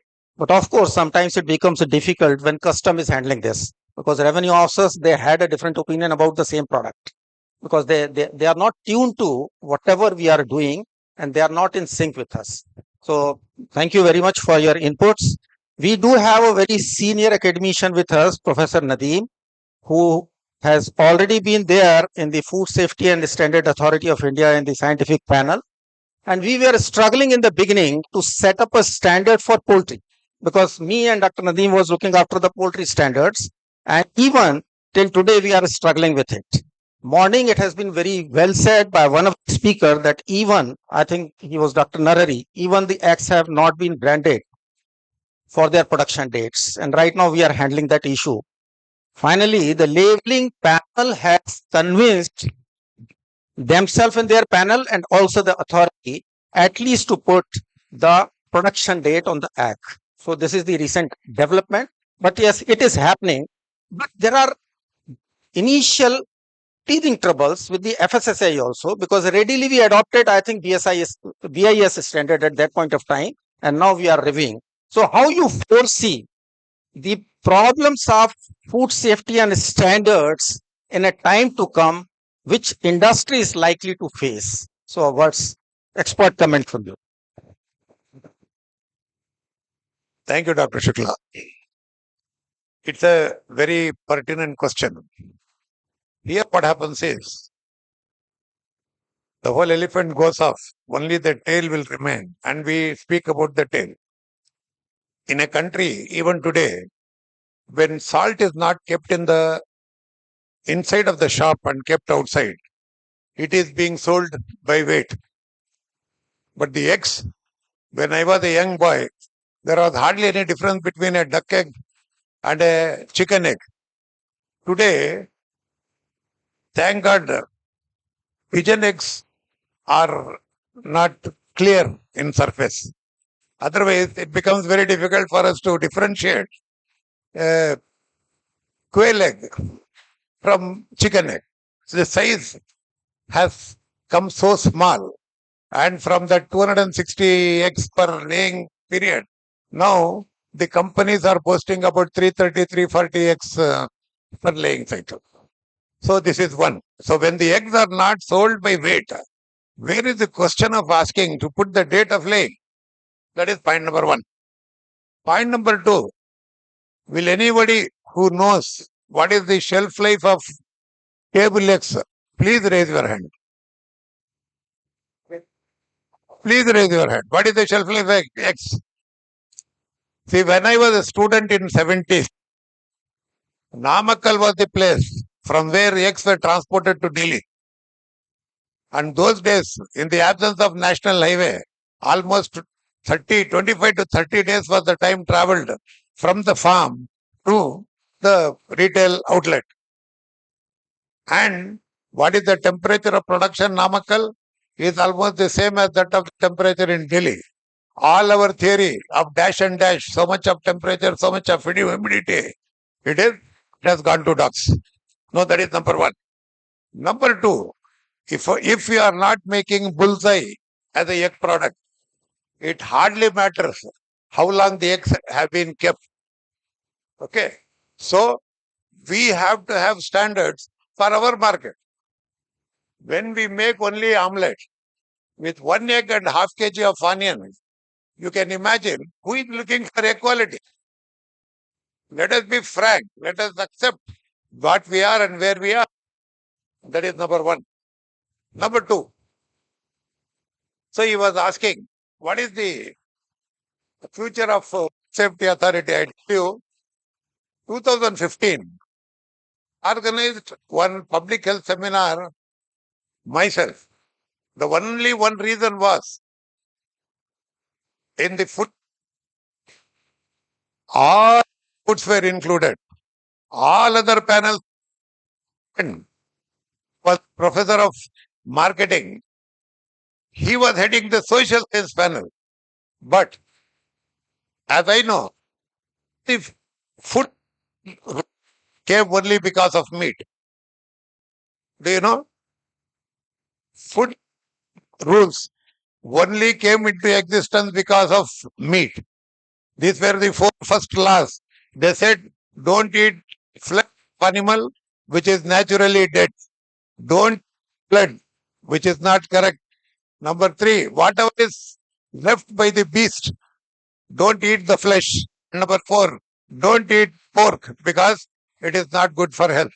These were the 4 laws, which are the basic of all today's residues and so on and whatnot. All the laws came from those 4 laws in our government, in our system of makers. Meat and meat products panel was not there. With that sole intention, I conducted that and I had a panel discussion, a brainstorming session, and the material was sent even to Prime Minister's office. Then immediately within 2 weeks, the panel was made and we had a meeting and things like that. Though that was the start. So the intent is not there. Now, where should the intent come from? There is a old saying, until the race, the old day mother never used to feed. Today, all mothers working, so before they go for work, they feed the child. But I'm talking about the olden days. Similarly, when the consumer asks, the company will definitely do. For example, recently, myself and Dr. Sunil, we conducted auditing for one particular company which wanted a external audit of one formula of WHO, never ever antibiotic. Our companies made use of the services of prescribing the drugs. And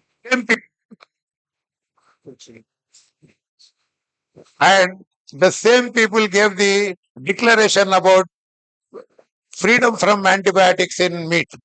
And that is why there was an external auditing and we had to do. That means what? Once the consumer starts asking for it, we will definitely do it. That is number 1. Number 2, he asked, in the change scenario, what will happen to processing? In India, small is beautiful. In here, what happens is, every city in the initial stage, they went for processing. But today, because the broiler farming is coming under buyback arrangement or intensive system, here what happens, everybody is going to have a processing plant. There is no need for any imported plant. 500 birds per hour plant are plenty available, and though not for anything else, but to reduce the labor cost and to sell whatever they are producing, to sustain the economy of sale of production of broiler. Definitely it will happen, and it is happening, and the day is not far that this will become the order of the day. Thank you. Thank you so much for this thought-provoking points. You have given a spark to the industry, which definitely in a time to come will serve it better, will have a better shape in the future and better landscape of our consumption pattern. We do have Dr. Abhinav with us from United States, who happen to be alumni of River Pondicherry only, and he's a food safety auditor there. So a quick comment from you, how our industry can gear up better in a future for taking up the food safety audits in future? Thank you for that question. A very good afternoon to everybody. As introduced, I've had the unique pleasure of and fortunate to be studied here, then gone to US for my PhD. So in terms of food, preparing for food safety audits for a farmer,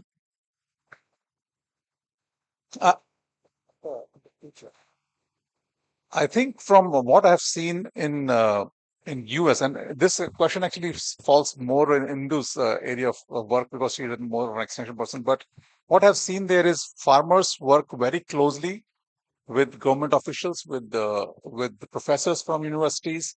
We have meetings on a regular basis, smaller setting meetings or bigger meetings like this, where it is the responsibility of the faculty and our extension professionals to inform the farmers of any new updates, especially focusing on food safety or anything else.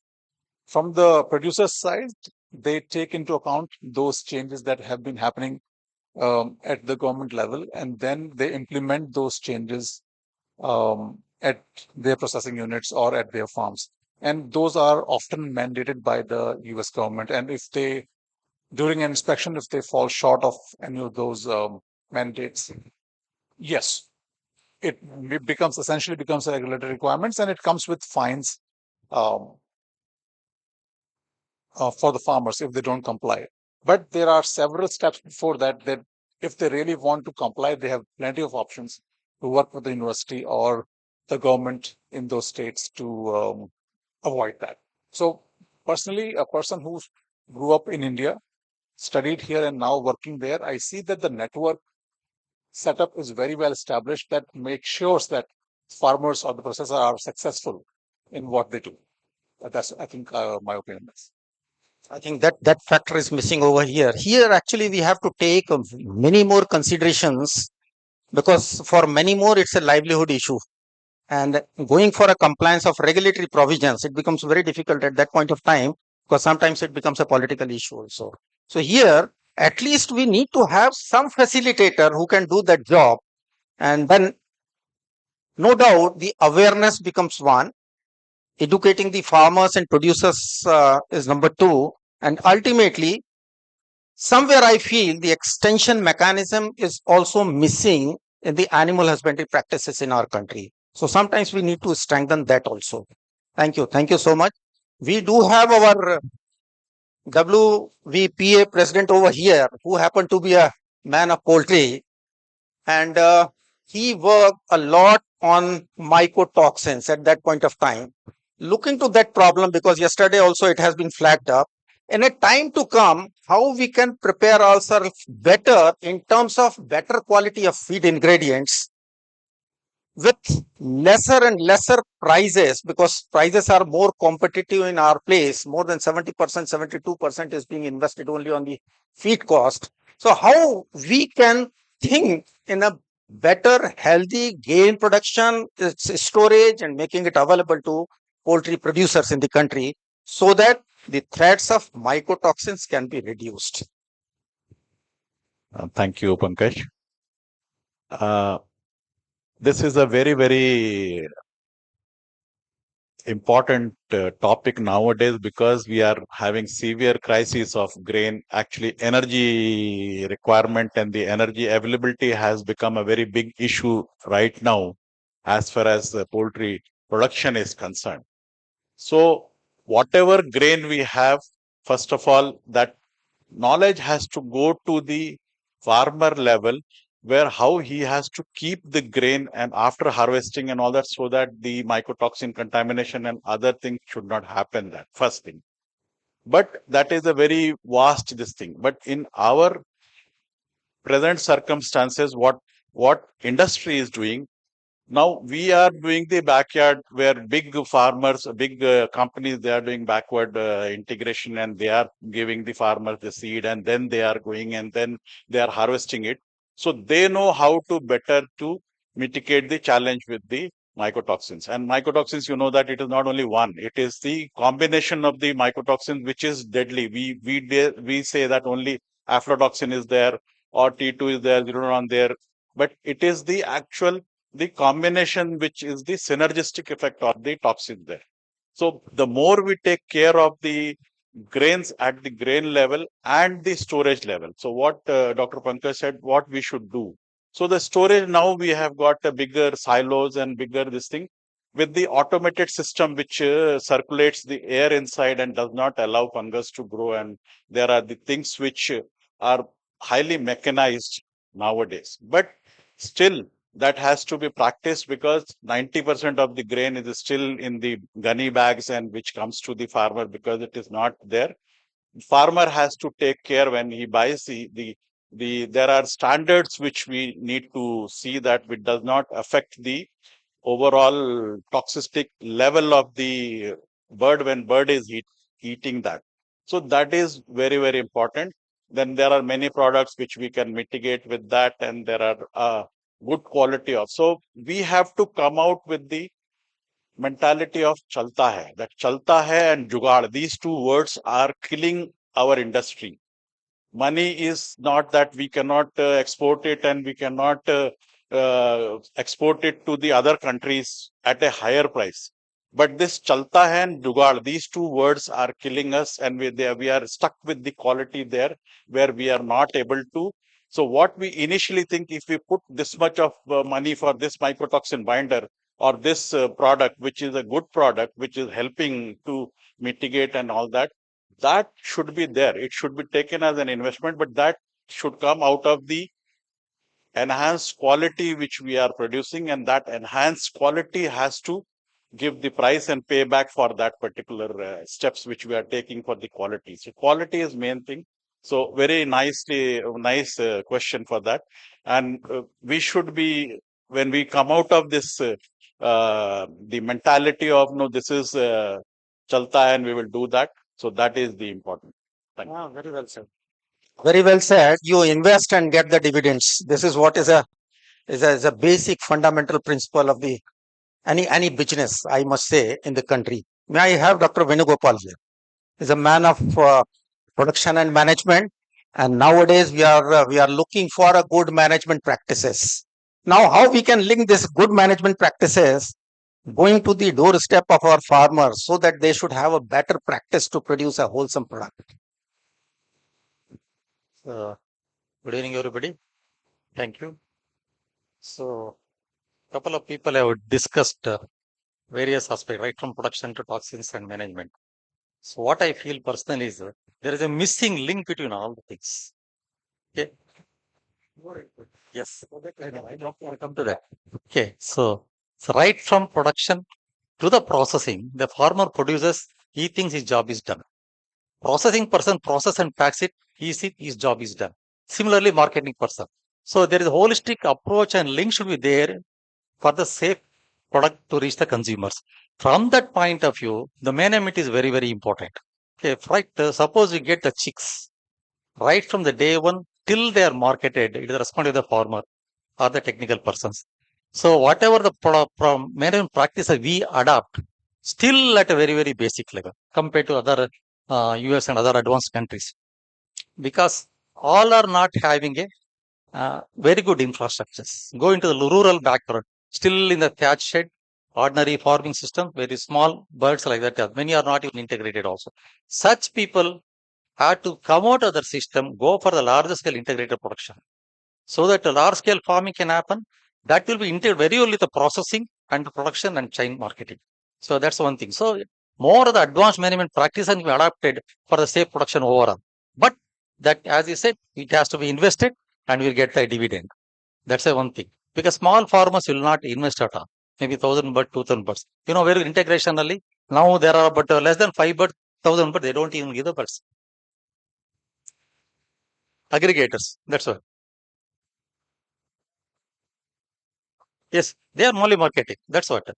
So production is one aspect, marketing is one aspect. The between these two, the aggregators, they are making more money, frankly speaking. But they have minimum role in quality control. What I feel, if they can insist, because they procure the birds and supply it, and it will go. Okay, but only thing is they have to insist for the quality product, both at the production level and at the marketing level. Then there are some standards are there, either FSSAI or other BS, other things. There is a quality check to assess the things and take the product. That is practically is difficult, but it is possible. Because nowadays every ready-made commercial product, FSI mark is there, BS ranking is there, and certification is there. That also can come to the poultry and meat products. But the future, it can come. And as said, Automated processing plants are coming in future going to the processing. Okay, many people again come from the consumer demand. Okay, everything starts from the consumers. Awareness from the farmers up to the consumers, very, very important. When the consumer demand for a quality product, so you would like to buy only FSS certified meat product, definitely farmers compulsory forced to supply that. So naturally, investment will come, people will get into the processing, it will go on. Like all of the simple chips have come. Okay, every nook and corner available, just 5 rupees, 10 rupees. Okay, that's shelf life is a different quality. So this is how, but management is also very important to effectively produce the quality meat. Okay. Second thing is the infection level. Again, management is important. Processing level, as they said, the waterline contaminations and other things that has to be taken care. So processing is very, very important next to the management process. Wonderful. Can we link it with some value addition in terms of marketing, that best management practices, good management practices, this egg has come out of this, meat has come out of this. Any suggestions for it? So identify the source, like Dr. Narayan was telling, marking the eggs or the meat, particular source or the. If there is any particular issue with a particular source of the meat or the egg, we can identify it. Where from that is one. We can so quality check we can go. So that way certification can come whether marking or identify the source of the production. That way it can be controlled to some extent. Very nice. Thank you. I think you can also add some value to it, being working with International Poultry Commission. How they are doing? So this thing is there with the International Poultry Council. They have come up with this is on the antibiotic resistance, that AMR, how to handle the AMR. So what IPC has done, IPC has come out with their own principles. So in principles, they say that antibiotic usage we will do. They are not saying that there should be a blanket ban or they should not use it, because and we will use it as per the law of land. Suppose in India antibiotics are allowed, we will use. In Europe it is not there, we will not use.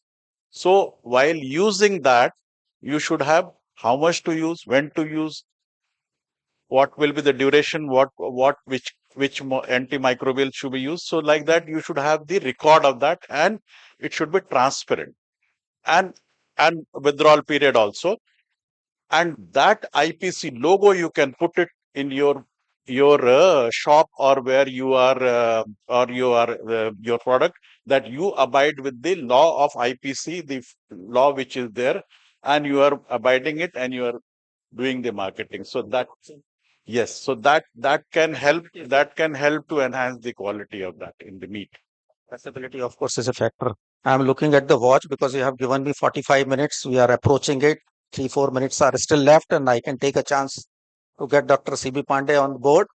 And he is a real motivational speaker. And always I say that our industry needs motivation, because time and again we are suffering from setbacks. And again, we are trying to bounce back. And your words will carry a lot of meaning, because always for my students, I used to call Dr. CB Pandey. So your words to the industry, how they can perform better, what they should do, and in future, what modifications or what transformations you anticipate at this point of time. Dr. CB Pandey. Thank you, Pankaj, giving me such a wonderful opportunity. Well, all so far we have discussed about how to reduce the contamination and what are the checks to be put to reduce the antibiotics and all these things. But before that, how we have to increase the consumption of the processed chicken or value added eggs. That's a very, very big important thing, where many a times very educated medical practitioners, they say that, okay, don't consume the eggs during summer. Why it is not to be consumed? Because eggs are hot. But see, if you look at over here, we consume in summer the soft drinks. If you look at the calorie wise is much, much higher than one single egg. So education to the medical practitioners, or we can say the doctors or the nutritionists, to them we have to, and such type of conferences we have to organize, so that from their end, the message should go right message should go instead of the wrong message. That's very, very important thing. Secondly, today, if you look at over here, the process chicken, if you look at over here, hardly 5%. If the data, if you look at over here, hardly 5%. 95% is the wet market. So we have to take all the necessary precautions so that at the wet market level, we should have all those things by which this kind of contamination can be checked. Number one. Now, as far as the up and downs are concerned, definitely in every industry, up and downs are there. While we are so lucky that it down comes and again it goes up, it bounced back so fast. So we are very, very lucky that we are in the chicken industry, which bounced back very quickly as compared to any other industry. So that's what is a beautiful thing with us, for which we are working. And of course, the experts are there, and I'm sure that will be taken care by the experts. But most important thing is that, yes, to increase the consumption, specifically the processed chicken, which at present hardly less than 5%. Okay. Thank you, Pakesh. Thank you. Thank you. Thanks for your comment. Yes, indeed, I also agree. Instead of reducing the production or making a full stop to the production or controlling the production system, we should have a different kind of trend to increase the consumption so as to accommodate the product and making a balance of it. Thank you so much for your comments. Now, I think we are approaching close to 45 minutes, so I'll try to conclude this panel discussion.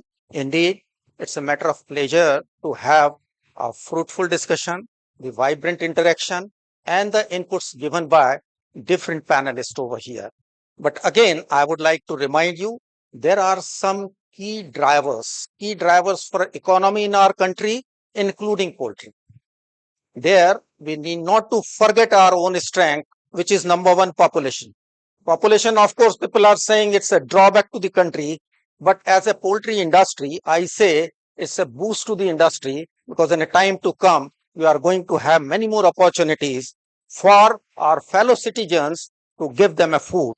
Always, you are a part of the food basket. Try to provide a wholesome and safe food to our fellow citizens. At the same time, from different context, I find this industry is doing a lot to fight with the malnutrition. More than 5 crore children are malnourished in this country. And government is taking a different step in a time to come, as already a few of these steps have been initiated with the induction of egg in the midday meal, sometimes once in a week, and even in Tamil Nadu, I think it is five times a day, or five times in a week. At the same time, we should not forget our backyard, because still backyard is contributing roughly 20% of the production. 20. Right now, I have gone through it. Earlier, it was 27%, but now it has been reduced, because I was looking to a structure of commercial versus backyard. Now, backyard has been reduced to roughly 18%. 82% is commercial now. But still, it contributes a lot in terms of our rural health, in terms of our rural economy. And the beauty of this backyard is they do not want to have, or rather they doesn't require an organized market, because off and on in poultry we face there is no organized market for it. There is no organized marketing system for it. But in rural market, in rural backyard, we don't need any market, because whatever is being produced is locally consumed. And at the same time, we have two added advantage. Number one, the subsidiary income to the family, and number two, a supplementary protein in terms of a good quality protein to that particular household. So we should not undermine the importance of rural backyard also, but at the same time, when you want to grow faster, you need to take a commercial approach. So thank you so much, because I know in 1950, when first egg production census or animal husbandry statistics have been introduced, at that point of time, we could find a figure of 2 billion eggs in 1950, from where now we have reached to around 142 billion, almost more than 50-fold increase, nowhere in no other sector. And number two, this is only the sector where we have never seen the negative growth. If overall we are looking at it, we have never seen the negative growth. So these are the ultimate strength with us. But yes, we need to keep in our mind the growth drivers, rapid urbanization, rising income, consumer's preference, at the same time, the convenient product, the value added product, and in a time to come, I think we need to see this as we are providing food to our fellow citizen and we are from the system of food basket of this country. A quick survey, I think 3 or 4 months back, I have gone through an economic survey somewhere, exactly I don't remember that particular blog, but there it has been mentioned 4 decades back, almost we were spending around 35% of our household income on the food. Right now, it is more than 60%.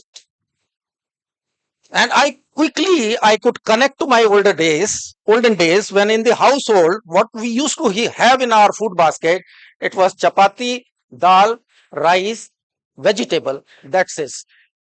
Maybe meat or chicken occasionally, maybe fruits when you fall sick. But now,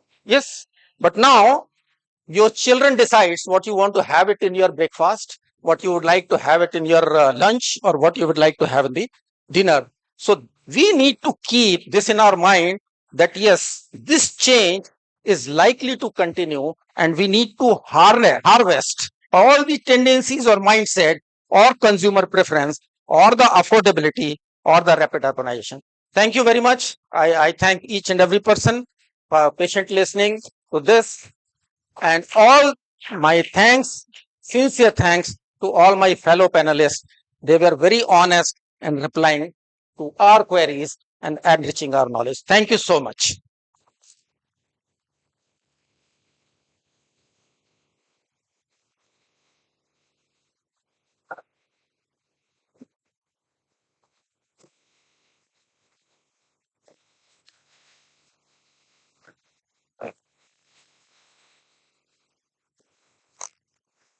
Thank you so much, sir. I request the audience to give a round of applause to the entire scientific panel and ably headed by the moderator for this session, Dr. Pankaj Shukla, sir.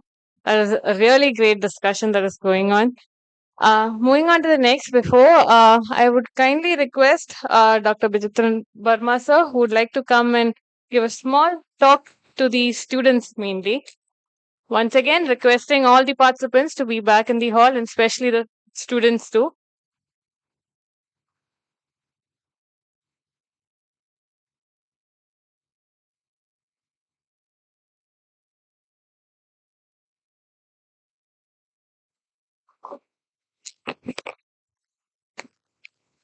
Good afternoon, everyone.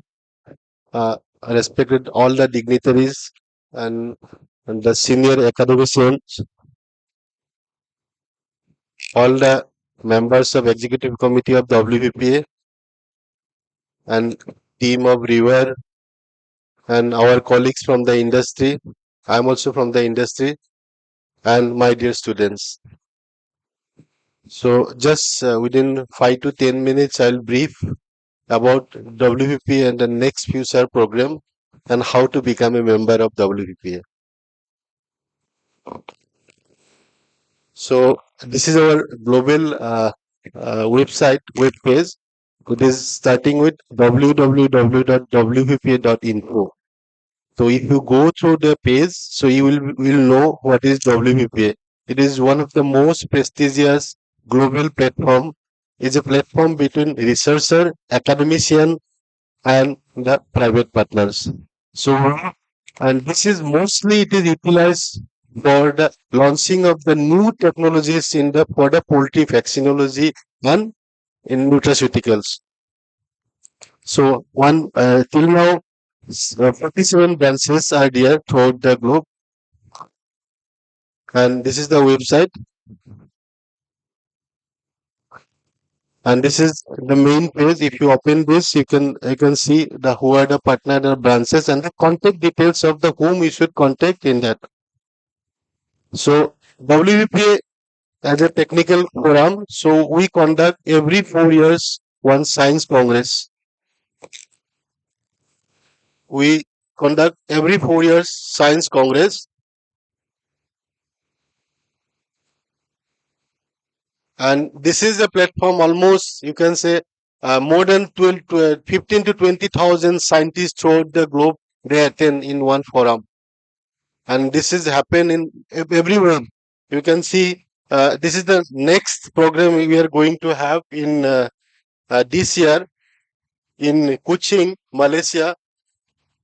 The dates are 6 to 10 October 2025.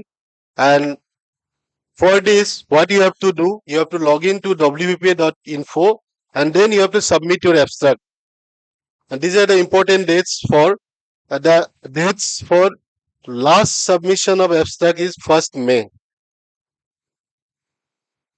So many publications goes, many thousands of publications goes on poultry research. You remember this is mostly for the poultry research. Now, important date for all the students and the researchers is the 1st May. So you have to submit your abstract before 1st May. The moment you submit your abstract, once it is accepted, then what will happen? You can apply for the travel grant because money is main important. Na? Because if you have to travel to Malaysia or you can Europe or US, so you need lot of fund. So for that also we have option. So if you are a member of WPPA, you can have travel grant through different doings. You can apply for the travel grant. And by the time you can apply for the travel grant, you can contact the local branches like India. We are suppose I am handling that, so you have to contact us. So then, according to your research work, then we give you the travel grant. And travel grant is a very good amount of travel grant. So with this, you can go for the traveling, and then also you can have all the expenses you can manage with the travel grant. So as of now, 23 Congress we have completed, and the next 24 Congress is in Malaysia. And same way, every 2 years, Asia chapter also we are conducting WVPA Asia meeting. So it is good to know that you should know that already yesterday sir has Burma sir has announced it. So the next Asia chapter WVPA meeting will be with us in 26 in India. It will be 9 to 10 October. So see you all in that. So for any contact, you can take a snapshot because our website is for next 2 to 3 days, 2 to 3 weeks. It is under maintenance. So you can take this number. So you can contact us. So just you can text me, then I'll send you the link how to become a member of that. So you can become a life member of WPPA. Yes, sir. Ranana sir and Shukla sir, all my senior professor and all academicians, sir, we need help. We need a good research on H9, H5 because poultry needs input, practical oriented approach for H5, H9, and also Merex and Mycoplasma. And another one important actually here, I didn't mention it. So in WVP also, we also announce lot of fellow. Suppose if any researcher, they are doing good work in poultry sector, we also invite them for the pathology conference and with the complete travel allowance. So thank you, sir. Thank you. This much only I wanted to explain. Thank you. Thank you.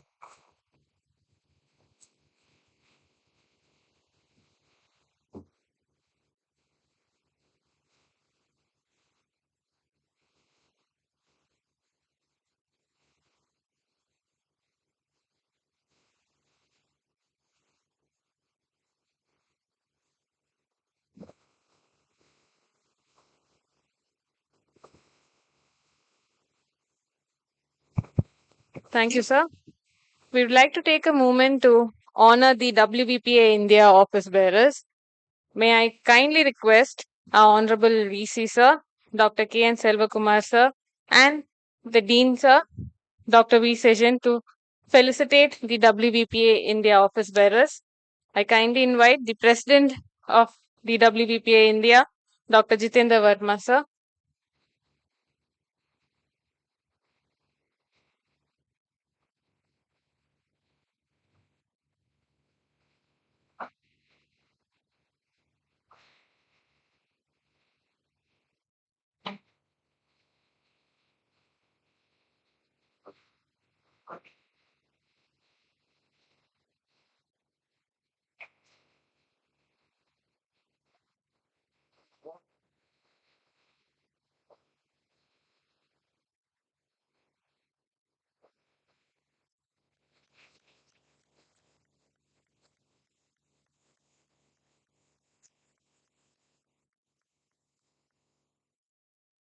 I humbly invite the Vice President, Dr. Pankaj J. Shukla.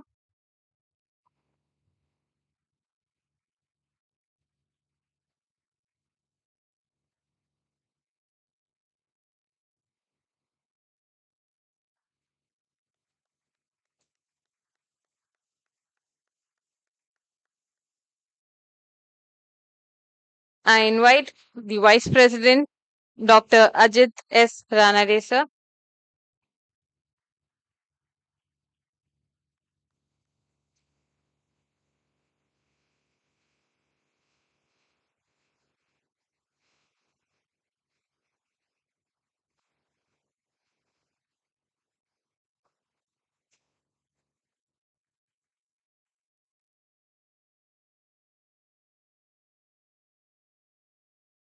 I humbly invite the President S.K. Das. Okay, sorry. Now, may I invite Dr. Shirish Nigam, the General Secretary of WVPA India.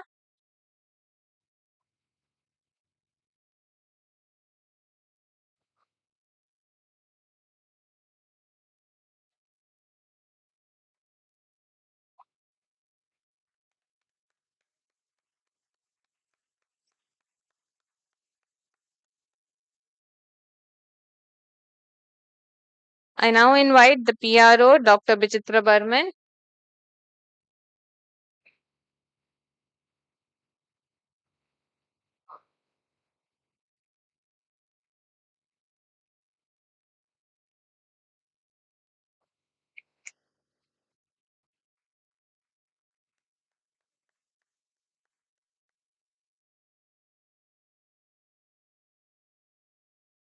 I invite the Treasurer of WVPA India. Sorry, he's in here at the moment. I now invite Dr. D. Nagalakshmi, Executive Member. Okay. Lastly, I invite Dr. D.K. Arora, Executive Member of WVPA India.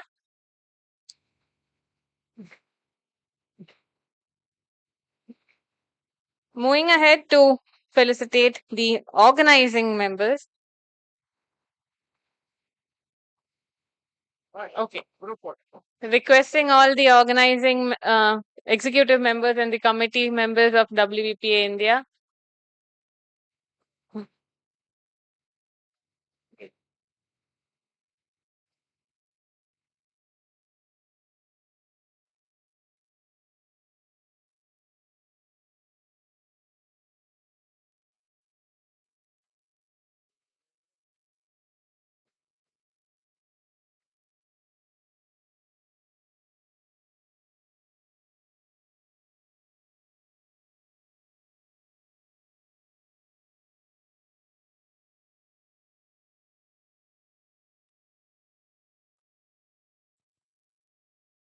Thank you. We would like to honor and appreciate the efforts taken by the organizing committee of the WVPA India 2025 conference. I would also like to request Dr. Jitendra Verma sir to be over here to do the honors along with Honorable VC and Dean sir. Firstly, I would like to invite the organizing secretary of the conference, Dr. S. Venugopal sir.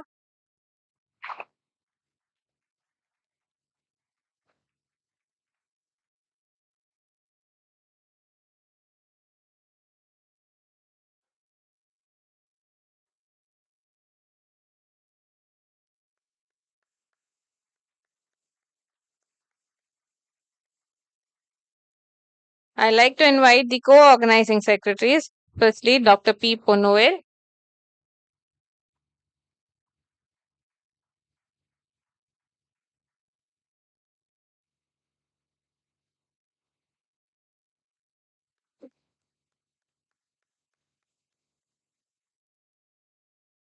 Inviting Dr. B. Burman, the co-organizing secretary.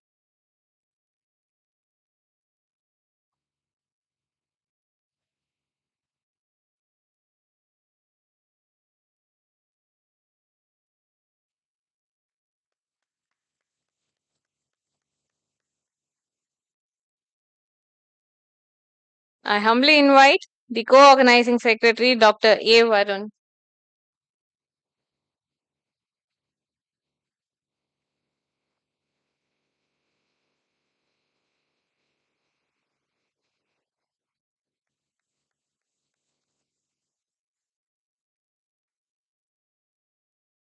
I also take the pleasure in inviting the other co-organizing secretary, Dr. Ragi Radhakrishnan.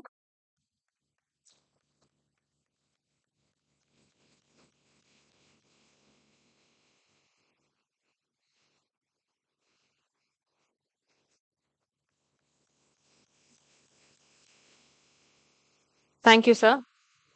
Thank you. I request the audience to give a huge round of applause and cheers to both the WVPA team and the organizing committee team who've been toiling hard to bring this event to a success. Thank you so much for being a great audience. We now have the pride in inviting our dignitaries to the dais to start with the official valedictory session. May I take the pleasure in inviting the chief guest for the event, Dr. K.N. Selvakumar, Honorable Vice Chancellor, Tamil Nadu Veterinary and Animal Sciences University.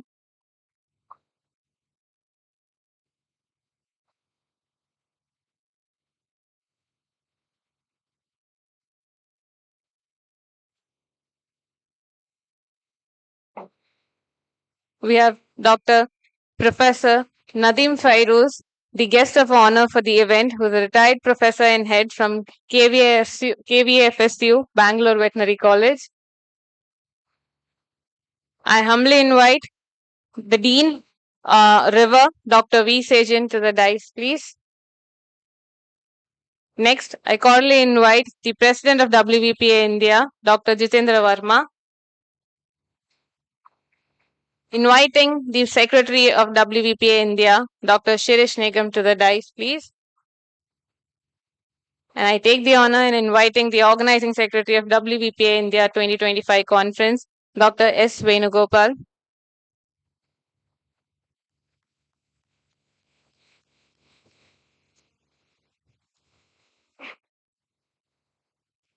Once again, it's an honor to welcome you all to the valedictory function of WVPA India Conference 2025.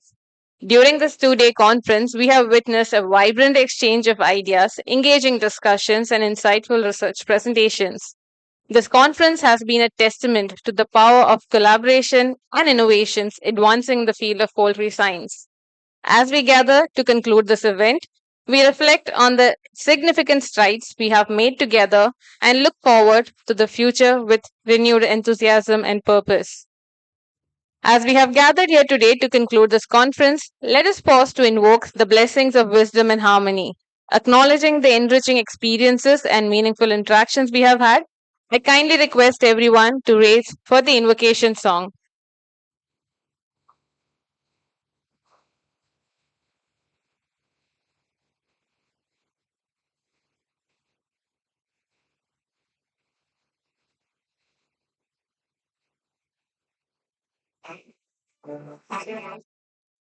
வாழ்வினில் செம்மொழி செய்பவழியே மாண்புகிறியே என் தமிழ் தாயே வீழ்வாரை வீழாது அப்பவழியே வீரனின் வீரமும் வெற்றியும் தீயே தாண்டிடும் இல்லை உனை விடுத்தேனோ தமிழன் நாடும் தனை குனிவேனோ சூழ்ந்தின்பம் நல்கிடும் ஐந்தமிழம் தோன்றுடல் நீ உயிர் நான் மறப்பேனோ சிங்கம் செய்ய நினை மூச்சிலை உனக்கடித்தேனே மைந்தாயனில் மைந்து போகுவன் வாழ்வு தன்னிலை உனக்கேனே எனக்கும் உந்திய நாடினில் அறிவுமில்லாத மொய்த்தனன் மனிதரா புது புனல் மீது செந்தாமரை காடு முத்தது போல செழித்த என் தமிழே ஒளியே வாழி செழித்த என் தமிழே ஒளியே வாழி செழித்த என் ஒளியே.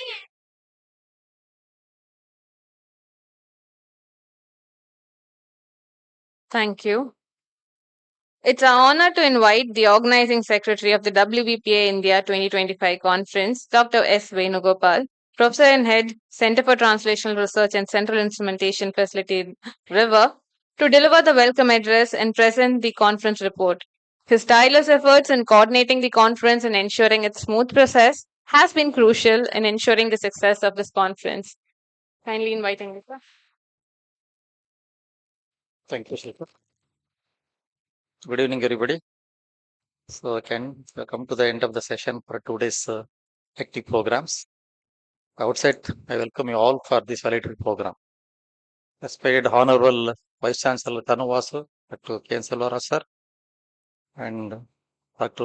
Nadeem Fairoz sir, who is a retired and former professor and head KVAS, Karnataka University, and Dr. Visajian, Dean, River, and also convener of this conference, and Dr. Jitendra Varmaji, President of the WPA, Dr. Shirish Nigam, General Secretary, and all the invited guests, faculties, scientists, students, and friends, and ladies and gentlemen. So, just I'm here to give a brief welcome address and also a brief report about these two conferences. So, when we plan for a plenary session, we are thinking of the whom to invite the guest. Our dean said we will invite the Honorable Vice Chancellor Dr. Selvaraj. Moment he telephoned, within 5 minutes he agreed. But with all his busy schedule, the end of the budget session and the financial conditions, March ending, extremely happy to invite you, sir. We welcome you on behalf of the organizing secretary, WSN, and we are our committee, and on behalf of the river also welcome you to this valedictory program. And second is Dr. Nadeem Fairoz. You know him very well and is my beloved teacher. I learned mid-science basic from him only. And due to some preoccupation, the proposed guest, Dr. Umesh Chandra, was unable to come. Last minute, Dr. Jitendra Sharmaji proposed his name, and as usual, anytime he is welcome and always ready to agree. Welcome you to these programs, are immediately accepted and grace this occasion. Not only for this program, last 2 days is involved in other activities also. Welcome you, sir. And of course, our dean is instrumental behind all these programs, along with Dr. Verma sir. He's a convener and always ready for any of the programs. Of course, he has been guiding force for us. We welcome you for this program.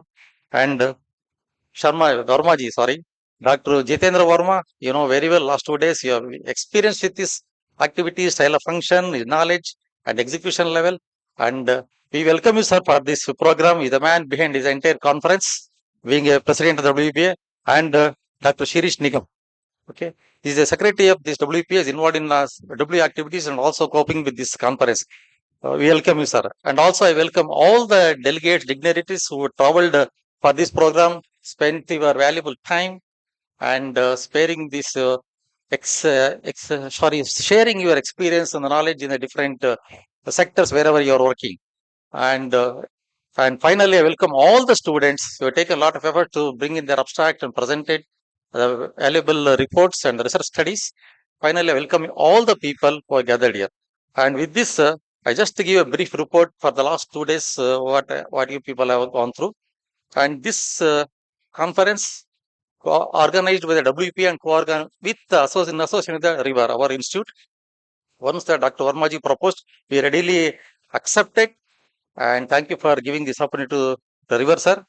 And this program is planned almost about 3 months back, and last couple of weeks only it intensified and we executed all the activities what you have experienced today. So this program planned for 27 and 28 February. We started the 27th with the inauguration 9:30 with Honorable Honorable Secretary of the Animal Husbandry as chief guest, and keynote address given by the Dr. Tarun Sridhar and invited speakers. There are about 14. There are different sessions for planned. 4 technical sessions and 6 poster sessions and keynote session and a panel discussion. So out of these 4 technical sessions, it is being present with 16 lead speakers and are all different from the different places of the country, different institutes and even abroad. 2 are from the America, University of Connecticut, our student Dr. Avian Metapneumovirus, and 1 from online president from Pakistan, Dr. Farhan, and Dr. Shang Wan from the Malaysia, and all other dignitaries and this thing. And the unique thing is that most of the presentations in combination with the ICR institutes, university faculties, and industry people. This is a unique thing happens. Usually, most of the conferences are dominated by the academicians or the university faculties. Here, you are equally represented by all the people and abstract about 77 abstracts have been presented, 45 from the students and remaining from the faculties. And there are sessions are conducted simultaneously, technical and poster session. Among the poster sessions, he conducted two, one for the faculty, another for the students. So best poster presents have been awarded prizes. Now presents is going to be distributed, and of course it has been. Hmm? Oh, answer. Oh, sorry, Doctor. Dr. Insa Brihavi from the Buoyant University from Spain. She's also presented a beautiful topic on the mycotoxins. Okay, thank you. So this is about in brief report, and I think all of you enjoyed this program. It's I feel it has been a very good discussion or a confluence between industry, academia, and the students. Hope some students will get some messages about the activity going on in industry, and also industry will get feedbacks on the many of the poster present what research is going on that. With this brief report, I'd like to thank you, everyone.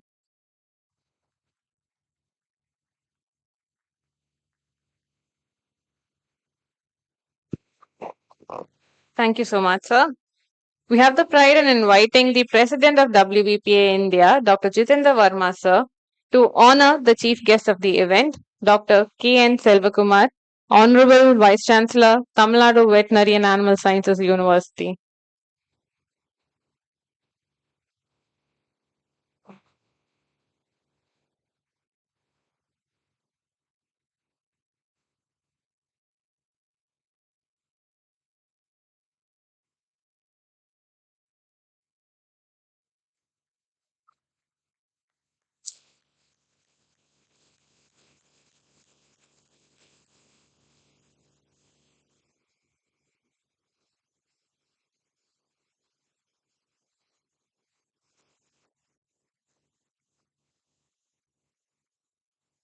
Thank you, sir.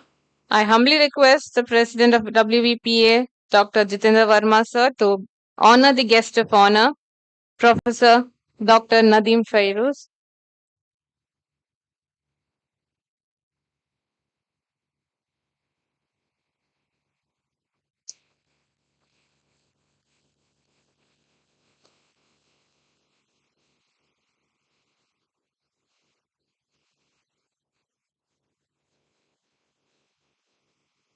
Thank you, sir. I kindly request you to honor the Dean and convener for this conference, Dr. V. Sejin.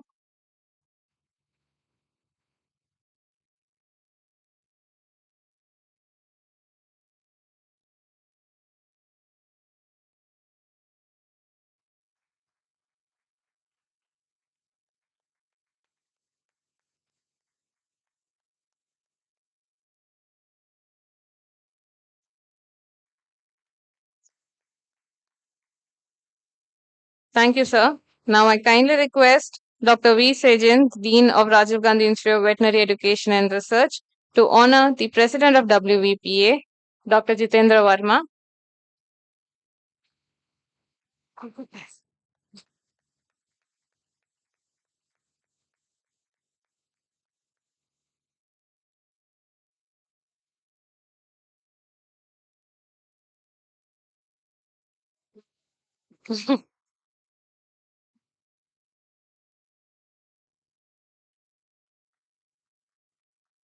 I kindly request the Dean, sir, to honor the Secretary of WVPA India, Dr. Shirish Nigam.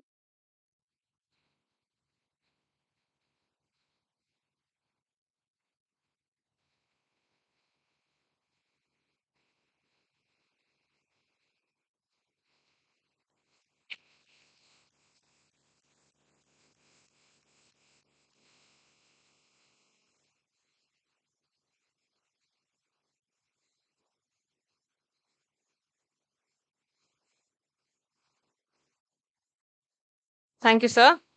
Now I humbly request Dr. Bichitra Banman to honor the Organizing Secretary of WVPA India 2025 Conference, Dr. S. Venugopal.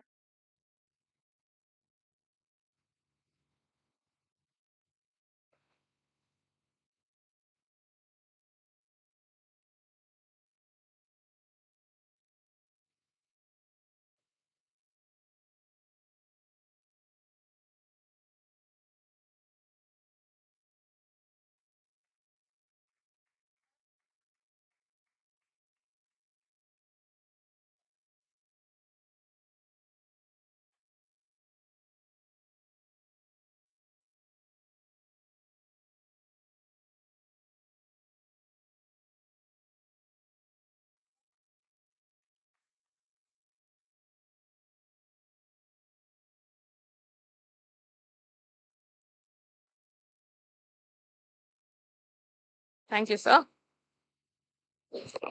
It takes an effectively coordinated team's effort to organize and ensure the success of an event. So, as to sustain this, one has to be led by an optimistic and visionary group of leaders. We have the pleasure to have such leaders who were on the front run taking the team ahead. It's a pleasure to invite one among the leaders, the convener of the WVPA India Conference 2025 and the Dean of Rajiv Gandhi Institute of Veterinary Education and Research, Puducherry, Dr. V. Sejin, to address the gathering.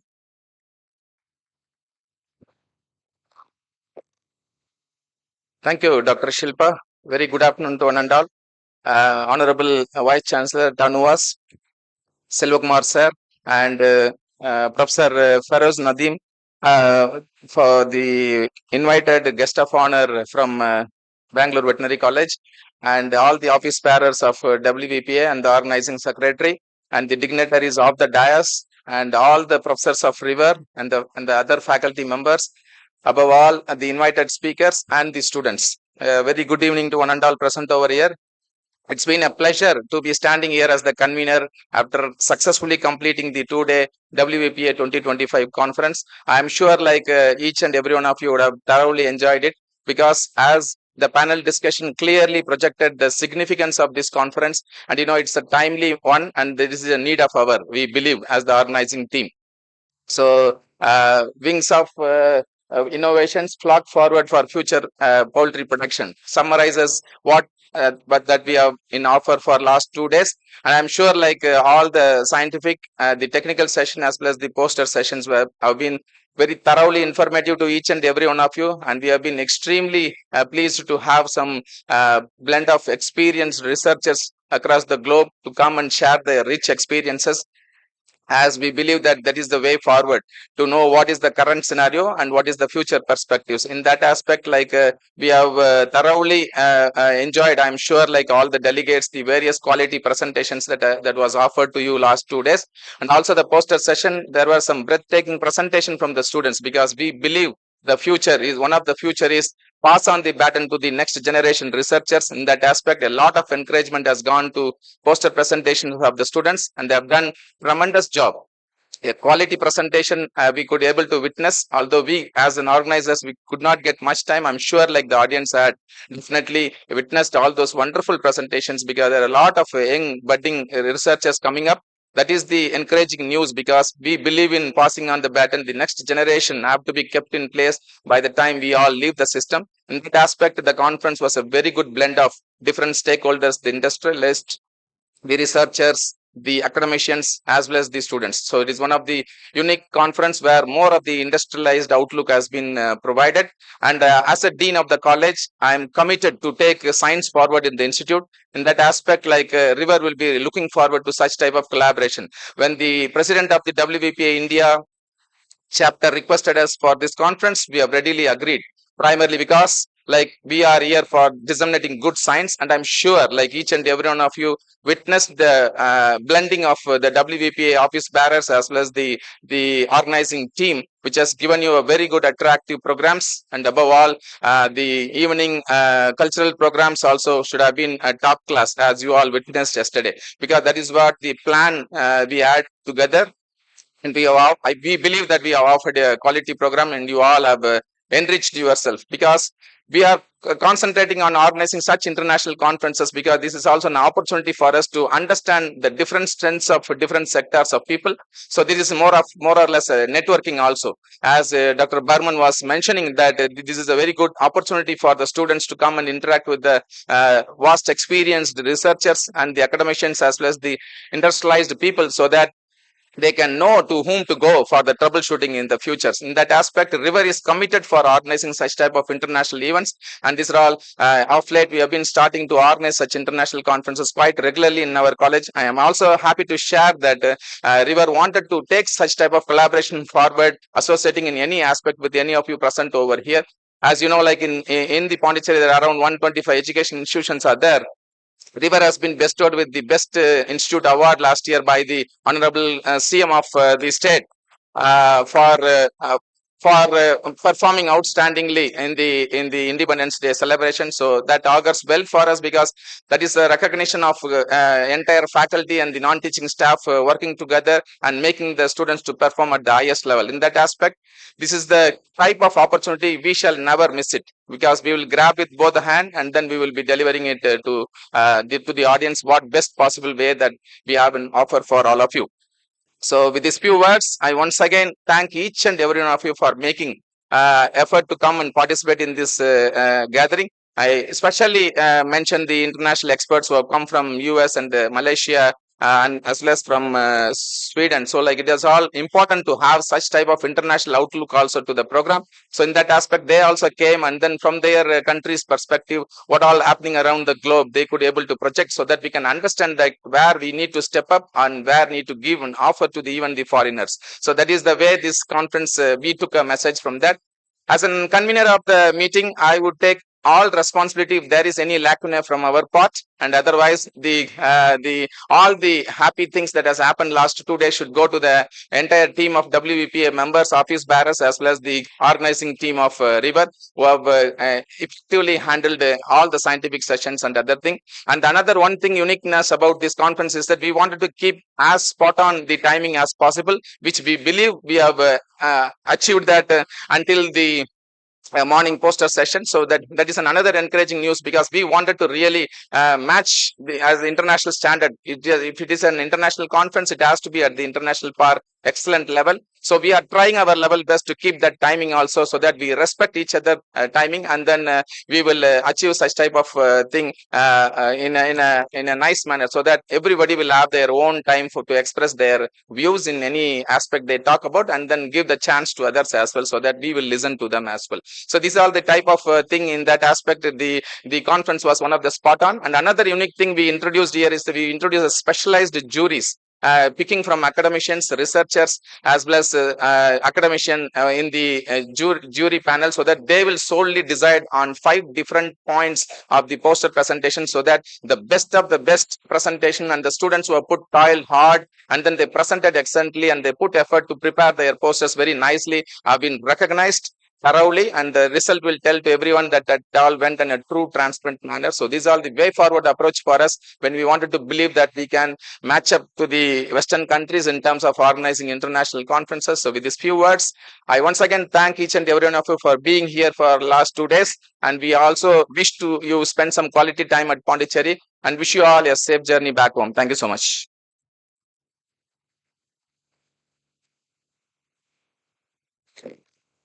Thank you so much, sir. We have the honor in inviting yet another pillar of strength who has been among us in the front runner, and a visionary and optimistic leader, determined to make this conference the best experience to all the participants and also to ensure the success of this conference. We have the honor in inviting the President of WVPA India, Dr. Jitendra Verma, to address the gathering.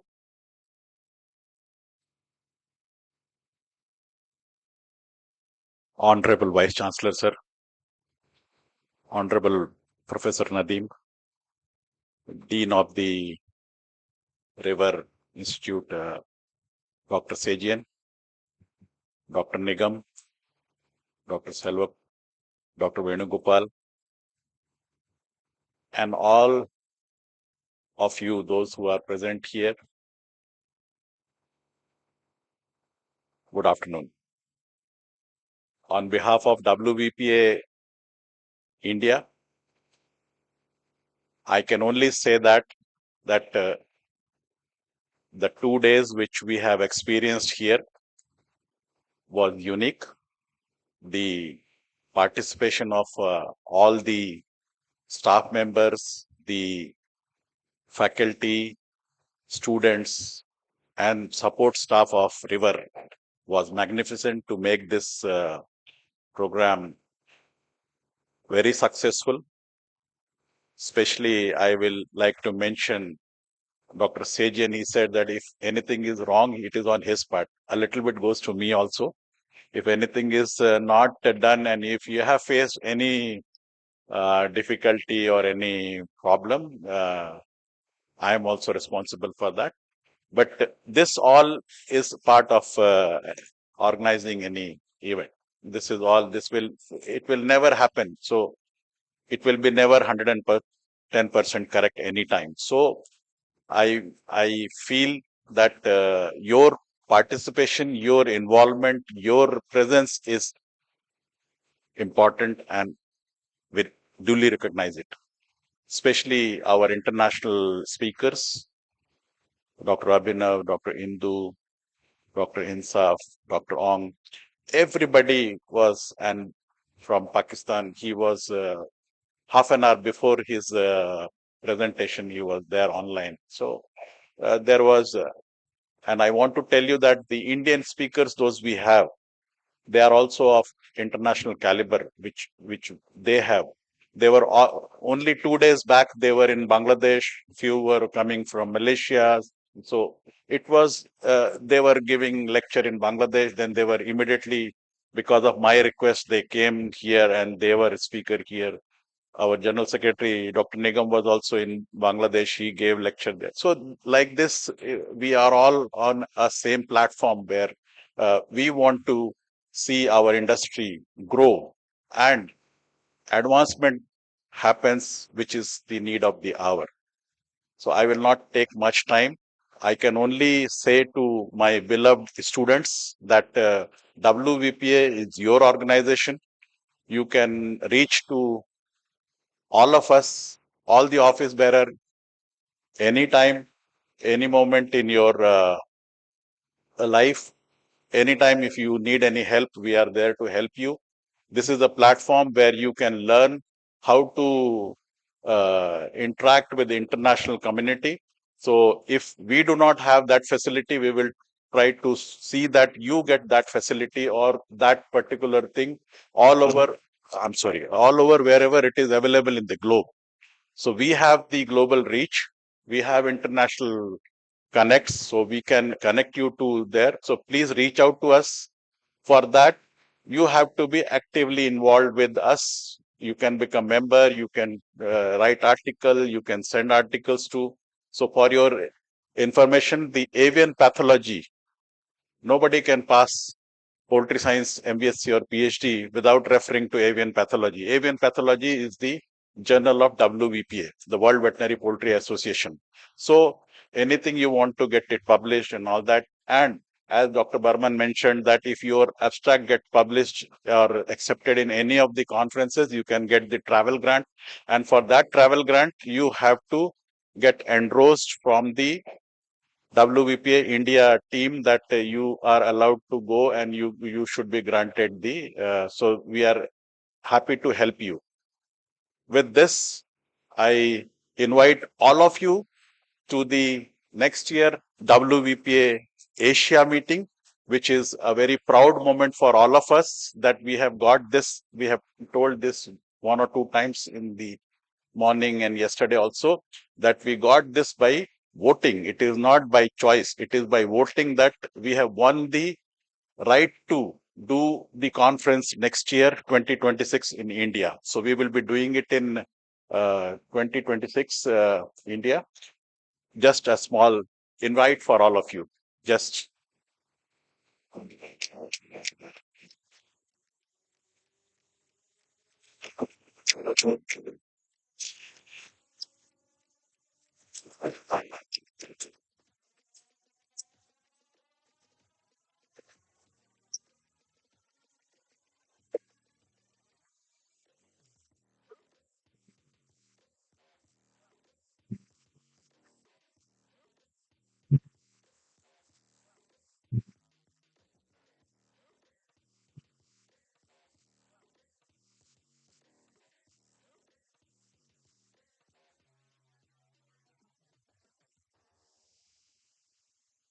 thank you. So you all are invited October 9th, 10th, 2026, New Delhi for WVPA Asia meeting. Thank you.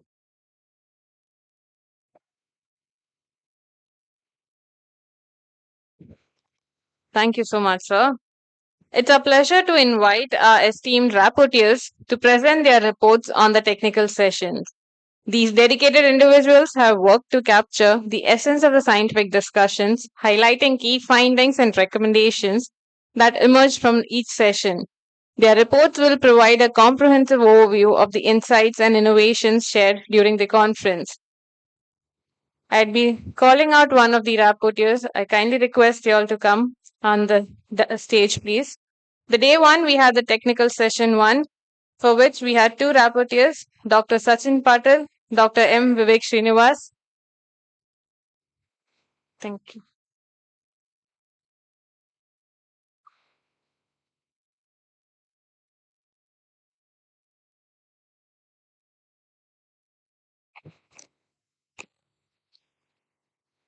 Respected dignitaries, members, and participants, it's a privilege to deliver the report for the session one.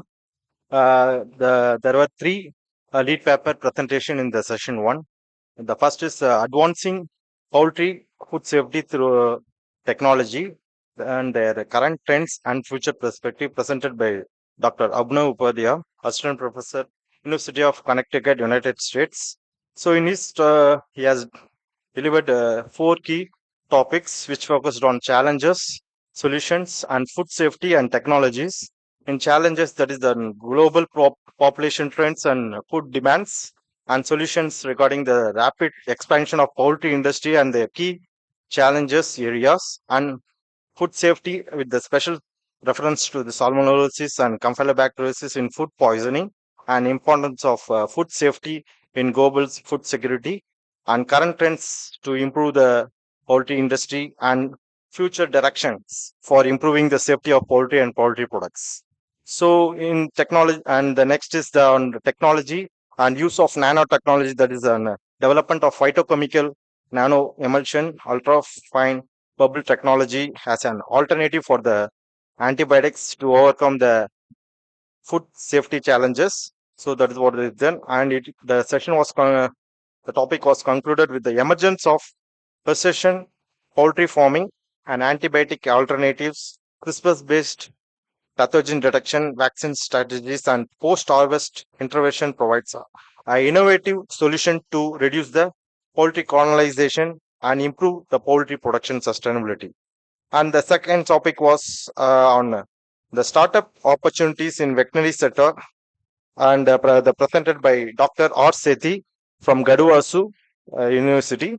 And the topic covered by him or that is on the introduction about the veterinary sectors and emerging startup trends in the veterinary sectors, and the special reference with this Gaduvasu, a catalyst for the veterinary startup, and challenges and way forward, and future prospects for veterinary startups. So this was his and the session. The topic was concluded with the veterinary sector hold vast potential for startup to drive innovation in animal healthcare. And in this special reference was the Gaduvasu ecosystem as an funding R&D support and market network to build impactful business. And the last, the speaker, that is the topic on toxicokinetics and toxicity of common modified emerging mycotoxin in poultry by Dr. Insaf. And the topics covered were the introduction of mycotoxicosis and mycotoxins by field fungus like Fusarium and Alternatia and Claviceps, and their toxicokinetics and their exposures, and also discussed more on the common mycotoxins in the field like aflatoxicosis and zearalenone T2 toxins, etc., and their detrimental effect over the exposures, and also discussed more on this modified and emerging toxins like eniacin and butyrovirsin. So these are the novel toxins, emerging things. And this conclusion, the topic was concluded with the mycotoxin detoxifying solution in the diets is essential to enhance to protect the animal health and performance, as well as the final product safety in the poultry productions. So with this, the session was concluded. Thank you all for giving the privilege to deliver the report. Thank you.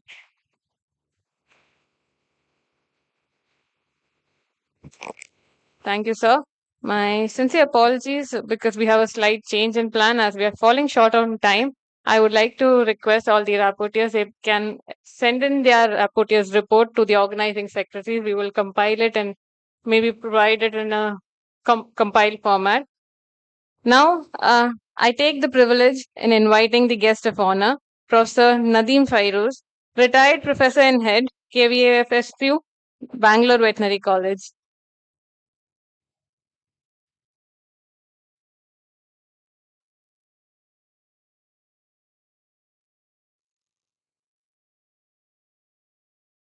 Honorable Vice Chancellor, Dr. K.N. Selvakumar, the President, World Veterinary, Dr. Verma, Dean, Dr. Sidian, Vice President, Dr. Sirish, and Organizing Secretary, Dr. Venu, and dignitaries of the dais, senior person, the students, and the industry personnel. Though I was a accident invitee for the valedictory function, I was very much part and parcel of the 2-day program as well as the previous day's dinner. So I had the experience of the whole activity which went on. It was a marvelous experience for me, basically because the participation here after the inauguration, all the industry people used to get out of the pandal or the hall and go away. This is possibly the first time I saw all the industry people sat through and participated in all the proceedings which were happening. This is one fantastic take-home message for all of us, the current and the past academicians. Unless this kind of relationship develops, it will be very difficult to move forward. One, for the young graduates to get jobs, and number two, the industry to get right people for right job in a competitive market. This is number one. Number two, I am sure the industry people in every front, all the talents of the people local, they were witnessed everything. I think for the president's mood, I think the whole ambience was fantastic. Now, the president of WPA should build the cat.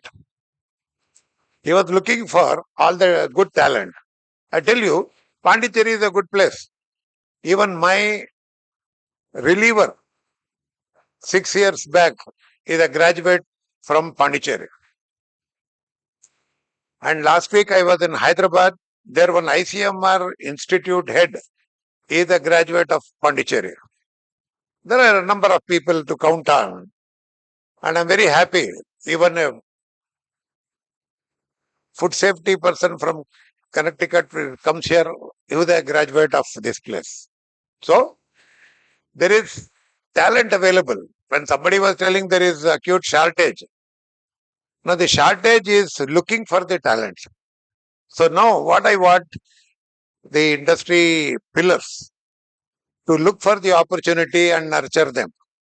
You can have an incubation center of your own and you can nurture the talent available, make them suitable for your needs, and you can take them. Our organizing secretary is one of the authors of a very fine book on poultry production. That itself is a testimony what kind of talent you have in Pondicherry College. So my friend Dr. Mandal, he can give jitters to the commercial meat processing units. Now, every one of you who goes by road has to show your belongings to the police on the way. The alcoholic beverages, the prices are very less in Pondicherry. When you go out, your baggages are checked. I wish you prepare chicken products also in that way, that along with the alcoholic beverages, your luggages have to be checked for meat products which are carried from Pondicherry in future.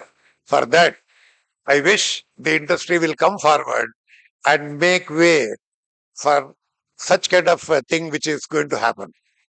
It's really an eye opener for both of you. For the people who are the academics and the people who have come from the industry. Now, we had all the discussions for 2 days and we had a very nice time spent here. But I request the Dean to continue this kind of an activity. He has got rich experience working in under ICR system and he was there for a long time in Bangalore, and probably that experience what he had, he has been doing such a wonderful job here. I wish he continues his services and puts the map of river Pondicherry onto the veterinary map of India and brings about some more things like yesterday's the secretary himself was telling him about the projects and all that. I'm sure the poultry operations in Pondicherry have a great future with all this. Now with this, I thank the organizers for giving me an opportunity. I wish you all the best. Thank you.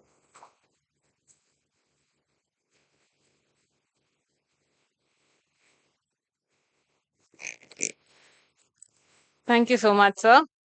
Now, it's a pleasure to recognize and celebrate the outstanding contributions of our young researchers. The poster presentations showcased the creativity and excellence of our participants, and we are honored to recognize their achievements. We will now proceed to announce the winners of the poster session. We have the session 1, which was on recent trends and emerging diseases in poultry and vaccinology. Under the faculty section, the first prize goes to Dr. D. Selvi.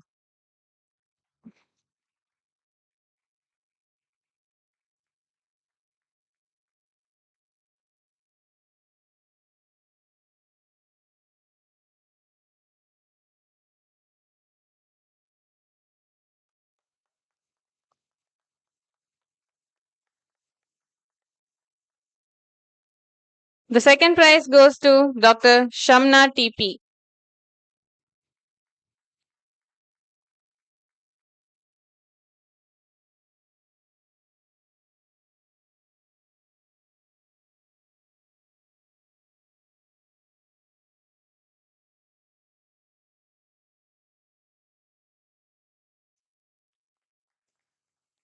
The third prize goes to Dr. S. Muthukumar.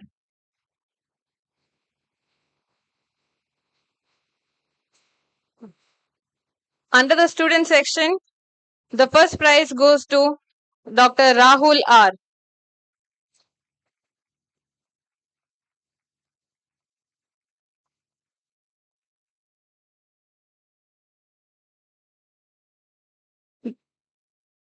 The second prize under the student section goes to Dr. C. Reddy. Vignatej Reddy.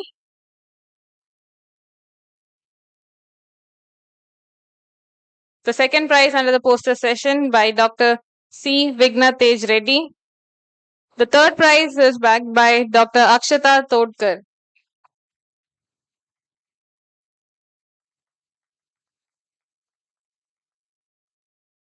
The second section was on research advances in poultry management and welfare.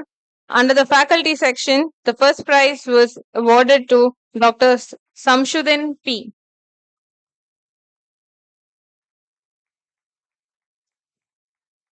The second prize by Dr. A.P. Madhusudan.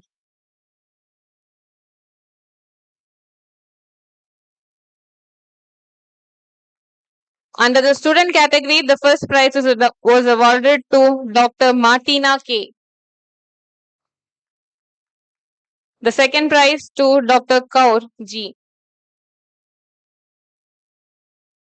And the third prize to Dr. Yashwant Kumar.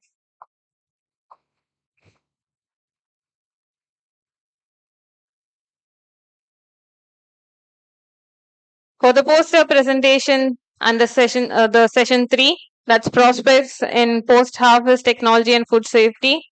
Under the faculty section, the first prize was awarded to Dr. Ragi Radhakrishnan.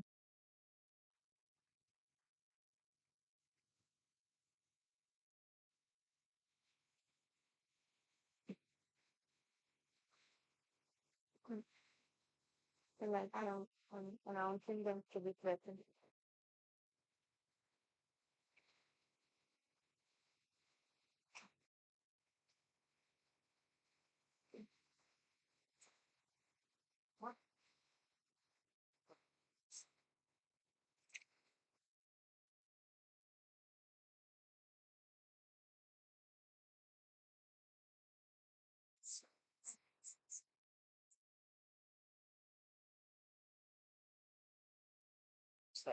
I'll call the right order. Probably taking because of the busy they're asking them to come.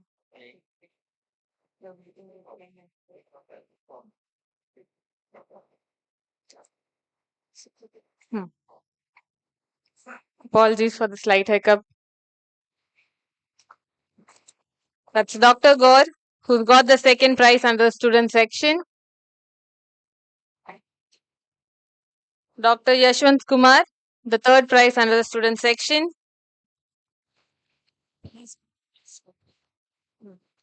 Dr. Ragi Radhakrishnan, the first prize under the poster session 3.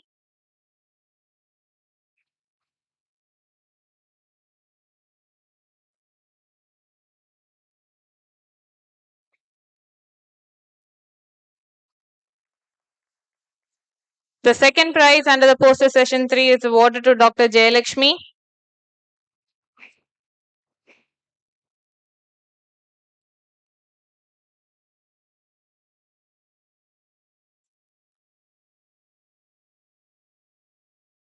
Under student section, the first prize goes to Dr. Jeevan JV.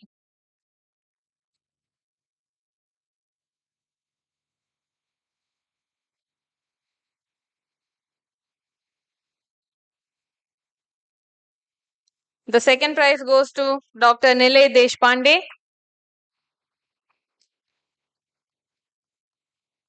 Dr. Nilay. The third prize goes to Dr. Sai Sivakumar.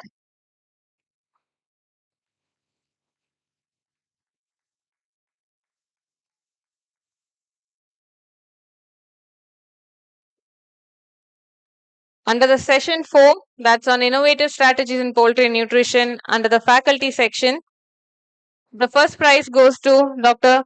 Hanumantan Rao. Dr. Hanumantan Rao. Okay. The second prize goes to Dr. S. Mohana.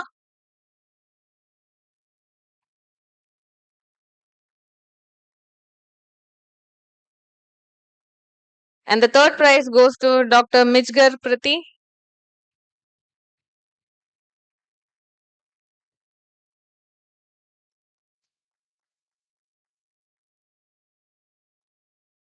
Under the student section for this session, we have two first prize holders. The first one being Dr. Divya, Dr. Kupi Reddy Divya.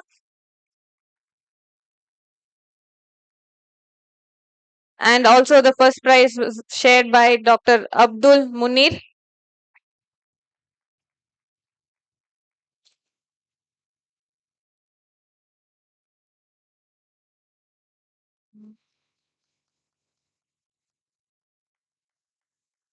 The second prize is backed by Dr. Yamini Soundaryamurthy.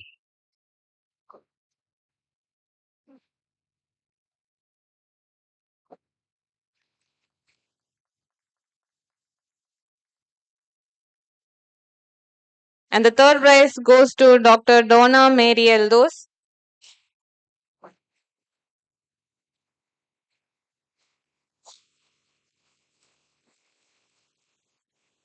Under the session 5, that's on novel methodologies in breeding strategies and implementation of biotechnological techniques, the first prize was awarded to Dr. Kausigaraj P.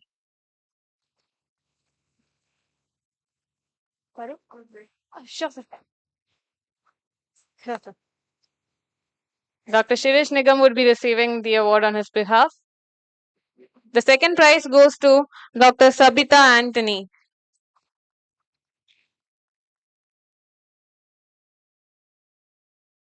And the third prize goes to Dr. T.C. Balamurgan.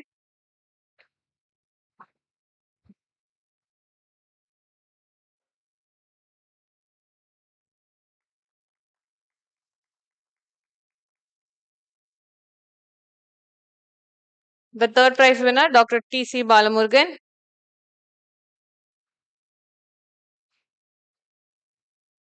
Under the student category, the first prize goes to Dr. Anjana P.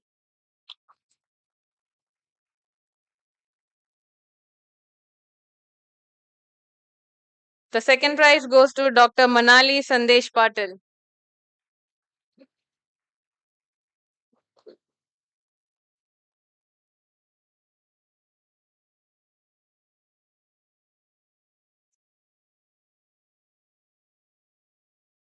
And the third prize goes to Dr. Kashid.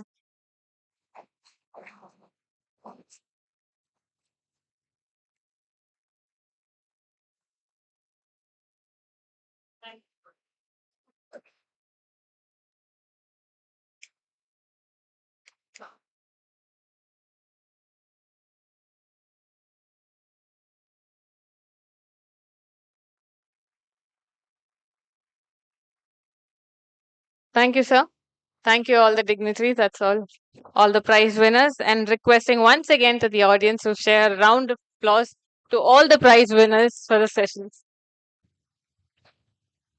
I'd also like to place on record our sincere appreciation to all the participants for the sessions. Now, I have the honor in introducing our guest of honor, a chief guest for the event, Dr. K.N. Selvakumar, born in Erode district of Tamil Nadu. During his service at the Tamil Nadu Veterinary and Animal Sciences University, he headed the Department of Animal Husbandry Economics, Madras Veterinary College, and became the Dean, Veterinary College and Research Institute, Orthanadu, the Controller of Examinations in charge, the Director of Distance Education, and the Dean, Madras Veterinary College, Chennai, and took charge as the Vice Chancellor of Tanuvas on 8th April 2021. Under the guidance of Professor M.S. Swaminathan, he developed Technology Achievement Index for Indian livestock sector. His works on evaluation of major livestock schemes of Tamil Nadu, milk price policy model, impact evaluation, and research prioritization are acclaimed high. He was trained on farm business and financial management at the University of Queensland, Australia. He has brought several administrative reforms, and under his leadership, Tanuvas is reaching new heights, which is evident from the NIRF ranking, wherein they are 17th among the agriculture and allied sector category and first among the state veterinary universities. We have the utmost privilege and honor in inviting the chief guest for the event, Dr. K.N. Selvakumar, Honorable Vice Chancellor, Tanuvas.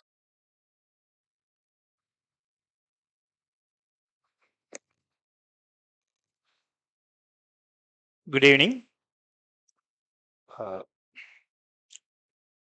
Dr. Jitendra Verma, President of World Veterinary Poultry Association India. Dr. Nadeem, who is my good old friend. Dr. V. Sajan, Dean, Rajiv Gandhi Institute of Veterinary Education Research, Puducherry, and convener of this conference.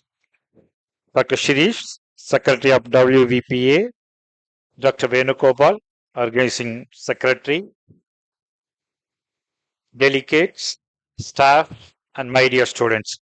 I am really extremely happy to be here in the WVPA India Conference 2025 on Wings of Innovations, Flock Forward for Future Poultry Production, organized by River Pondicherry. We all know the importance of Indian poultry sector. This Indian poultry industry has transformed from a humble backyard activity to a major commercial activity in a matter of 4 decades with mammoth investment in terms of money, science, and technology. Poultry is an important contributor to the livestock sector. India is ranked in second in egg production and with a growth rate of 6.87 annual compound growth rate. And the per capita availability, it's 103 eggs per annum. Please remember, this is only availability, it's not consumption.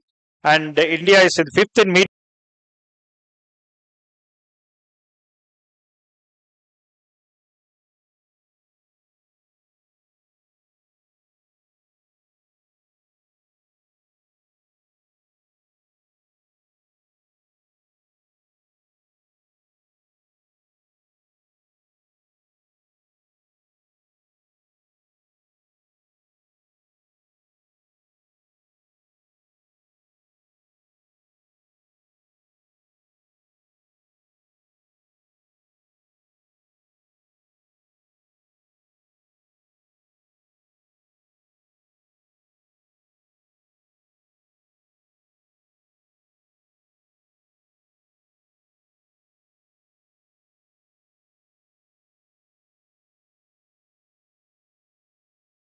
With an per day egg production of 7 crores at Namakkal. And in 90s in Namakkal, the farm's strength increased with a size of 5,000 to 25,000 per farm. The growth of this industry is enormous. A study indicated that approximately 64% of layer farms in Namakkal house has an average of 25,000 birds, and remaining 36% manage more than 50,000 birds. But in the larger category, the average birds per farm is 1,25,000.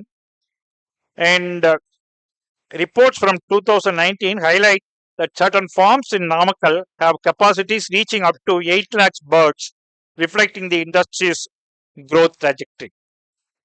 In parallel, the second success story is at Palladam, that's from Coimbatore district. This is regarding broilers. At present, the Palladam area in Coimbatore district, Palladam and Udumalpet area, are producing about 60 lakhs birds, broiler birds per week. Totally, the Tamil Nadu output is 1 crore per 1 crore per week in broiler. 60% is from that Palladam area. Again, the integrators, thanks to Suguna and other integrators and hatchery groups. So these are all the two success stories which I want to mention about the growth of poultry industry in Tamil Nadu. Now, even in the panel discussion, I was mentioning about the government of Tamil Nadu's policy. So both the government of India and the Tamil Nadu government is now promoting backyard poultry farming in rural areas to improve livelihoods. The Indian poultry market is dominated by organized commercial segment, as Dr. Shukla was mentioning, about 80%, while the unorganized rural backyard poultry segment contributes to about 20% of the market share. However, in recent days, this trend has shifted in favor of rural poultry due to the increasing demand for indigenous products by health-conscious consumers and re-emerging interest towards traditional farming system. As per Livestock Census 2019, the number of native chicken population was 317 million, registering 46% increase over previous year, percentage increase, 2012, previous year census. The backyard poultry contributes 18.75 billion numbers to the total egg production of 122 billion numbers in the country. Nearly 15% is from backyard poultry egg. The belief that rearing of indigenous chicken is not a viable business is now changing. With the many educated youths and entrepreneurs taking up this as an enterprise, rural poultry is gradually expanding with the rise on village level heritage farmers, small scale poultry farmers, and entrepreneurs. This change is visible by increasing share of rural poultry from 217 million heads in 2012 to 317 million heads in 2019, a 41% increase. However, still share of rural poultry in national egg production is only 15.37%, and poultry meat production is about 25%. Rural poultry farming using native breed has been the tradition of rural folk since time immemorial. This traditional system of rearing, though it's not comparable to the commercial poultry layers and broilers, is very important as it utilizes available resources in the backyard to provide much needed quality animal protein to the family in a more sustainable way. Tanuvas has established a resource center for indigenous Siruvadi chicken of Tamil Nadu in Chennai and a backyard poultry research and development center in Karur district for conservation and development of backyard poultry. And coming to the constraints, poultry production is an intensive system fully depend on concentrate feed.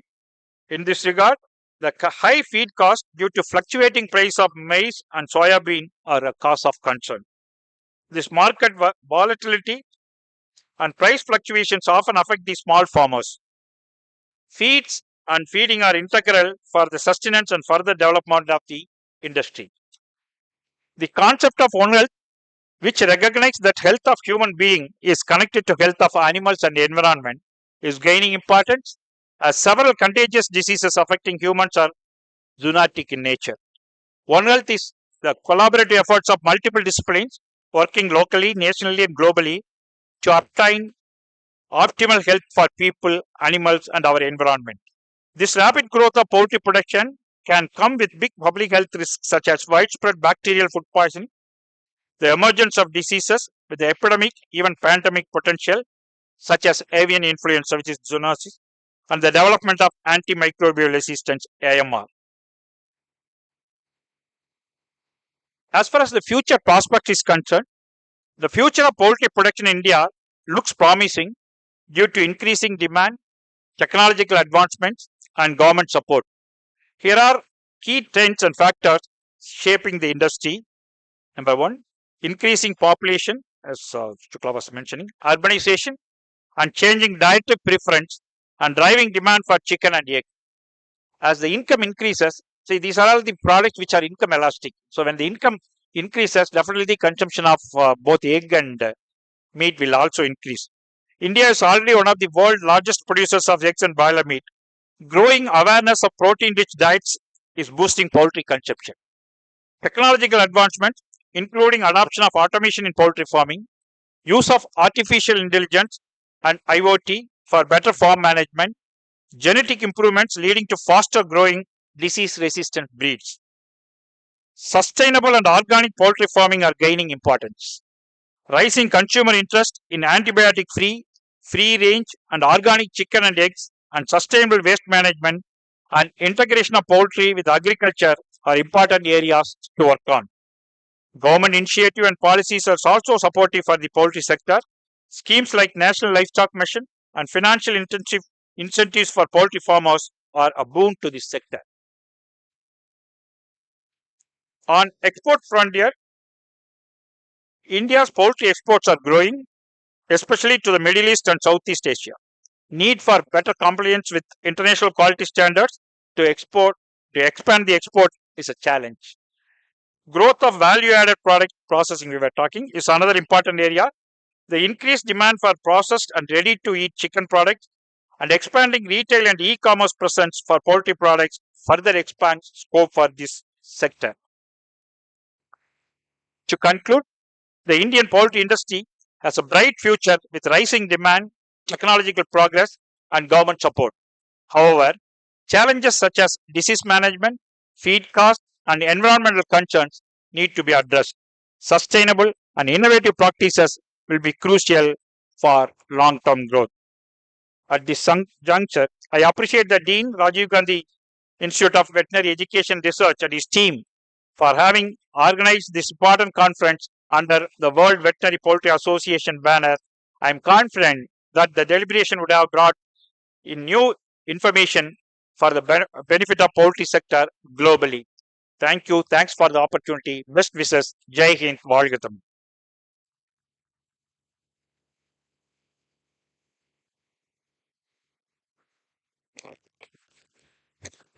Thank you so much on sharing your valuable wisdom, sir.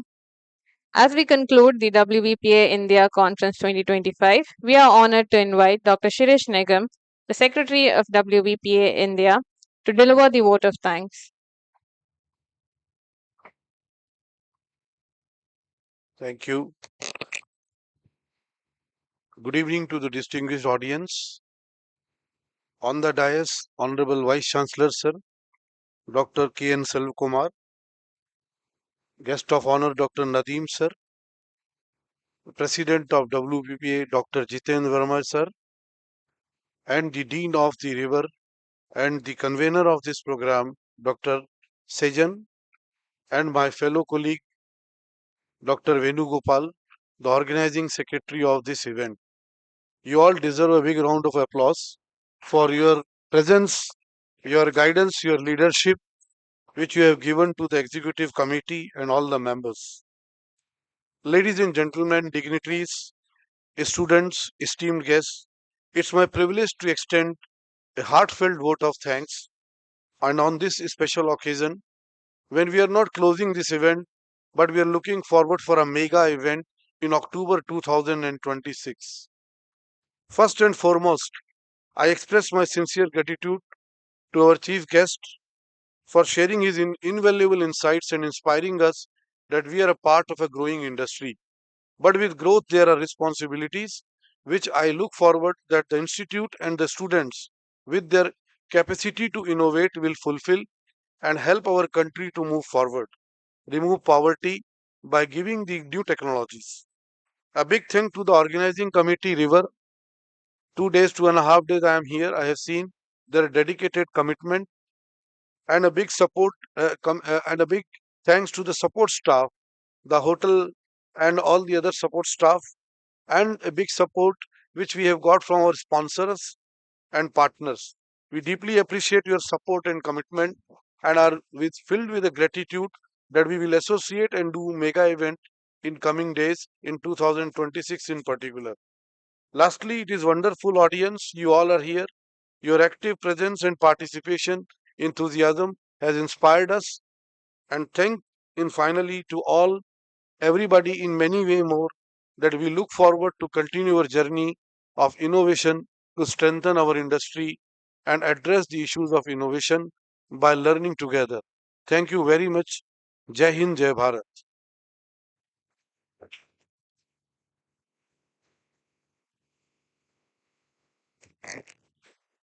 Thank you, sir. I kindly request everyone to raise for the national anthem.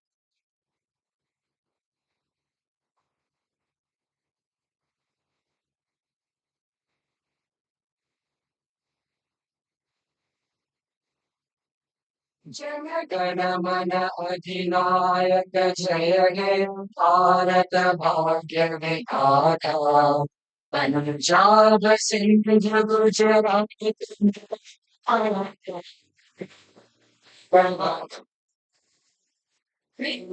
Himachal Yamuna Ganga उच्छल जलधि तरंगा तब शुभ नामे जागे तब शुभ नाम शिष्य मागे तब जय गाथा जनगण मन गण जय हे भारत जय हे जय जय हे जय जय जय हे